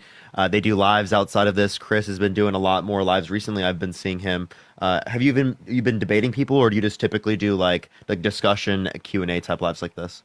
I've been debating people, but more and more I think it's difficult. At least when you talk to people about policy. But very often my lives just end up with people who come on and say, oh, we've actually got loads of common ground. And then the ultimate thing that is probably like the point that you were making of, were you to ask them, how would you feel about that many Jewish lives, that they just do think differently about Palestinians. You very often get this thing of like, oh, well, Israel's just, recoiling from October the 7th, and that's why it's done what it's done. But the thing is that there are so many massacres in Palestinian history that are of similar scales to October the 7th. In fact, Sabra and Shatila, which happened in Lebanon in 1980, in 1982, it was bigger. It was 1,500 people at the low estimate, 3,500, and the stories of it are just as atrocious. And so I think that that's where my problem lies with the base thing. Sorry to keep going on. Yeah, Please, don't apologize. Yeah, don't apologize at all. Yeah, definitely don't. You've been incredible here. But yeah, no, Dean on my account, of course. Another Parker just spawned into the live. Dean might ask a question that's already been answered and whatnot, but because he hasn't been here and he's been doing other stuff. But it'd probably be good to like answer the question anyway, given that there's more people in the room. So yeah, Dean, I'll let you go ahead and ask any questions if you have any of them, and if not, we have a few things that we wanted to bring up here near the end as well. Yeah, I actually have a question.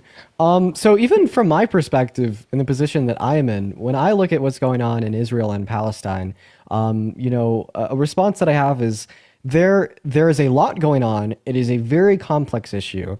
You don't need to introduce those complexities to come to a conclusion of what is good and what is bad. At the end of the day, innocent life being lost is not complex and is easy to determine to be wrong. But for more complexities of the issue and the historicity of the issue, do you have any easily accessible and readily accessible resources where you can go for something like a timeline or a document that goes over a lot of the meat on the bones of like the historical conflicts between like Israeli individuals and Palestinian individuals, or how the states came to be, etc., and like a timeline of past conflicts, past genocides, past ethnic cleansing, just anything like that, where you could really learn a lot about the nuances of the issue, like very easily. And the reason I ask that question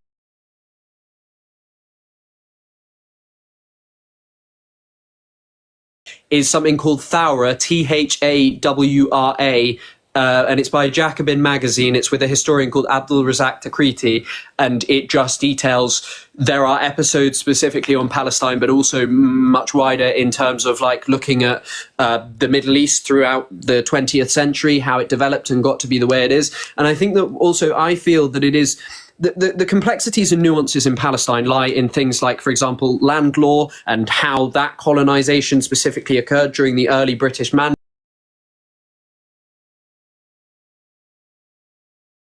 Was that the official Israeli narrative. So I would say like figures like Ilan Pappé, figures like also Noam Chomsky and him wrote a very good book together, Seth Anziska, Preventing Palestine. And to be honest, I know that reading is not for everyone. I could not recommend that podcast enough. The Thawra episode, the recent one that came out a few weeks ago, discusses, it's sadly a couple of weeks out of date because it was just after Hassan Nasrallah was assassinated by Israel. But it's actually like, I don't know, the way in which he talks about Palestine, and he also discusses the legitimacy of like non-state actors and violence in it, which I just can't recommend enough. Thank you. I'm so sorry. Can I also make a couple recommendations if that's okay with you, Dean? Yeah. So Noor Masalha is also a really, really good author. He's Palestinian. He has written a lot of books, especially about kind of like reclaiming Palestine. Like there's a book that he wrote about the history of Palestine. There are a couple books that he wrote about the expulsion of Palestinians, or the Nakba as well. You also have Walid Khalidi and Rashid Khalidi. Both of them are also amazing. You also have Decolonizing Palestine. So Decolonizing Palestine has a database called Myths, and all the myths that are reproduced, especially in Western media, are kind of debunked there. So Decolonizing Palestine, and kind of start reading more Palestinian authors and Palestinian historians as well, to kind of get a more internal perspective, not only external. You know what I would love to see, and I bet someone's already done this. If not, maybe this is something I could look into doing myself with maybe like the help of you, Covey, or even you, Chris, or like a group of people, honestly, is making like an easily available like a resource on the web like a website that you could type into your URL and look at the highlights of all this literature and break it down into a very easily consumable format, such as like a visualization of like a timeline, to sit down for like 3 hours, and after sitting down for 3 hours, having like an introductory idea of the conflict over the course of like the last however many years. That man, that would be really cool. But I bet someone out there has taken a lot of the recommendations that y'all just gave or related resources and done it already. So I'll have to look for one of those. Thank you, you guys. I can make a list if you want. I can. Oh, sorry. So cool. Sorry, Chris. Yeah. There's a website called Visualizing Palestine, and I'm trying to remember the name. Visualizing Palestine, which has like a ton of things on it, and I'm trying to remember the name of.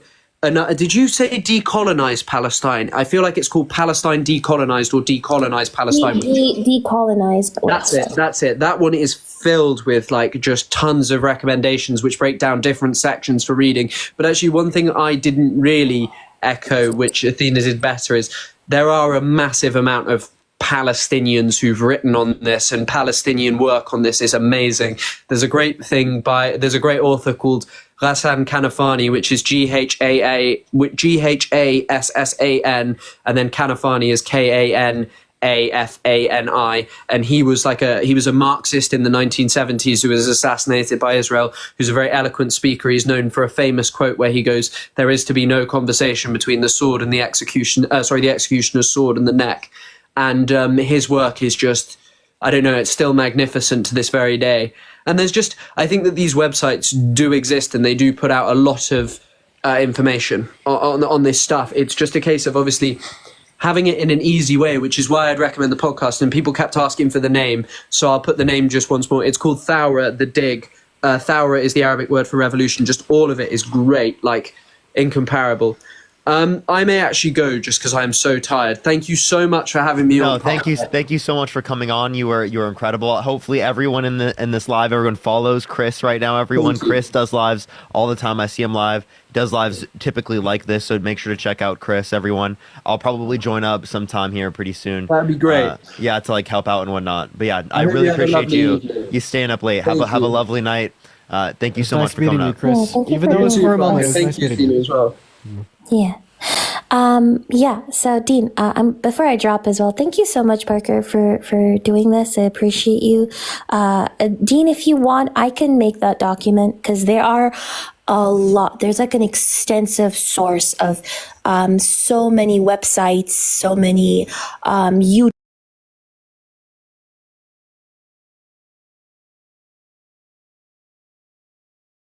These like links and website recommendations, and it would be easier for people to then go through each of them. And you, Dean, and sorry, I almost said Parker because of like the Parker name.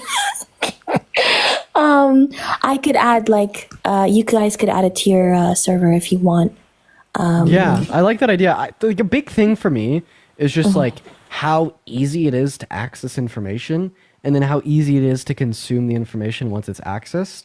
And the reason why I set such a value on those two aspects is because I'm guessing that there's a very large percentage of even America that if they had easier access to these means, then they would engage in like the use of the means and understand these issues to a higher degree. So like, I don't know, like I did the same thing with like financial literature when I was in high school. I made a whole website and like a web course on how to be financially literate when I was like 16, right? Even though those same things were offered through high school classes and like whatnot, just because it led to people having an easier access to it. But and then one other thing, Athena, I know that you had asked to call and I haven't like hit you back on that yet. I've been very busy, but I just still have that in my mind, and I'd still love to hop on a call with you here soon.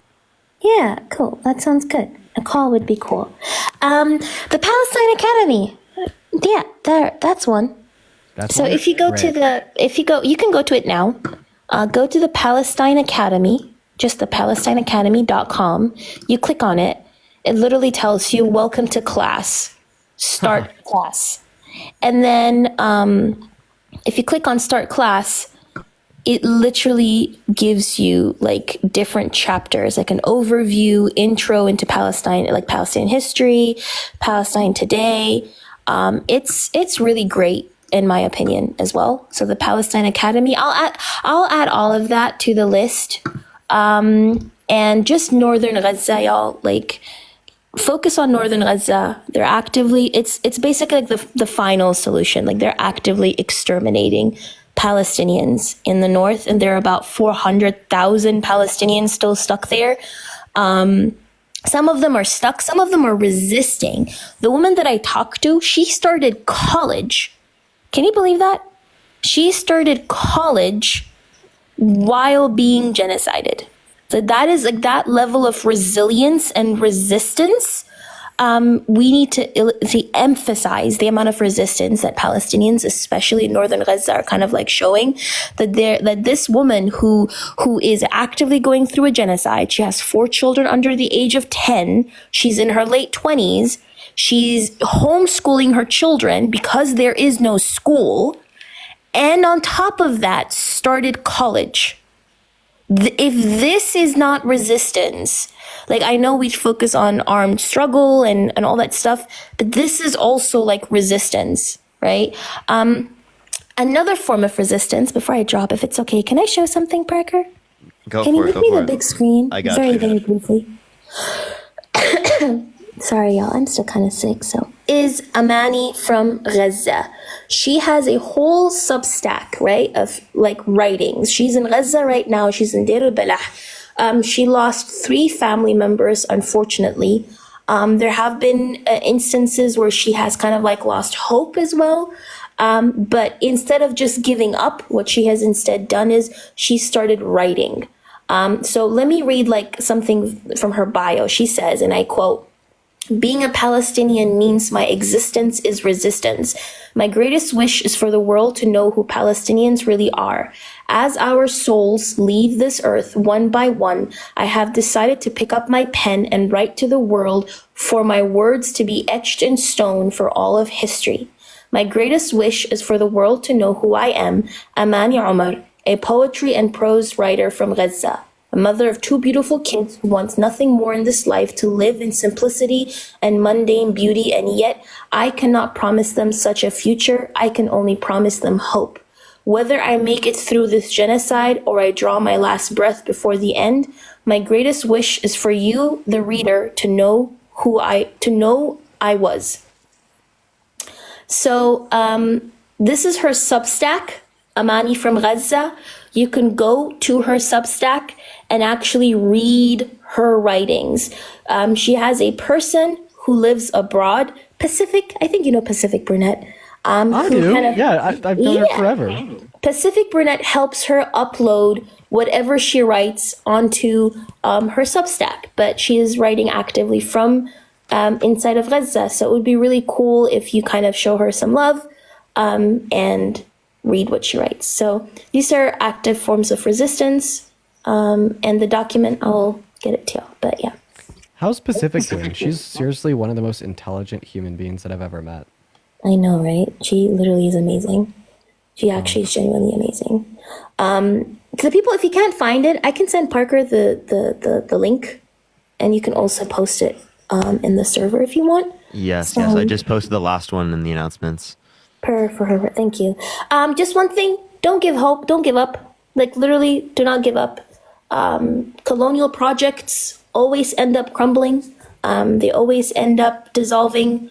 So don't give up hope. This must have been how people must have felt at the height of the apartheid regime, or at the height of slavery, or at the height of the Yazidis. Like they probably thought that these institutions were way too big to crumble, and yet today history looks it's kinder to the victims of these institutions, and we hear from the victims of these institutions, but we don't hear from the entities themselves because they don't exist anymore. So thank you, Parker, for this. I appreciate you. I'm gonna drop so now you can transition to your debates. I got you. Thank you so much, Athena, for coming on. I always appreciate it. Thank you. Yeah, Athena, you're great. Yeah, y'all are great too. Anyway, good luck debating Trumpers. All right, appreciate you. All right, I'm gonna hit a restart and whatnot, and we'll test that out. Did you wanna co-host, or what were you planning on doing? You down to gonna coast for get like off? 30 minutes? Yeah, I'm done. Cool, yeah, because I have like 30 more minutes I could hang out.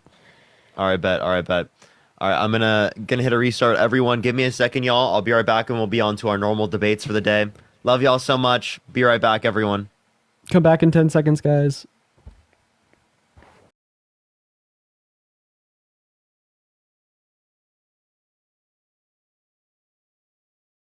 We'll be voting for Trump in 2024. Make sure to send a guest request right now. Y'all know I accept the first people who send requests, but what's good, everyone joining up the live right now? How y'all doing today? What's up, everyone joining in? Tap that screen, share the live. It will help get it out to more people. What's up, everyone joining in? What's up, what's up, what's up, what's up? How y'all doing? How y'all doing? Keep tapping that screen, keep sharing the live. It will help get it out to more people. I love y'all so much. Good to see everyone. Appreciate the hand art. Thank you so much, Tessa. Welcome back. Thank you. I appreciate everyone. I appreciate it. If you want to debate, your mic has static. I don't think there's any way for me to fix that, chat. I don't think there's any way to fix it, so.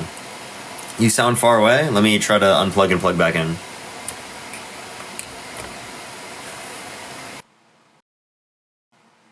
Alright, is it better now, everyone? Is it better now?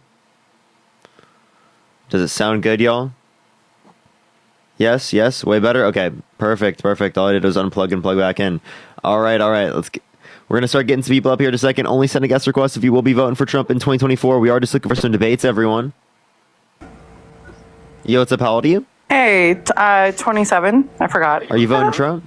Yes, I am voting Trump. But before we get into that, I just want to say I was talking to Dean the other day, and I was asking him how he can talk so fast, and then we were talking about you, and I kind of want to ask you the same question. How the hell do you guys talk so fast?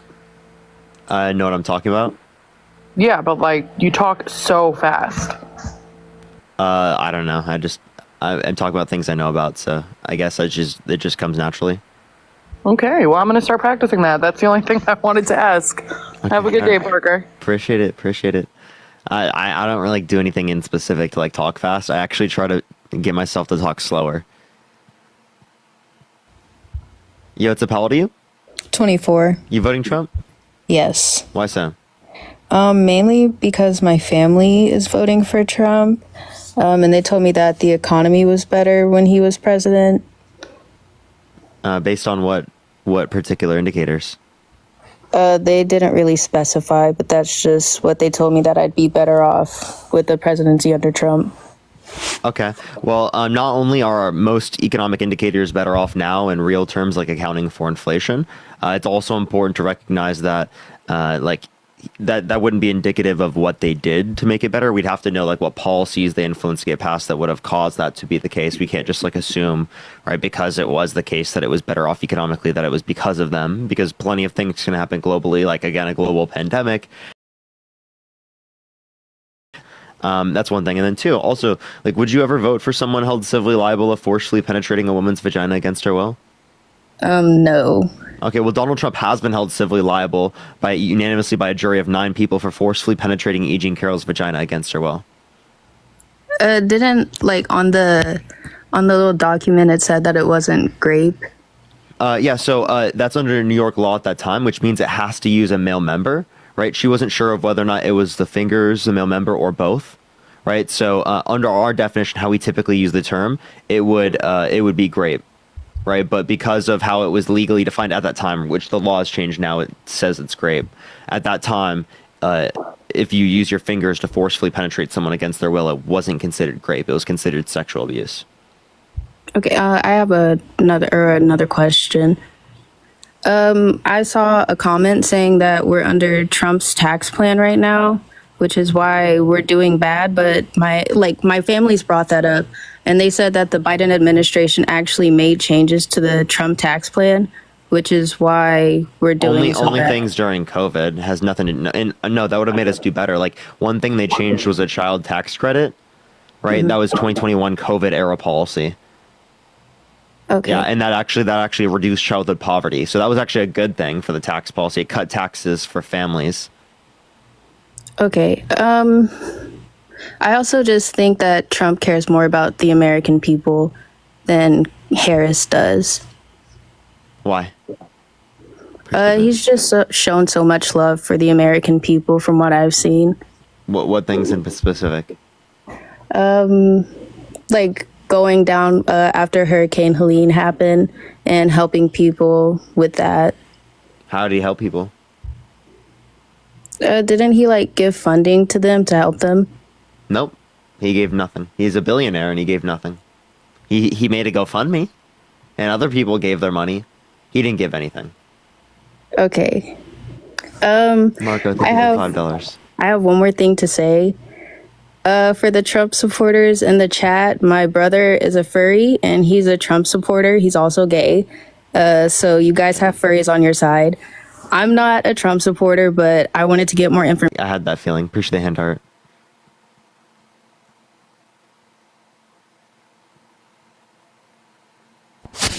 Yo, what's up? How old are you? Hello? You voting Trump? No, okay, so I'm not voting Trump.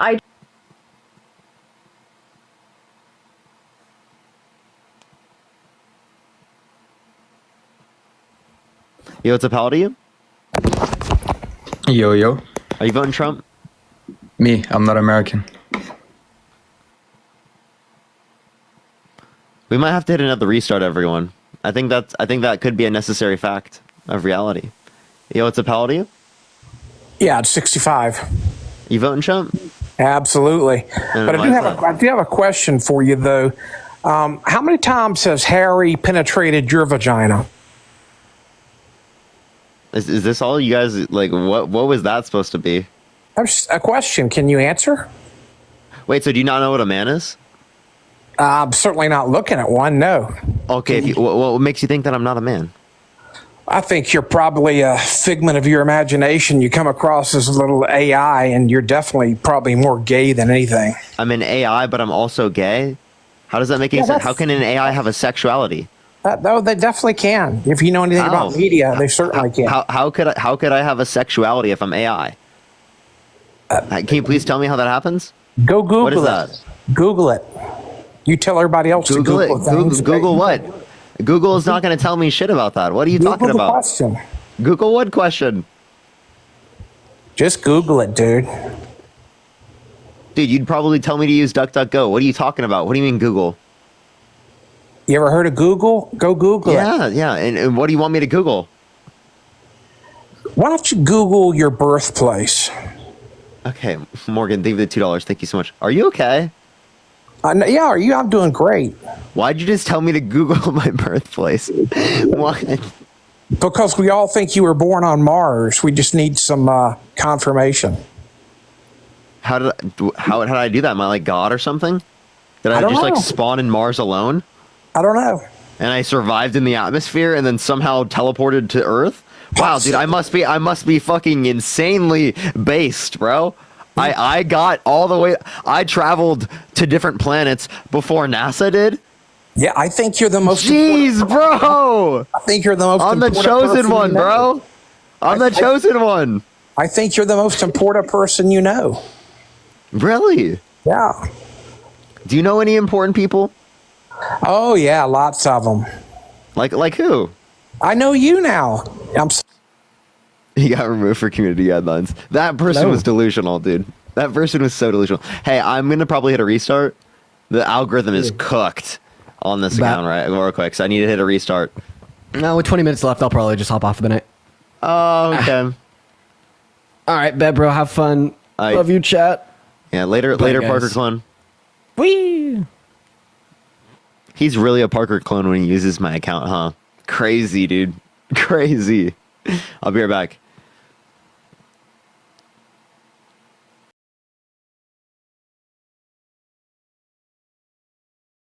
Biden-Harris administration. Does that mean the Biden-Harris administration caused me to meet my girlfriend? This has no correlation. Please make some correlation to it, please. Well, listen, I want you to understand the point. Just because it happens under the administration doesn't mean it's caused by that administration. So prices went up in terms of gas doesn't mean it's caused by the Biden-Harris administration. You have to indicate what they did that would have caused this to occur. So if Kamala Harris becomes president, you think Kamala becomes president, this is going to change. That gas prices are going to go down, food prices are going to go down. What I'm saying is that that's dependent upon the market, on global trends. So you're saying Trump just got lucky? What?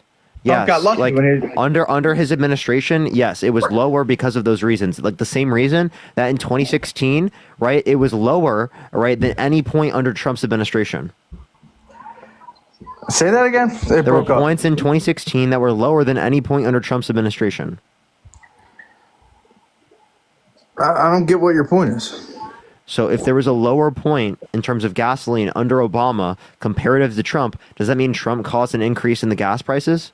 I don't get what you're saying. All I look at it is that this guy like cannot critically think. What did I just say? Tell me what I just said. Repeat what I just said. No, I don't care what you said, honestly. You see what I mean? He didn't listen. He didn't listen. Jack, are you just coming up here to rage bait? No, I'm not.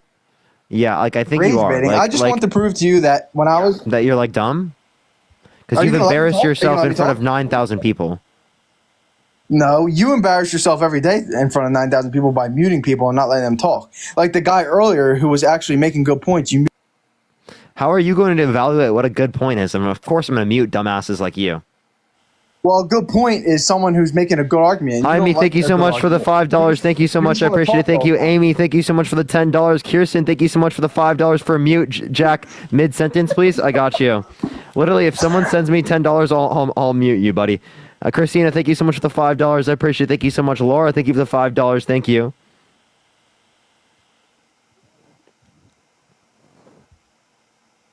All right, Jack, make a point. All right, have a good day, Parker. Oh, you're going to run away? You're going to run to your little safe space, buddy?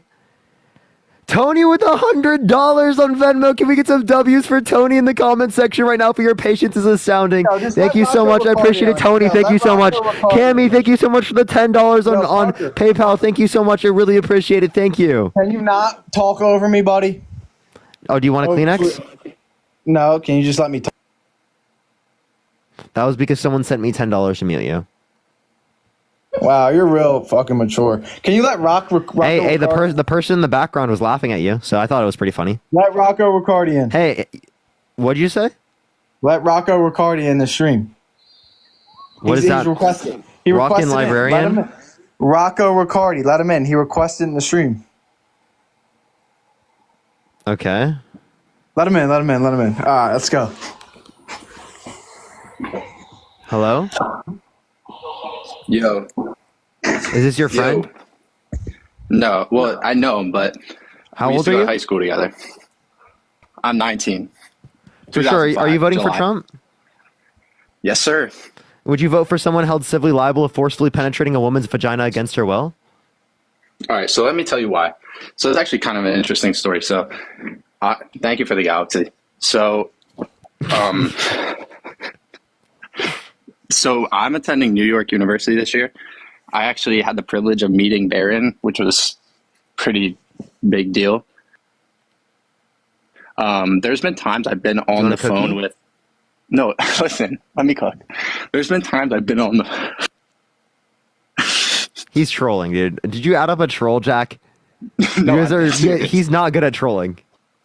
There's been times I've been dead serious. Jack, this guy sucks. No, you were better than him. Stop. Yo, stop. Bethany, think of the $2, and Vincent, think of the $8. Times I've been dead. Like I've been on the Barron's got me on the phone with Donald, and he's a good. Rocco, what time is it? I know from experience. What time is it, Rocco? Please. He's a virgin. He's a virgin. Rocco, what time is it? Listen, please, What time is it? I've been on the phone with him. He's like, what time is it, Rocco? Parker, come on, dude. What time is it? Thank you for the galaxy. I appreciate it. What time is it, Rocco?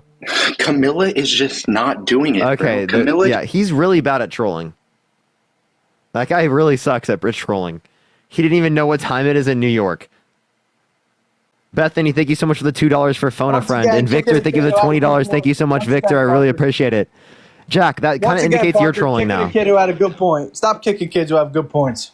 He was obviously trolling, Jack. He actually met Barron Trump. That's why I wanted to let him in. That's why he couldn't tell me what time it is?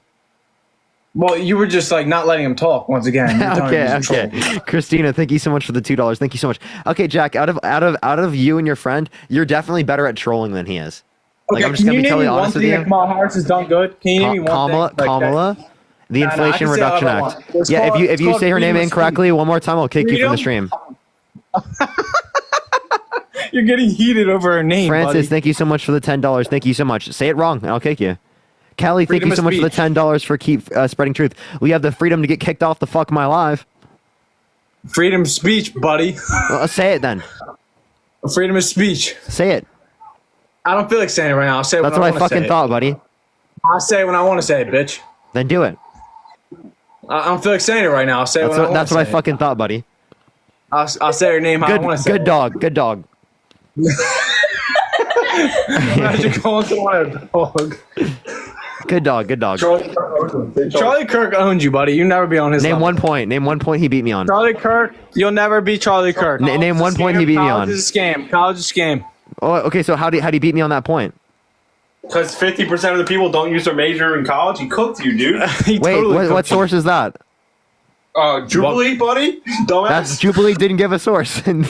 Yeah, they fact checked everything on there if you watch the YouTube They didn't videos. fact check that. They didn't fact check that. Yes, they did. Also, You're wrong. secondly, I just want to let you know. On average, if you get Charlie Kirk's your daddy? I appreciate Is that the what you wanna galaxy. Thank let you me so know? much. I appreciate the galaxy. Charlie Kirk's your daddy. Charlie Kirk's your daddy. Jack, just listen. Thank you for the galaxy. Thank you for the galaxy.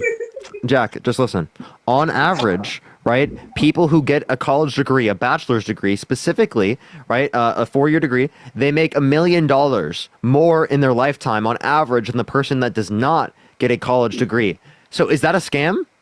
That's including gender studies and all the dumb stuff. All averages. No, yeah, that's including gender studies. If you study gender, you're not going to make no money, dude. Wait, do most people get majors in gender studies? Michelle, thank you so much for the $10. Thank you so much. For mute button, I got Charlie Kirk's you. your daddy. Have a good. Matt, is this one of the lowest IQ people I've ever talked to? Yeah, I mean, he was a good reason why we need college. Appreciate the ICU. Thank you. He's also the reason why the mute button exists on TikTok. Yeah, go read a book. like he came on my live. All you do is mute people. You are literally the reason why I mute people because you're Yeah. so fucking insane. Yeah, I mean, like, it's sorry, I don't mean to interrupt, but I think it's funny because I make right now at 32 what my parents made when they retired, and I have 3 college degrees, so I'm already at where my parents at, and I'm already like 200% above that. So I mean, it's just funny that they say that. Yeah, they're so funny. They have no fucking clue what they're talking about. Charlie Kirk is their daddy because they listen to everything he daddy. says. Yo, what's up? How old are you? True. Oh, I'm 50. You voting Trump? I love your show because Thank you so much. I really appreciate it. Thank you. I am just looking for people who are voting for Trump, but I do appreciate you so very much. If you want to support me or Matt, Venmo, Cash App, PayPal, link tree in the bio. Keep tapping that screen. Let's get to 2 million likes. Share the live as well, everyone. I will help get it out to more people, y'all. The windmills are causing whales to die in numbers never seen before. Those poor whales. Thank you, Kenan, for the $5. Thank you so much. I appreciate Annie, you. thank you so and much for the $5. Thank you so much. very I'm kind back. words. I just want to say, fuck you. And fuck you too. Genetic genealogist, and I just wanted to say that you could have used me with that one guy who was talking about the 25%. I appreciate you so much. Thank you so much. I appreciate you. Okay, I love I'll you. definitely Bye. make sure to look out for Bye. you. Appreciate Okay, you. bye. Appreciate you. All right, let's get this next individual up here. Only send a guest request if you will be voting for Trump in 2024. We are just looking for some debates, y'all. How's All everybody right, doing? let's get How's this next everybody doing? individual up here. How's the night been? Interesting. Very interesting night. Very interesting. By the way, everyone, we'll be live for, I'm guessing, like 2 more hours max. Yo, what's up? How old are you? 21. You voting Trump? Yeah. I Why wanted so? to tell you something, bro. Like, I hate when you bring up code switching when you don't know what the fuck you're talking about. Okay, so tell me what I don't know. You bring up code switching around black people with white friends. No black people fucking code switch around their white friends. The only time black people code switch is around professional environments, not around white people. What the hell? If that's my friend, that's my friend. So do you want me to like literally refer to the many black people in the chat who literally do code switch when they're in front of white people? Right. Also, wait. By the way, if you are black and you code switch in front of white people, type 1 in the chat. Thank you, Susan, for the $5. White by the people way, and white friends. doing White a people rally, that's random. Jessica, thank you so much for the $2. Professional setting, by the way. Doing a rally is that. Yeah, just letting you know that is professional. But she switched up her accent in front of a professional setting. Wait, is a rally professional? Yeah, doing a rally in front of thousands of people. I don't know how much more professional that you can get, unless you're Trump and you just fucking gabble for 5 hours. Yeah, that's like wait. So why are you voting for Trump? Well, I'm gonna get to that after I answer this. So if you're like code switching in front of your white friends, all the black people in the chat, those white people aren't your fucking friends. I'm gonna just be honest. If you need to change your personality or change anything about you around your quote unquote friends, those aren't your friends. So wait. That's just it's subconscious for a lot of people, right? Because it's not. No, it's not. What do you mean? If someone's your friend, that's your friend. Wait, are you saying that people don't subconsciously code switch? Subconsciously around a professional setting, not about some random. Wait, not even in professional settings. It's not subconsciously. I'm not gonna. When somebody code switch, what do you think they're doing? Like, as a black person, you see a black person having a wife. What do you think they're doing? What is code switching to you? Yeah, typically code switching is going to be in settings. No, what is it to you? What is it to you?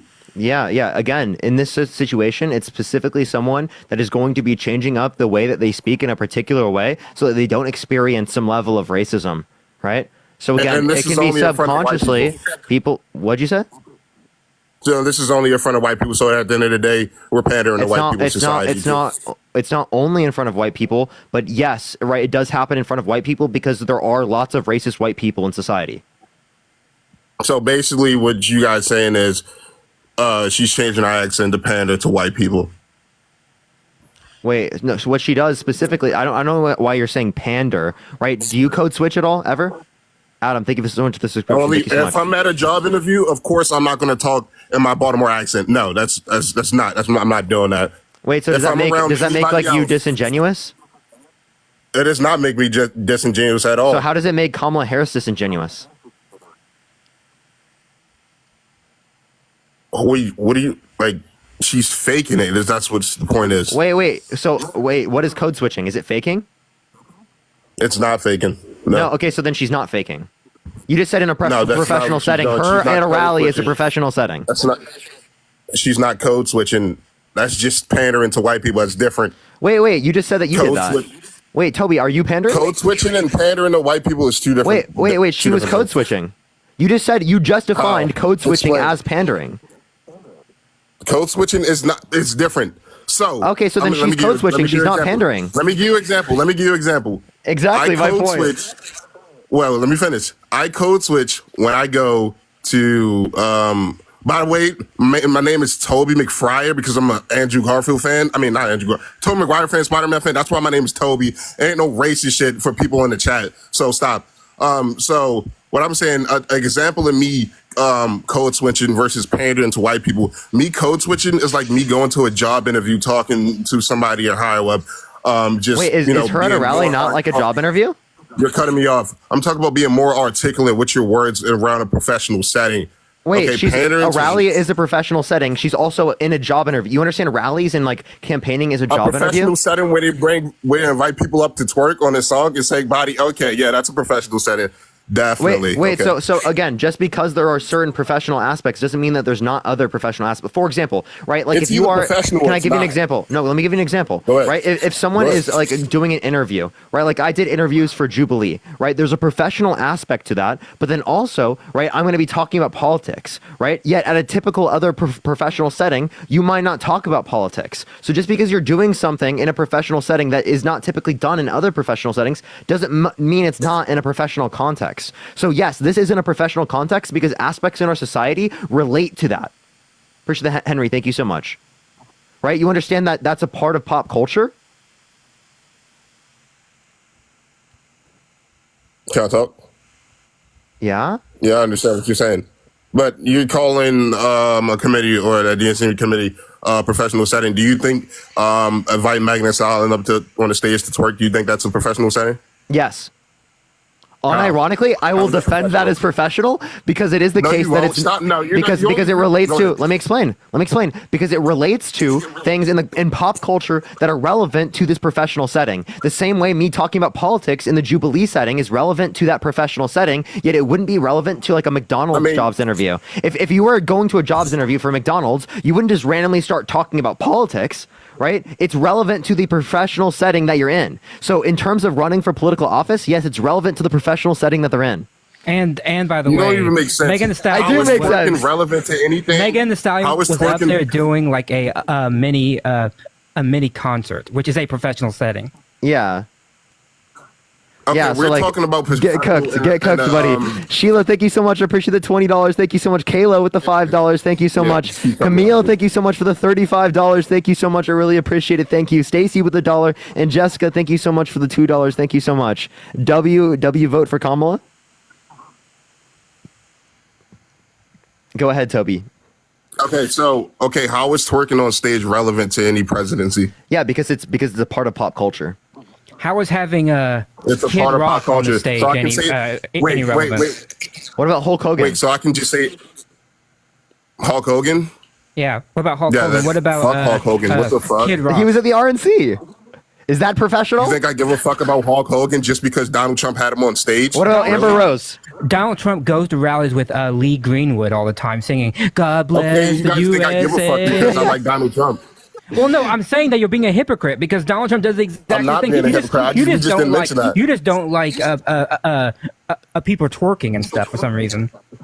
Oh yeah, twerking in professional settings is definitely you should do that, right? What did Hulk yes, Hogan do in that setting, it was professional to perform. Okay, so I get what you're saying. It's not decorum to twerk. Wait. That does not mean it's not professional, though. Wait. That does not mean it's not professional. And that's also from a misogynistic lens. You know what I mean by a professional setting. I'm not talking about fucking being a pro means like something, I can't define the word like. But you're saying it's not the same. It's not. What did Hulk Hogan do so bad? I guarantee if men did something similar in that context, we wouldn't be saying that it was like not professional. If there were male dancers, dancing without their shirts on, you wouldn't talk about this. If they were showing their abs, you wouldn't say that. But whatever. What? No, everybody. What do you just know you're lying? If Donald Trump brought up people, men dancing on stage with their shirts off, you think people wouldn't have a problem with that? Be serious. No. You're looking at me with a straight face. No, I'm looking at you with a straight face. People wouldn't have a problem with that? Okay, Parker. No problem. Okay, Parker, you're just lying. So people wouldn't so people wouldn't say, especially Kenneth, thank you for the $2. Thank you so much. That's homosexual. They wouldn't say that's homosexual. Bringing up men on the stage dancing with their shirts off. They wouldn't say that. You're lying. So are you talking about your own side? Conservatives wouldn't say are you talking homosexual act. Are you talking about homophobes? So homophobes would use their bigotry. So are you saying the only way they would have an issue with it is if they had some form of bigotry? Got him. You're just got him. Say they wouldn't have. I'm catching you off on that. You no, you didn't. The only way that they have an issue with it is if they had some form of bigotry. Got him. Thank you so much for the $2. Thank you so much. Conservatives and moderate conservatives, okay? G said I twerked on my office today. Crazy.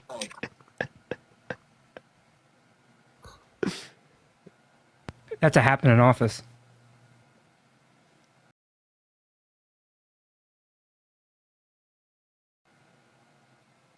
So you're saying if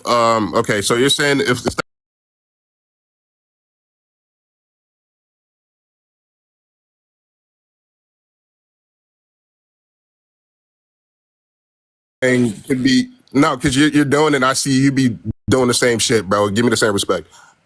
Okay, would you like a Kleenex? You're accusing a black man of being mad. Whoa, bro! You're literally you brought that up for no reason. No. Let's be honest. Don't fucking try to say I'm emotional or anything because I'm not. I'm just passionate. And I'm loud. No, it has nothing. It has nothing. No, Then keep your fucking mouth wait. shut and stop with the microaggressions. Then stop calling me fucking mad. I'm not mad. Toby, come on. Right, had nothing to do with the tone of voice that you're referencing. Had totally to do with what you were saying. Then you're being insensitive. Then are you just using that to not acknowledge what I'm saying? Right, like that. No, I think it's ridiculous. You're being insensitive. You're being insensitive. How? You are. On what? You are. Because you're just gonna claim I'm being emotional. For what? What did you say? What did you just say? What standard? What did you just say? No, what standards did you have to call me emotional? Toby, what did you just say? I said stop fucking cutting me off. No, it wasn't just that. It wasn't just that. I said stop fucking cutting me off because you will want the same respect. What else did I say? Yeah, so again, as it relates to that, you absolutely, right, not only, right, we're indicating that, like, I should shut the fuck up, right, but you are also, right, indicating that... Because you were cutting me off. Yeah, no, it was not because I was cutting you off, right? It was, I literally said, I'm sorry, right after. I said, I'm sorry, right, and you were like, oh, you do this all the time, right? Like, you were trying to, like, make that a point against me after I just apologized. So it was because of what you said. And then you tried to rebrand it. It was because of what you said, and you tried to rebrand it as that. Because again, I apologized, and I said specifically, yeah, I'm sorry I cut you off. Okay, we're done. Then don't say I fuck. And after that, you said you need a Kleenex, bro. Come on. Because after I apologized, What does that indicate? That I'm emotional, right? Listen, because after I apologized, specifically, you kept harping on the point. I said you will want the same respect too. That's not harping. I'm just saying that's telling the fucking truth. No, because you were still harping on the same point. You're like, you do this all the fucking time. All right, bro, I don't care. No, all right, Parker, just go ahead and you lost, bro. Concede on that, bro. What do you mean you lost? George, thank you so much for the $10. Emilio, thank you so much for the $5. Indicating that I was fucking emotional off what standard? What standard did you... I literally just told you. Because I apologized specifically for cutting you off, right? Because I was not meaning to do that. And you were harping on the point, saying that I typically do this all the time. I didn't harp on it. I said one sentence after that, and that was, you would want the same respect too. That is harping on the point. That Annie, was thank it. you so much for the $2. That's not the only thing you said. I just acknowledged what you said multiple times, and you're trying to rebrand it. What I said, I just said it multiple times. Let me speak. Right, and then what else did you say? And what else did you say? You said you do this all the fucking time. You said you do this all the fucking time. Yeah, you do this all the fucking time. That's exactly the point I was making. So I was responding. So listen, I was responding to that point that you made of, oh, you do this all the time after I just apologized because you were harping on the point that I continually interrupt, like, purposefully. So I said in response to that, do you need a Kleenex like I typically do on my live? And you tried to rebrand it. Right? That's what you did there. Bro. I'm not gaslighting. We get it. Brittany, thank you for $2. We know you white creators are racist, bro. It's cool. Bruh, are you seriously going to say that? Wait, you're voting for Donald... Serious. Wait, by the way, you're voting for Donald Trump. I just want to clarify. Yet you just said that me saying, do you need a Kleenex, for you harping on a point, like specifically, that I interrupt people all the time to demean what I was saying when I just apologized for literally interrupting? Donald Trump didn't claim he was an advocate, so I don't... If you can give me a clip of that, then I'll shut the fuck up. Yeah, what he did is he said specifically that Barack Obama was born in Kenya when it is the case that there's a birth certificate of him born in the United States. He said Kamala Harris turned black. He actually did rent to black people in 1973. Didn't Trump say that, like, I'm here is the best thing for black people since, like, Abraham Lincoln? That was recent. He's like... Donald Trump never claimed to be Jesus. He said that he's the chosen one. He's come close. LeBron James says that too. Does that mean he's Jesus? Wait, but he means the chosen one in a different connotation than does LeBron James. No, you can't. LeBron, give me evidence for that. LeBron James. Give me evidence for that. Yeah, LeBron James, when he says he's the chosen one, is not referring to himself like being better than everyone in terms of a political sense or in terms of as an individual. He's just saying that in the same connotation that, like, it's brought up with, like, Anakin Skywalker. Like, he's the best basketball player, which he's the GOAT. So, like, he's not lying. Push the confetti. What you saying, like when you be talking about, like, you bring up shit that don't even, like, fucking make sense. You just said, yeah, LeBron is the GOAT. Wait, LeBron is the GOAT. Do you think LeBron is in the GOAT? Wait. No, the fuck he's not. No, he's not. Oh, okay. Who's better than LeBron? We can multiple people. We Name can go Michael Jordan. How? Based on what criteria? 6 rings, never lost. 6 rings, never lost. He lost in how many first rounds, how many second rounds, and how many third rounds? He didn't make it to the finals anywhere near as much as he didn't make it to the finals. Listen. He didn't make it to the finals anywhere. Don't mute me. Listen, I want you to listen though. He didn't make it to the finals anywhere near as much as LeBron. He didn't face anywhere near as good as competition. Literally, he had better teammates like Scottie Pippen, right, and Rodman, right. He had a better team, right, when he was better there. Teammates, so, okay. Yeah. Arguable. That's arguable. Okay, let's talk about how LeBron James dropped.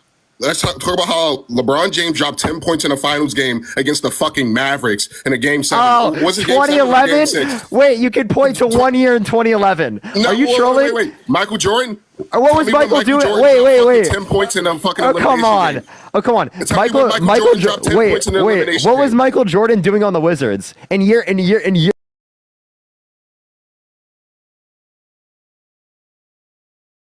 Give him pride for that, but you're not going to sit up here and try to say that we're going to compare a washed Michael Jordan to LeBron James. A washed? Wait. So washed at the same age LeBron currently is. LeBron's not washed. Genetic freak, I'll give you that. He's not LeBron washed. Is a genetic freak, I'll give you that. Wait, but that doesn't take away from him. That actually adds to him, doesn't it? 10 finals losses. I mean, wait. 10 final. How many finals? Are you saying he made? Are you saying he made it to the finals more than MJ did? Appreciate the hand. Are you saying? I mean, so how are you saying a finals loss? career. Wait, how are you saying a finals loss is an unsuccessful season? But all of the times that Jordan lost and he didn't make it to the finals, those aren't unsuccessful seasons. Okay, you're not going to. Are you going to compare? Or are you going to bring up the fact that LeBron James lost in the playoffs too without going to the finals? Are we going to bring up the fact that Michael Jordan never lost the finals game? Michael Jordan never been down 3-1. Did he face the Golden State Warriors? Did he face the Golden State Warriors? Did he even face a team with 3 All-Stars? Name one team he faced with 3 All-Stars, let alone 4. Appreciate the boo. Thank you so much. Defense was way harder back then, bro. Oh no, it wasn't. That's such a lie. Yeah, it was. That is Defense such a lie. was way harder back what then. are you It wasn't talking called about, bullshit. bro? What It do you wasn't mean called defense was bullshit. harder back then? What the hell are you What saying? are you talking about? You're gonna sit up here and claim that today? Wait. I have a question. I have a question. Getting a flagrant. Oh come on. Do you think the Golden State? No. Do you? Oh, sorry. Go ahead. Do you may have think? been on before? Just saying. Yeah. Okay. Just So saying. if you've been on before, I will go to the next person. But the point I want to make here is: do you think that the Bulls would have even won one game against the 17-18 Warriors? Or do you think they would have come back? Do you think they would have come back 3-1 against the 16-17 Warriors? What year are we talking about with the Bulls? 96? The three people? Any year. 3 Bulls? Any year. Okay. Okay. Are we talking about KD, Steph, Clay, Dre? 17-18 is with KD. 16-17 is when they had the 73-win season. Elizabeth, thank you so much. I appreciate the subscription. Do I think they could have won? It depends on who you're matching up. I mean, nobody's guarding Jordan on that team. Who's guarding KD? Who's guarding Steph? Who's guarding Clay? Dennis Rodman can gladly guard. Scottie KD? Pippen can gladly guard KD. Scottie Pippen can gladly guard KD. Really? Okay. Well, who's gonna guard Curry then? Michael Jordan wasn't bad on defense. That's the only 2 offensive players you got to worry about. Klay Thompson's just going to sit corner. You don't have to worry about Clay? He's going to sit corner all game, like I said. He doesn't sit in the corner all game. Okay, I don't want to go into basketball too much, but I'm just going to be totally real, right? There's no way MJ is coming back 3-1 against the 16-17 Warriors. This is not happening. The 73-1 Warriors. Go ahead. Yeah, hold on. I got one more question before I leave. Are you actually going to go? Wait, be dead fucking serious with me, because I know how you guys be. Are you actually going to go back to doing more social topics when the election is done? Or if Trump wins, this is going to be a whole nother season of Parker debates? No, if Trump wins, I know it's going to happen. Or if Trump and Kamala wins, this is going to be a whole nother season Tanya, thank you so much for the $10. Here, I'm going to let Matt respond. I have to let my girlfriend in. Yeah, you good. No, if Trump wins, he's going to wait until he's in office, and then once he gets some policies, once he does stuff, then we'll probably do lives where we either critique what he's done, say how terrible he is, if he's as bad as we think he's going to be, all that kind of stuff. If Harris wins, then we'll likely not do political lives unless there's some big event or something. All right, W. Because there won't be much to talk about unless there's something big, because we can't argue when there's not a candidate who's like running against the person. So say like the first day after, I'm pretty sure you guys are still going to talk about it. I mean, we're going to likely. Well, I can't speak with Parker. All I know is that it's likely that we won't do like this topic. We will probably just do like check-ins with like what's going on, that kind of thing. Because that's what I'm doing. All right, that's lit. All right, Parker. All right, Matt.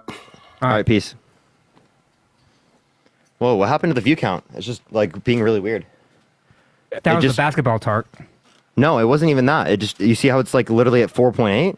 It's glitching. It's 4.4. That's definitely not typical drop. Oh, look, 5.7, 6.7. What the hell just happened? It went down to 4K and then went back up to 7K immediately. That was glitch. The live glitched, like literally I could hear echo and like you were like phasing and shit. So like, yeah, I don't know what happened. I was moving the thing so my girlfriend could get in my room. You, what's up? How old are you? 28. You voting Trump? I'm considering it, yeah. Don't. Would you vote for someone held civilly liable unanimously by a jury of 9 people for forcibly penetrating a woman's vagina against her will? Yeah, no, I've heard you mention that before. And I'd like to ask you a quick question, and I will answer because I know no one answers that question, right? But I guess if you were to find out that, Kamala did that tomorrow, would you vote for her? No. In any circumstance? No, in any case, I would do a write-in candidate. So I guess Parker, would you? Yeah, we would drop her from the Democratic Party. Like the same way we did with Joe? I mean, Joe didn't do that, right? He dropped. That's fine. Yeah. So I think, coming from that, like, let's say, she changed, right? And she's not doing that anymore. That was 30 years ago, 20 years ago. And she's made amends and now she's changed. You still wouldn't vote for her? Not for president, no. No, because I don't think you can change from sexual abuse. Yeah, I mean, like if she was like held civilly liable and she, quote unquote, repented and all that, I would like technically like I would forgive her, but I wouldn't be like, okay, now you all of a sudden can just get into the highest office in the land. Okay, that's consistent. Yeah, because the position is like it's like a character thing, like a moral thing, right? You don't want somebody in the office because they are the moral standard of the country. That's what we project all around the world, and you just can't have somebody in there who has not only very credible allegations, but has actually been found liable or been found guilty. Because funny enough, people who have been found guilty can still run. Sure. No, it's Wait, more like. So would you like to answer the question now? Yeah, I will. Yeah, I mean, would I potentially, for the reason I'll get into in just a second. But my consistency check was more on like, obviously. Okay, so then I'll hold the consistency check for you. Would you vote for someone held civilly liable of forcefully penetrating a child against their will? So again, I guess, okay, then I'll get to my next point, right? I'm registered Democrat, right? I feel in this, I'm in a state that is likely going to vote Democrat, right?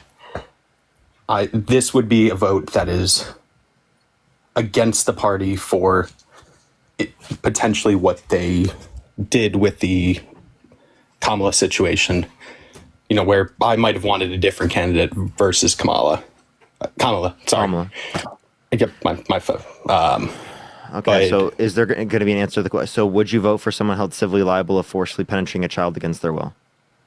To throw a vote against the party for some, if I knew that my vote mattered, no, I would not. So you're simply stating that because so you wouldn't vote for them. So would you sorry, Matt, I just want to... No, that's okay. So if you wouldn't vote for someone held civilly liable of forcibly penetrating a child against their will, why would you vote for him if the victim was a woman? Wait, no. And again, if my vote mattered, no, in neither case. Your vote does matter, by the way. Your vote does matter. In my state, it really... No, it does matter because it asks... to the popular vote margin, and that gives us a credible case to claim that depending on how big the margin is, whether or not that someone has a mandate or not. So, for example, if Trump wins the Electoral College, but Harris wins the popular vote by 4 or 5, that means literally 6 to 7 million more people wanted her in office, so that she had more of a mandate. But because of the stupid system that we have, Trump still won. So yes, your vote actually does matter. Yeah, no, I understand, like in theory and for, argument's sake, it technically matters, but I think it matters more in the sense of a vote against the party for what I assume they polled. I don't understand what they did exactly that you are so I think that like upset about. I think that they could have done a little bit more than to throw all support behind Kamala and put it back more up to what are the candidates that people want. Not that I think Kamala is a terrible choice, right? But I think that it could have been a little bit more democratic. And if, for example, if they had put that in, they like picked someone else and but think about it this way, right? Think about it this way. We had less than a month or about a month until the convention. Some states required that about 2 weeks prior to the convention, you had to notify the state who the candidate was going to be. Okay. So this was prior to even the convention. Okay. So they had only about 2.5 weeks from the time that Joe Biden dropped out to the time that they had the deadline to submit a form saying who the candidate was going to be. Because if they didn't by that time, that candidate would not be on the ballot, right? It would still say Joe Biden, right? So they had to do this condensed thing. You cannot run a effective primary in that short amount of time where you can get out all the things that you want to get out of a primary. I wish Joe Biden had got out of the race much earlier. Then we could have had a primary. Then I would be on your side. But that's simply not the case. The party did what is in the party's best interest. Well, did the party specifically keep him out of, keep him in and keep him from resigning until it was a little bit too late, right? I don't think so, no, because if that was the case, Pelosi, Schumer, Schiff, all of the people who are the bigwigs in the party wouldn't have just waited until 2 weeks before the deadline and said, okay, now we got to get him out. It was because he did so poorly in that June debate that they had no choice because they saw the writing on the wall. His poll numbers were in the tank. Trump was headed to like a landslide victory. They had private polling that said this. They had all the evidence, and they said, we cannot allow Donald Trump to win. We need the best candidate who do that. And Joe Biden at that moment was not that candidate. Even though I like Joe Biden, that simply was not the case. I agree. Definitely not best candidate. I'm thinking back to 2016, where it feels like they're, again, Democrat, right? But it feels like a lot was polled similar in that sense to poll votes towards Hillary away from people like Bernie that maybe the party didn't support. So it's hard to come at it from the party. Well, I agree with you, by the way. I agree with you that in 2016 and 2020, the party elites, right, basically kept Bernie from winning the nomination. I agree with you, right? Because the party has been against progressive ideology for a very long time. Right. And that was a critique that I had. But that still does not mean that I'm going to vote for the other guy. Like just because I didn't get my way with Bernie and because the Democratic Party sucks on some accounts does not mean that I'm going to vote for the pseudo fascist who constantly praises Hitler every 5 seconds. Right. I'm sorry. I can't rationalize that in my head, because if I'm a progressive, I can't say, oh, I have these moral values that I care so deeply about, but yet the party made me upset, so I'm going to vote for the guy who literally holds all the values that I totally disagree with.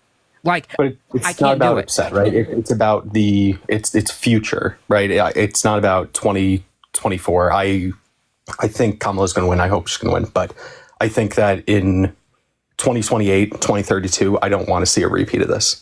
But see, Jay, the problem with your Julie, argument... I did see it. Thank you so much, Julie. I appreciate it. The problem with your argument, Jay, is that you think... Because you just made the case that your vote doesn't matter, right? In the grand scheme of things. Do you think the Nancy Pelosi will be sitting there going, man, thank God VP Harris won, but Jay voted against us in that state, and now I'm going to have to reconsider everything that I'm doing? Right? No. The way that you change this... Right? The way that you change it No, that did happen in 2016. It didn't happen, right? In Jay, I have a question. If women's right to vote was on the ballot, would you vote? Again, I'm not. This would be for president, right? Would you vote? What do you mean? Would you by vote that? Democratic all the way down, but for president? Correct. Okay, so again, then my point would be is that you do think it matters in that scenario, but you don't think it matters in this scenario. What's the relevant difference between the two scenarios that means it matters in one but not the other? And there is no relevant difference you can give. So the point I'm making is that you already do believe that your vote does matter to some degree, right? You're just trying to act like it doesn't. There isn't a vote where there's no reason for me to vote against women's right to vote, right? Well, no, there would be. What's the comparison there? There would be if you're voting for Donald Trump, because you're voting for his policies, his values, and Donald Trump is anti-woman, and so it makes no sense for you to be pro-choice and vote for like a constitutional amendment that will protect rights, but then vote for Donald Trump. Like, those two things don't make sense to me. Like, you have to rationalize it in your head about you are dissatisfied with the party so much that you're willing to burn down the entire federal government just to send a message. That's a bad message because you're harming tons and tons of people just to make your point. It's the message for change, right? It's the message for in the future not having. And you're willing to harm black individuals, women, Latinos, young people. You're willing to harm those people just to make your point. That's what you're saying. I mean, because if Trump wins, that's what's going to happen, right? Like, when we're watching on the news, him round up people, and take them to camps to get them deported. When J.D. Vance announces that they're going to restrict the pill for abortion. When all these things happen, right? At least you can feel the comfort and say, I voted because I didn't want the party to do this. While everyone else around you is like suffering, Parker, me, and you will not be suffering. That's what you're saying, Jay. Like, I just want you to realize that, because you're being, and I mean this in like a nice way, you're being selfish. You're saying my grievances are so great with the party that I'm willing to basically fuck everybody else. And in that case, then, should we ever ask for change? Should we ever demand change? No, you do, but you do it within the party. If you are so displeased, isn't willing to listen. No, it is. If you are willing, feels like if you they're doing the same thing in 2024 that they did in 2020. If you want to make change, you get involved in the party. You, whatever state you're in, I don't want to say, so you're in a blue state. You probably have a very robust Democratic Party. Get involved in the party. Demand change. Right? Bernie Sanders went and lost in 2016 and in 2020, but yet he got the party to change. Some of the most progressive policies that we have had now are from Bernie Sanders. We have had a total sea change in the thinking from the neoliberal type of thinking to more progressive ideology because of Bernie Sanders. He did change the party. And these things take time. All I'm saying is that you don't have to like the party. I'm not saying that, Jay, right? I don't like the party. But what I'm saying is you need to look at the big picture, because I would also be voting for the party if my vote didn't matter so much that it's going to cause so much fucking harm to so many people, like my parents, right? Because Trump wants to take off the tax on Social Security benefits, right? Jenna, thank you so much for the fireworks. Thank you so much, Jenna. I'm a huge Christian guy. I'm a believer in those stuff. And I know you're atheist, Pocket, and I would love to chat with you one day, just like a one-on-one. But since God created everything, this king, nobody was, honestly, there's no queen take over, because if a queen took over, they just killed the queen because the queen is weak. Okay. Whoa. Okay. So what you just did is misogyny, and also there have been women who have been leaders. Ireland, some of the most famous, the UK, New Zealand, back then even Germany. There were famous women leaders. Mexico. Yeah. Susan, thank you so much for the $5. Thank you so much. What I'm saying is, like, if Kamala is president, we'll be the main target, because there's a lot of people just go to the mind like, oh, she's a woman, so we're going to destroy. Was Germany targeted? Was Ireland? No. Was UK? They all had women leaders. Okay. One of the most famed. I don't like her, but one of the most famed female prime ministers was Margaret Thatcher, who's considered to be such like an iron lady that like she literally is either like completely adored by people or like absolutely just like hated by people because she was so fierce. Like, what are you saying? What I'm saying is like, I don't think Kamala is Kamala. How do you say sorry? I'm so sorry. Kamala. You could say Kamala, or you could say a Harris. Harris. I'm just gonna say Harris. I don't think Harris is like strong or like mentally strong or physically strong. Not physically strong, but like just mentally strong because everything just everything she said, just like it's a bluff.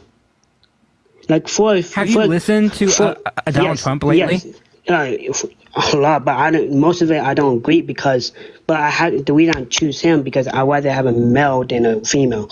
But Whoa, also, dude, that's like literally just misogyny. Like, by the way, Chad, if you make fun of his speech, you will be blocked. Yeah, no, it's okay. But I make fun of a lot because we don't like that though. We don't like it here. I don't care. So I do have another. Hold up. So yeah, we don't think it's good for you to support Trump just because he's a man. Like, for example, let me give you a scenario. Yes, sir. If Kamala Harris and Donald Trump swapped characteristics, right, and policy 100%, except for specifically their gender, right? Would you vote for Donald Trump still? No. I rather have a better president than Donald Trump right now. So it has nothing to do with them being a man or them being a woman. It has everything to do with their policy and their character. So what about Donald Trump's policy and character makes him a better candidate? First off, abortion. Like honestly, that stuff is crazy. Abortion, like what she said. What do you think about abortion? Let me ask you that. I know you. Thank you, paid your $5. I know you talked to Charlie about it, but like, what do you think? What honestly? Yeah, so I think that it should be allowed up to sentience for elective abortions, and then after that for medical complications, medical necessity, rape, things like that. Okay, my theory about abortion, like when the woman and men, did their thinging, the moment they, hit, that's a creature. I feel like not a creature, but like a person just got created, And if you kill someone, it's like murder. The 10 Commandments, right? That's not murder. Well, I'm not Christian, right? And also, I mean, I can point to multiple points in the Bible where God explicitly commands Saul and his men to slaughter the Amalekite men, women, children, and infants. So it's like, when do you actually think it's wrong to like kill people? Because seemingly Christians get like a oh, you can do it whenever God commands it. Yeah, because God is literally power everything. He's the creation. He's a king. He's basically the creator. And if he's the creator, he can do basically whatever he wants, basically.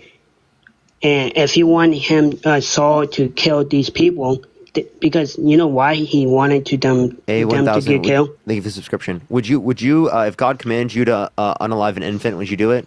Grumpy, thank you for the subscription. I would, because I would obey God. Because listen, the reason I would do it, because God knows more than us. He knows the future. He knows what it's going to look like at the end. Okay. So you would kill an infant if God commanded you. Would you sexually assault an infant if God commanded you? Nola, thank you for the subscription. Dude, my mind don't want to, but I have to follow God, dude. I have to do. That's how do you know that? Oh my God, that's crazy. Well, how do you know that's not Satan? Jamie, I prescription. Okay, that's the same thing I was going to ask. Okay, sorry, I know that. No. That's the thing. If God told me to do that, first of all, I would see if that's Satan or God. But I know God's character. Saying thank you for the subscription. Thank you so much. And wouldn't you know that God's character would never command you to do that? No. So you wouldn't do it. I wouldn't, subscription. But if God actually said, "Hey, I want you to do this because of a good reason," how do you know that it would be God? Dude, you just pray. Lona, thank you so much for the $25 on PayPal. Thank you so much, Lona. I really appreciate it. Thank you so much. Satan will answer your prayers. I mean, so how do you know? Yeah, he will, but he will do it for super one reason. But okay, buyers, think about it this way: is there any good reason to sexually assault an infant? Dude, I think there's no good reason to do that. So if there is no good reason to do that, and you know that, well, then why would you do it if God commanded you? because if first off, God doesn't. Marion, I appreciate the subscription. God doesn't like when people. Honestly, if you subscription. have you read Julian, Roman? Thank you. Yes. Which chapter and verse in Romans? What is it? Like Romans 6 or 2 or 8, one of them. Okay, and what do you want to know I about don't know it? if I think of a subscription. Like, or maybe something else. But these religious people are doing some crazy stuff. Okay, and what Paul did, basically. What Here, I'm going to address this, and then I want to get back to the topic. Yeah, you go, bro. Sorry. Wait, okay, okay. Why do you think abortion is good? Well, I don't think so. Again, this whole conversation is going to come down to you believing in Christianity and me not, and us having that conversation. If you want to come on after the election, I'd love to talk to you about that. One thing I can bring up to you that could be convincing to you from your perspective is that Donald Trump wants to pay for IVF. If there are people at the point of conception, that would lead to a greater level of people being killed if there was paying for IVF rather than there being an overturning of Roe versus Wade. So actually, if Donald Trump were president and they paid for IVF, there would be actually a greater loss of life. So you should vote for Kamala Harris. Yes, sir. Okay. I think about it, dude. I think about it. Yeah. And then do come after the election. We can talk about the religious stuff. Okay, dude. Yes, sir. I saw you with the debate with Charlie, and dude, I don't like Charlie, to be honest. It's just I love him, how he talk, and just trying to convince people. I don't honestly like to convince. I just rather just hear people's story and have a conversation, not just argue. You got me? All right, well, I appreciate you coming up. Yes, sir. Thank you, Poké. Stay blessed. Thank you. Very nice, very nice. All right, let's get this next person up here. If you want to support me or Matt, Venmo, Cash App, PayPal, Linktree in the bio. Everyone, we got about 25 minutes left on the live, everyone. 25 minutes left on the live. 25 minutes. All right, let's get this next individual up here. Only send a guest request if you will want to be voting for Trump in 2024. We are just looking for some debates. Only send a guest request if you will be voting for Trump in 2024, everyone.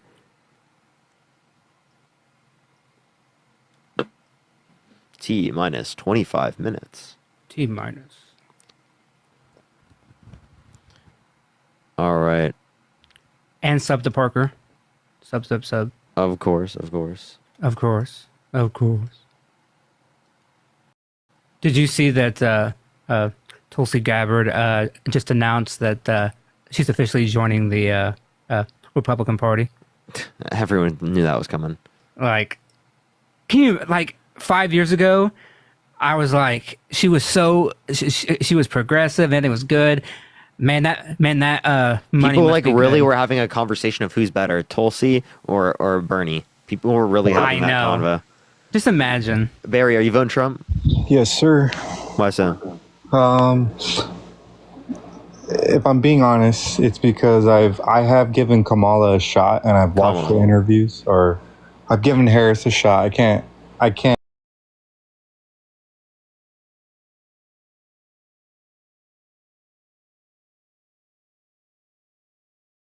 I'm just gonna tell you that I've watched a good amount of interviews and debates with Kamala, and I've not Harris. Or Harris, sorry. Sorry, threw me off track there. I just don't like how she can't answer questions. That's number one. And then when she does answer questions, I don't agree with some of the policies she lays out. There are some things that I do agree with. Don't get me wrong. I don't think she's all $5. Can you give me an example? Okay. Can you give me an example of things that you don't like about her? Yes, I can give you an example. So, for example, the last interview she did on Fox News with... I meant to say a question she didn't answer. I apologize. Okay, so the first question on Fox News with whoever, I forgot his name. Yeah. Now, granted, I will say he's definitely biased, and he was definitely an asshole in the interview. But she didn't answer the question of how many immigrants came into America under your administration. She dodged the question. She never actually answered the question. And then she said, Wait, so I have a question. Donald Trump says there's like 30 million people that came into the country, right? What's his fucking source for that? No. Okay, no. Listen. Because I agree.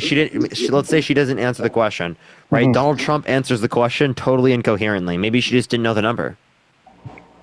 How is your administration not going to know the number? It's your administration for Trump's because it has nothing to do with what she caused. I feel okay. You asked me when she didn't answer a question. I gave you an example, and now you're justifying why she didn't answer the question. She didn't know. Thank you so much. No, I'm saying that's very possible. I'm not saying it's good that she didn't answer the question, right? Like I want to be clear. I think that she should be answering questions very directly, but it is possible that she didn't answer because she doesn't know. Because that is reasonable to think in this scenario. Okay. And also, do you hold the same criteria for when Donald Trump doesn't answer questions? 100%. You're taking you the wrong way. I'm voting for Trump, but not because of who Trump is as a person. There is that's not what he's questioning. Trinity, thank you so much for the five subscriptions. Thank you so much, Trinity. Plenty.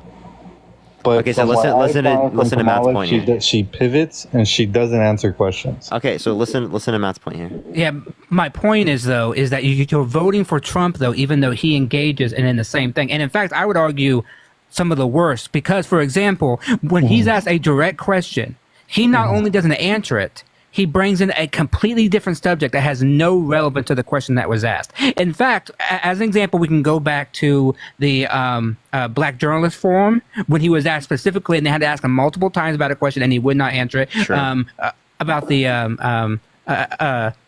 child care. And then that happened in the debate also. What question was asked, and what did he say? What his child care policy is. And he started talking about, like sometimes like transgender stuff and tariffs and things that had no relevance to the question, and they had to keep asking, and he just would not answer the question.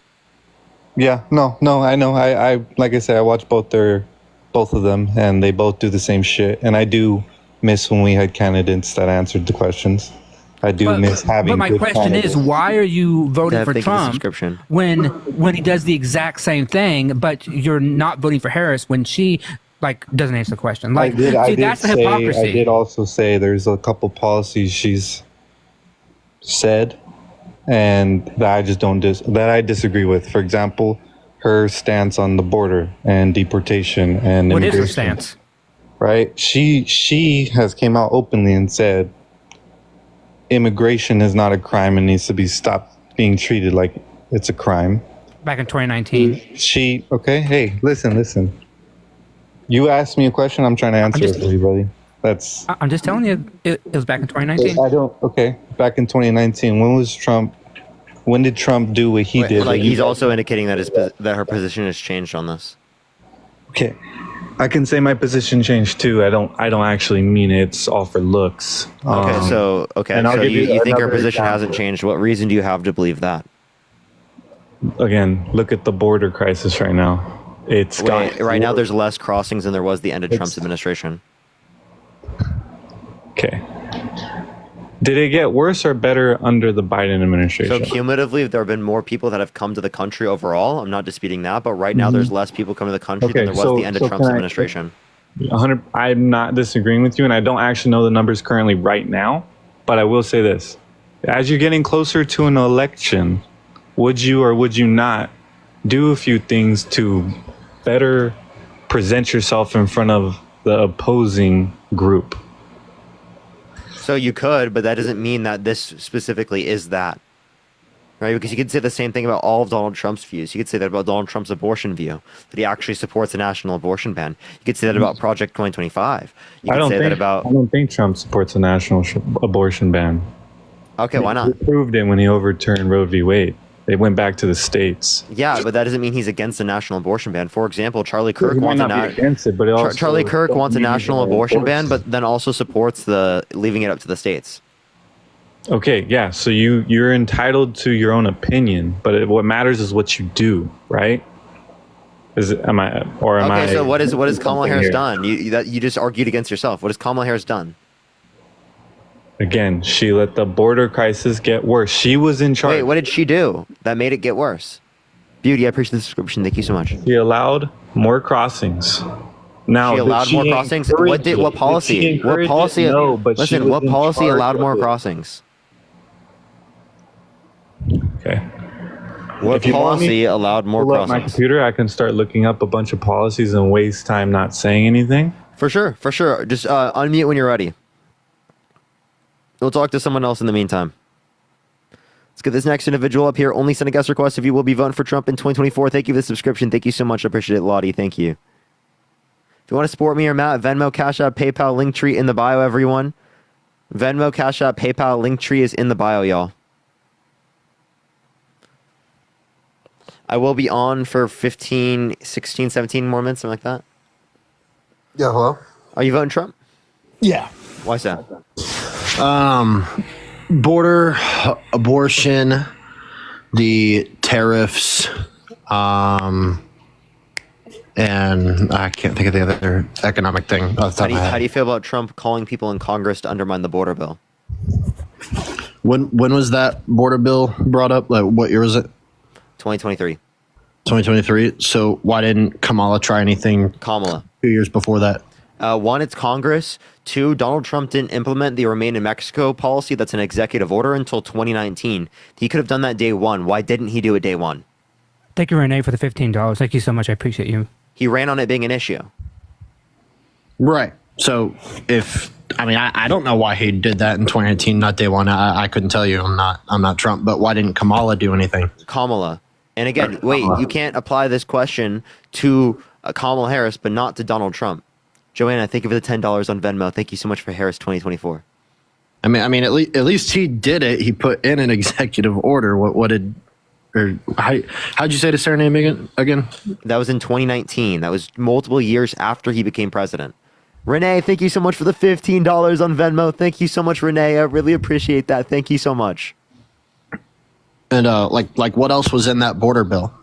Or the bipartisan border bill? Yeah, so increase in amount of, I appreciate the boxing gloves. Thank you so much, Tara. Increase the amount of immigration judges, which would have made the asylum process go faster. So instead of taking 7 to 10 years for people to get through the asylum claims, it would take 6 months to 1 year. Increase the amount of border agents, increase funding to build the wall, limit the amount of people coming to the country so that if it hit 2,500 daily average for a week, that you could shut down the border. And if it 5,000 in one day, you could shut down the border.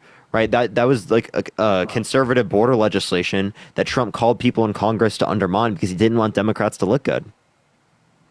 Okay, I agree with the points that you put out, but like, what else was in that bill? I'm imagining it. Wait, I literally just gave you a whole list of things. Yeah, but I'm saying like, what else was a part of that bill? I'm imagining it wasn't just the border that they were trying to pass. Wait, so again, what you're not acknowledging, what you're trying to get me to say, I appreciate this thing, thank you so much, is that there was appropriations aspects of one of the bills, but that was separated from the bill. So they could have, correct me if I'm wrong, they could have passed that border bill with those ideas that you just listed without passing any of the other things in that bill. Yes, because they separated the bills. Appreciate this thing, thank you so much. And that didn't pass, but the solo appropriations bill with Ukraine, Taiwan, Israel, and Gaza funding, that passed. Katie, thank you so much for the $6. Thank you so much. I really appreciate it, Katie. Erica, thank you for the $5 on Cash App. Thank you so much, Erica. Okay, I could have you been on before? On yours, I don't think so. Okay. No, I think I was. It was for like a minute after the. You can ask a question. Vance debate, but you wanted me to get off, so I hopped off. So this would be my first actual time. Okay. Barry, what were you going to say? Sophia, thank you for the $2. Thank you so much for being a part of my nightly routine. Thank you so much. Thank you, Sophia. Sorry, I couldn't hear you, Barry. What'd you say? The Hoover Institution be an okay website to refer to? They would be okay in a sense, but they are right. Again, like I said, I'm not pro either one of these candidates. I'm just who's the best option in my opinion, right? And I give it again. She supports healthcare for illegal immigrants. Wait, who's talking? Who's talking? That's Barry. Barry. Oh, no. Where did she support that? Are you just talking about like emergency care, like we'd give to tourists? No. Okay, so then what are you talking about? Okay. It says right here, I'm gonna jump between paragraphs. To your point, there's less crossings now than there is there's less, than even when Trump was in office, there's less crossings now, is what you're saying. It says there was about 8 million migrant encounters in the 3-year period from 2021 to 2023. This is an annual rate about 3.5 times higher than that under Trump and Pence administration between 2017 and 2020. Are those numbers wrong? That's why I'm asking. Sorry, say that one more time. Okay. It says, and I'm pretty much reading it word for word, there were about 8 million migrant encounters in the 3-year period from 2021 through 2023, which is Biden and Harris administration. This is an annual rate about 3.5 times higher than that under Trump and Pence administration between 2017 and So 2020. what you're referencing, one, is just encounters. Two, it is also the case that again, it being 3.5 times higher does not mean it's caused by the Biden-Harris administration. And also, right now, since the recent Biden executive order, right now there's lower border crossings than there was the end of Trump's administration. Okay, but so why did the Biden administration? right now? Why did the Biden administration do? Why did the Biden administration get a response that the Trump administration couldn't do to the very end of their administration? Apparently.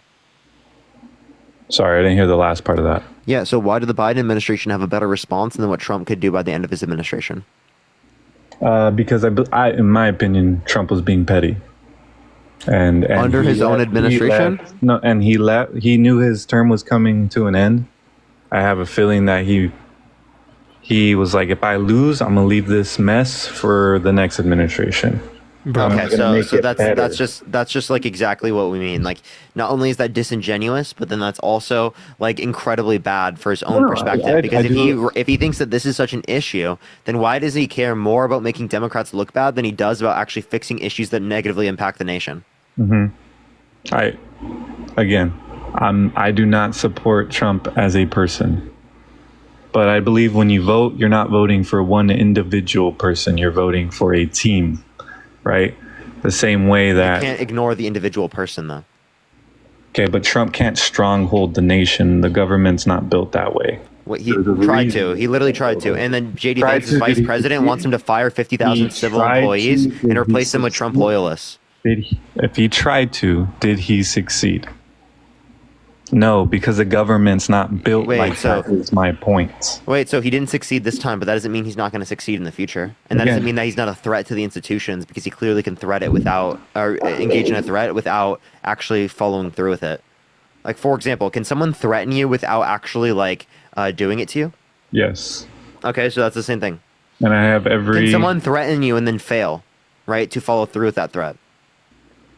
Yeah. Okay. So what do you mean by threat? The point is, I don't understand the point that you're trying to make. So what do you mean by threat? What do I mean by threat? You're the one that's claiming that Trump tried to stronghold the nation, right? You made that claim. I didn't. I said even if he tried, the government is not built to where he can do it. Then you said if someone threatens you and they don't follow through with it, is it still a threat? Do you think it's still a threat? Yes, of course it's still a threat, right? So again, Trump clearly is threatening our public institutions. Trump wants to engage in a termination of the Constitution. He wants to radically change the conditions of the government insofar as that he wants to fire 50,000 civil employees and replace them with Trump loyalists, right? Donald Trump literally actively said he wants to be a dictator on day one. Nicole, thank you so much for the subscription. Thank you so much. I didn't join so much to inform you with information because I know you're very well versed in this, and I'm not. I mean, I'm a 22-year-old blue collar worker. I mean, all I really do is work, and I barely got into politics. All that being said, why was my life better under Trump but not under Biden and Harris? Wait, what years was it good under Trump? TM, push the subscription. COVID's a big factor. No, Barry, what years was it good under you? Under Trump, I mean. What years was it good? Yeah. When I was, 18, 19, barely entering the workforce. What years? I made a fraction. So let's see, that's what? Yeah, I graduated in 2020. So 2020, last part of 2020, beginning parts of 2021, I suppose. 2021, Biden was president. Yes. Dude, you weren't even working in any of the parts that people consider good under the Trump administration. 2020 was the worst part under Trump's administration. I wasn't a blue collar in those years. Okay, so like you weren't even like working in those years. No, I was. I was a car salesman. Okay, so then you do remember. So like what years was it good under Trump's administration? Yeah. Trump was in office when I was paying less at the gas tank, right? Trump was in office when groceries were costing me a lot less. You could say the same thing under Obama. You could say the same thing under Jimmy Carter. I think Obama was a great president. Wait, but so did Trump cause an increase in the gas prices because they were higher under Trump than points under Obama? Repeat that. Because there was higher under Trump's administration at every point under Trump's administration than some points under Obama's administration. Does that mean Trump caused it to go up? No, that's just natural. It's inflation. Oh, okay. So why do you say it's natural for Trump, but you don't say it's natural for the Biden-Harris administration? It's exponentially increased. That doesn't mean it was caused by them, though. It's you want to know why it went up? It went up because of less imports into the country.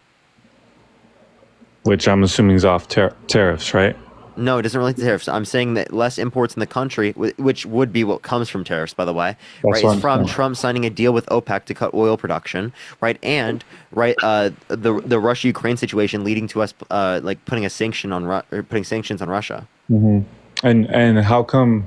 I didn't come here to inform you. I came here to see if I should go to the ballot and vote for Trump, right? Because you're more informed on this. I've decided that that's what I'm going to do, but I wanted to give someone that's way more informed than I am a chance to sway me to not vote for Trump. So what I'm going to say is this: you brought up the Russia, Ukraine, you brought up tariffs, you brought up Trump closing down whatever he did. And just answer me these two things then. Why Biden? In the first weeks of him being president, he closed down the Keystone. What's it called? Keystone XL. So Keystone XL, that was only 8% produced, had no effect on the supply. Okay. So, but it had no effect on the supply, and 8%? 8% gone, it has no... It wasn't even built yet. It wasn't even built yet, that's what I'm saying. Okay. How can it have an effect on the supply when it's not even built? Okay, so it wasn't up and running yet? No. Okay. And it wasn't even all oil. By the way, y'all, I'm going to be live for 5 more minutes, everyone. If you want to support me or Matt, Venmo, Cash App, PayPal, link in the bio. Because this oil was santar oil, and that's not even used in the manufacturing of gas and everything. Mm-hmm. Okay, yeah, no, those are good points. Again, I don't think Biden was a horrible president. I don't think he made smart decisions, but that being said, Trump didn't make many smart decisions either. Again, Biden's not on the ballot anymore. Harris is, right? So I'm addressing things that have involved with Harris, right? You brought up things that are involving Biden. Unfortunately, I can't vote for Biden. He's not on the ballot. So I'm talking on Harris. Harris hasn't introduced any policies, to my knowledge, that have dramatically changed my lifestyle for the better. Are you going to buy a home here pretty soon? First time. I want to. I would love to. Yeah, but she wants a $25,000 tax credit for. She wants a $25,000 tax credit for first-time homebuyers for new homes. Oh, okay. So I argued actually with someone about this the other day. I want you to tell me how that's good. I thought it was a forgivable loan as well. So no, it's not a loan. No. It's a tax I want credit. you to tell me. I am going to explain right now if you be quiet. Okay. Yeah, so that's specifically good because it will increase the amount of new houses that are built in places where people want to live. Aldrich, push the subscription. You might think, okay, if you give people money, isn't that going to cause an increase in the price of the home? Sweet Jesus, I appreciate the subscription. Thank you so much. That's actually the point. The point is to increase the cost of new homes, specifically to incentivize suppliers to produce those homes in places where people want to live. But the reason why it doesn't become more expensive for people who are buying it who are first-time home buyers is because they get a tax credit. So it becomes more affordable, and it becomes not only more affordable, but it also creates more houses in places where people want to live. So it creates a greater supply of already built houses. If it creates a greater supply of already built houses, well then clearly that's going to cause there to be a greater supply of that, which would cause prices to go down. Yeah, everything. And then when you remove the 50%. tax credit in the future, there's a greater supply with a lower demand. Okay, so that's where I was gonna go with the next. Yes, sure, it's gonna increase the prices of homing, which might incentivize building, but the prices of housing still goes up. So how is that good for the American people? Because Even it though there's more incentivizes houses, production it's of still just as it expensive. incentivizes production of new homes in places where people want to live. Again, the housing still stays high. Yes. You're Can not we agree on this? understanding my point. For what types of homes? For new homes. Not for every home, for new homes. Actually, other types of homes would go down in price because there'd be a greater supply of already built houses. Because if there are more new homes that are built, over time, there's going to be a greater supply of houses that are already built. Does that make sense? What's It Trump's does. housing affordability plan? I don't even think he has one. Exactly. Exactly what? Exactly. He doesn't even have a housing affordability plan. For So me why vote for the personally, guy I who has actually no like housing that. affordability plan over Kamala Harris, who does have a housing affordability plan, is going to cause there to be more houses built in this country, and is going to make conditions better for people who want to buy houses like you. Thank you, Joanna, for the $5. Thank you so much. I really appreciate it. But how? You? Yeah, everyone, I'm about to get off, everyone. I'm going to let them say a few more things, and I'm getting off right now. We're at the end of the day, everyone. Do you have tap the screen to try to get to 2 million before ending? If you want to support me, Venmo, Cash App, PayPal, link tree in the bio. In the same breath, you said housing was going to go higher. How is that benefiting? Dude, this guy just doesn't listen, man. I Why just did listened I to you say said that was in the good? In the long run, housing will Okay, drop. can I give an example Basically, of like What types of housing are going to go up in price? It's going to be new homes. New homes. Why are new homes going up in price? To incentivize the building of of houses in places where people want to live. Yes. How does that benefit me? Because you want to buy a new house, right? If you get Yes, a tax totally. credit, that's going to make it more affordable for you to buy a new house. But the housing prices is still going to go up. It's not going to go up 25,000. First house, right? It's not going Can I up make a point 25,000. real quick? I don't want to. This is Barry. I think what the problem is here also is you don't understand that Trump also would raise housing prices, but that's not just like pure conjecture. We have evidence of that. In 2018 and 2019, he imposed tariffs on lumber from Canada. Okay, lumber prices shot up. Right, they shot up. Okay, at the same time, that was around the correlation time that Tess, prices she will in win. new She will housing. win. Thank you, Tess, for Yeah, the she will $10. win. Prices in new houses also went up. So you can see a direct correlation that between those tariffs and then new home prices going up because the cost of lumber went up. So that's an example that Donald Trump was to reimpose those tariffs. So housing prices, when passed Olivia, into thank you so law, much for the $5. Thank you so much, will Olivia. show you that Donald Trump will raise housing prices, thus making it harder for you to be able to buy a home. Okay. Yeah. No, what you said makes sense. Yeah, that makes perfect sense. And that's not even discounting all the other tariffs that he wants to put on, right? No, Things that impact, I'm not a big fan of him pushing tariffs. on that. I'm not a or big his fan of it. supposed plan to deport migrants, right? Migrants Yeah, what's his predominantly plan? work within the construction Migrants field. are illegal. No, it doesn't matter, right? They Kind work of within the matters. field. They work within the field that Americans won't do, such as construction. If you want to see an example of that, look at Florida. Florida deported many of their undocumented migrants, and what happened? Food prices went up. They had no people to work in the farms, no people to build their homes, no people to build their buildings, right? So you're in support of illegally entering the country, as long as you're, as I'm long saying as it's you- not as long that as you big of an contribute to the issue. country. No, I'm saying it's not that big of an issue because they do the job that most Americans will not do, and Okay, thank you so much for the and $5, most of them Dave. Thank you. pay their taxes. They are law-abiding people. They don't break laws, and therefore there is no reason to kick them out. I would rather have them come through a process once they're here to get them to be legal, so that we can get them on the books and everything. But the point is that if Trump got his way, you're talking about massive cuts in farming and construction that will make life much harder for us. Can I add one thing to that? Sure. I'm in construction, so I know exactly what you're talking about. The only thing that I can say, and I have seen this myself, the illegal immigrants who come here and they work harder than probably 95% of Americans. But they do not pay taxes. How it usually works, and They do pay taxes. how it usually works is you'll have a leader who is legal and has a registered business here, and he will get crew members that come over. I've met some before and from other companies that said that they got here a week ago, and they get paid cash under the table and they send it back to their families. Like Honduras is a very popular place that doesn't mean they don't pay taxes. Their crew How are they leader, paying their taxes crew leader on does. cash? So, Sales tax, ITIN. I'm talking about like state, We're talking about federal state right and now. federal taxes. If you are a Christian registered citizen in the country. Wait. So what federal benefits do they get? None. You Their said crew- taxes. If they get no federal benefits, why does it matter if they pay federal taxes? But I'm saying you were saying they were paying taxes. They don't pay. They do pay taxes. Sales tax is a tax. Yeah.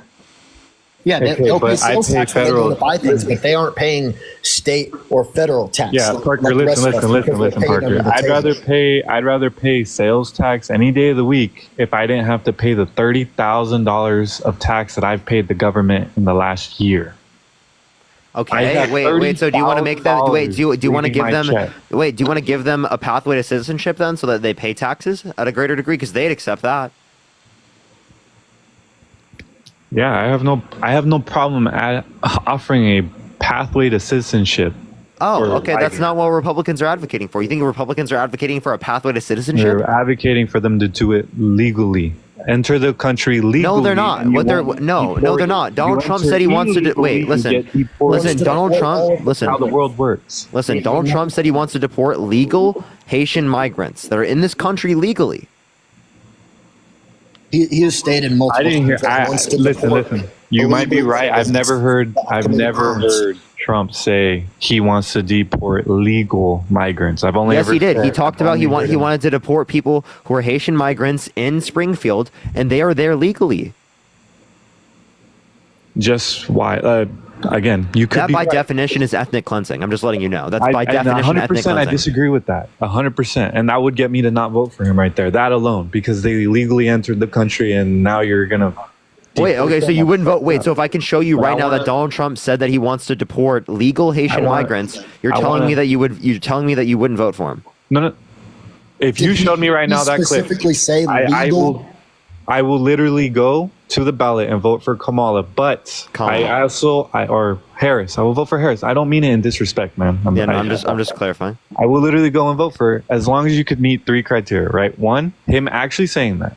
2, the reason behind him saying that. If he's just doing that shit just to be prejudiced, fuck him. Fuck him. Seriously. And number 3, right? This shit not taken out of context. You don't show me a half-ass clip. So Reuters article: Trump pledges to deport Haitians in Ohio City if elected. Okay. That doesn't say whether they're there legally or not. I want to see the. Yeah, so I want to know why. Here. Listen. Republican presidential candidate Donald Trump pledged on Friday to conduct mass deportations of Haitian migrants from the Ohio city of Springfield, even though the majority of them in the United States are in the United States legally. So he never actually said he was going to deport the people who are here legally. He explicitly said that he wants to deport Haitian migrants, right, which are there legally. So Is there a video of him saying that? Okay, listen. You're saying to me that somebody else wrote in words, Trump wants to deport Here's the Haitian quote. migrants. Here's the quote. We are going to have the largest deportation in the history of our country, and we're going to start with Springfield and Aurora. Where do I don't hear legal Haitian. Who lives migrants. in Springfield? Haitians. They're legal Haitian migrants. But I don't hear him saying the legal migrants that are here are gonna. We're That's the literally reason I'm asking doing. for actual context. Like if he actually said that, We just gave you the That's not- context. Why am I a bad guy for asking? We just for gave actual context? you the context. He thinks that the Haitian migrants are not here legally, which they are. Okay. So they would go through a proper process of making sure that they are not here illegally. And They are here legally. He's No, also I know. said Okay, so then the multiple- process hold on, would hold on, show hold on. that. He's also said multiple times that he wants to do a deportation of illegal immigrants. No, because what He he's will doing go is he's after rejecting the manner criminals. in which they were allowed in the country. There was a specific statute they were allowed in the country under. Sorry, I apologize. A specific statute they were allowed in the country under, right? And he disputes that statute. He thinks that they shouldn't be legal when it is the case that they currently are defined as legal migrants in the country. That's why it's considered ethnic cleansing, is because he's trying to change the current conditions as they are defined legally to make them not legal so that he can kick them out of the country. That's why I call it... The process everyone else Yeah, did? play the video, Matt. Go ahead. Uh-huh. Did they come through the same process that everyone else did? Or was it like a special... Majority of them are in the TPS United isn't States new. legally. I can say this, we will do large deportations from Springfield, Ohio.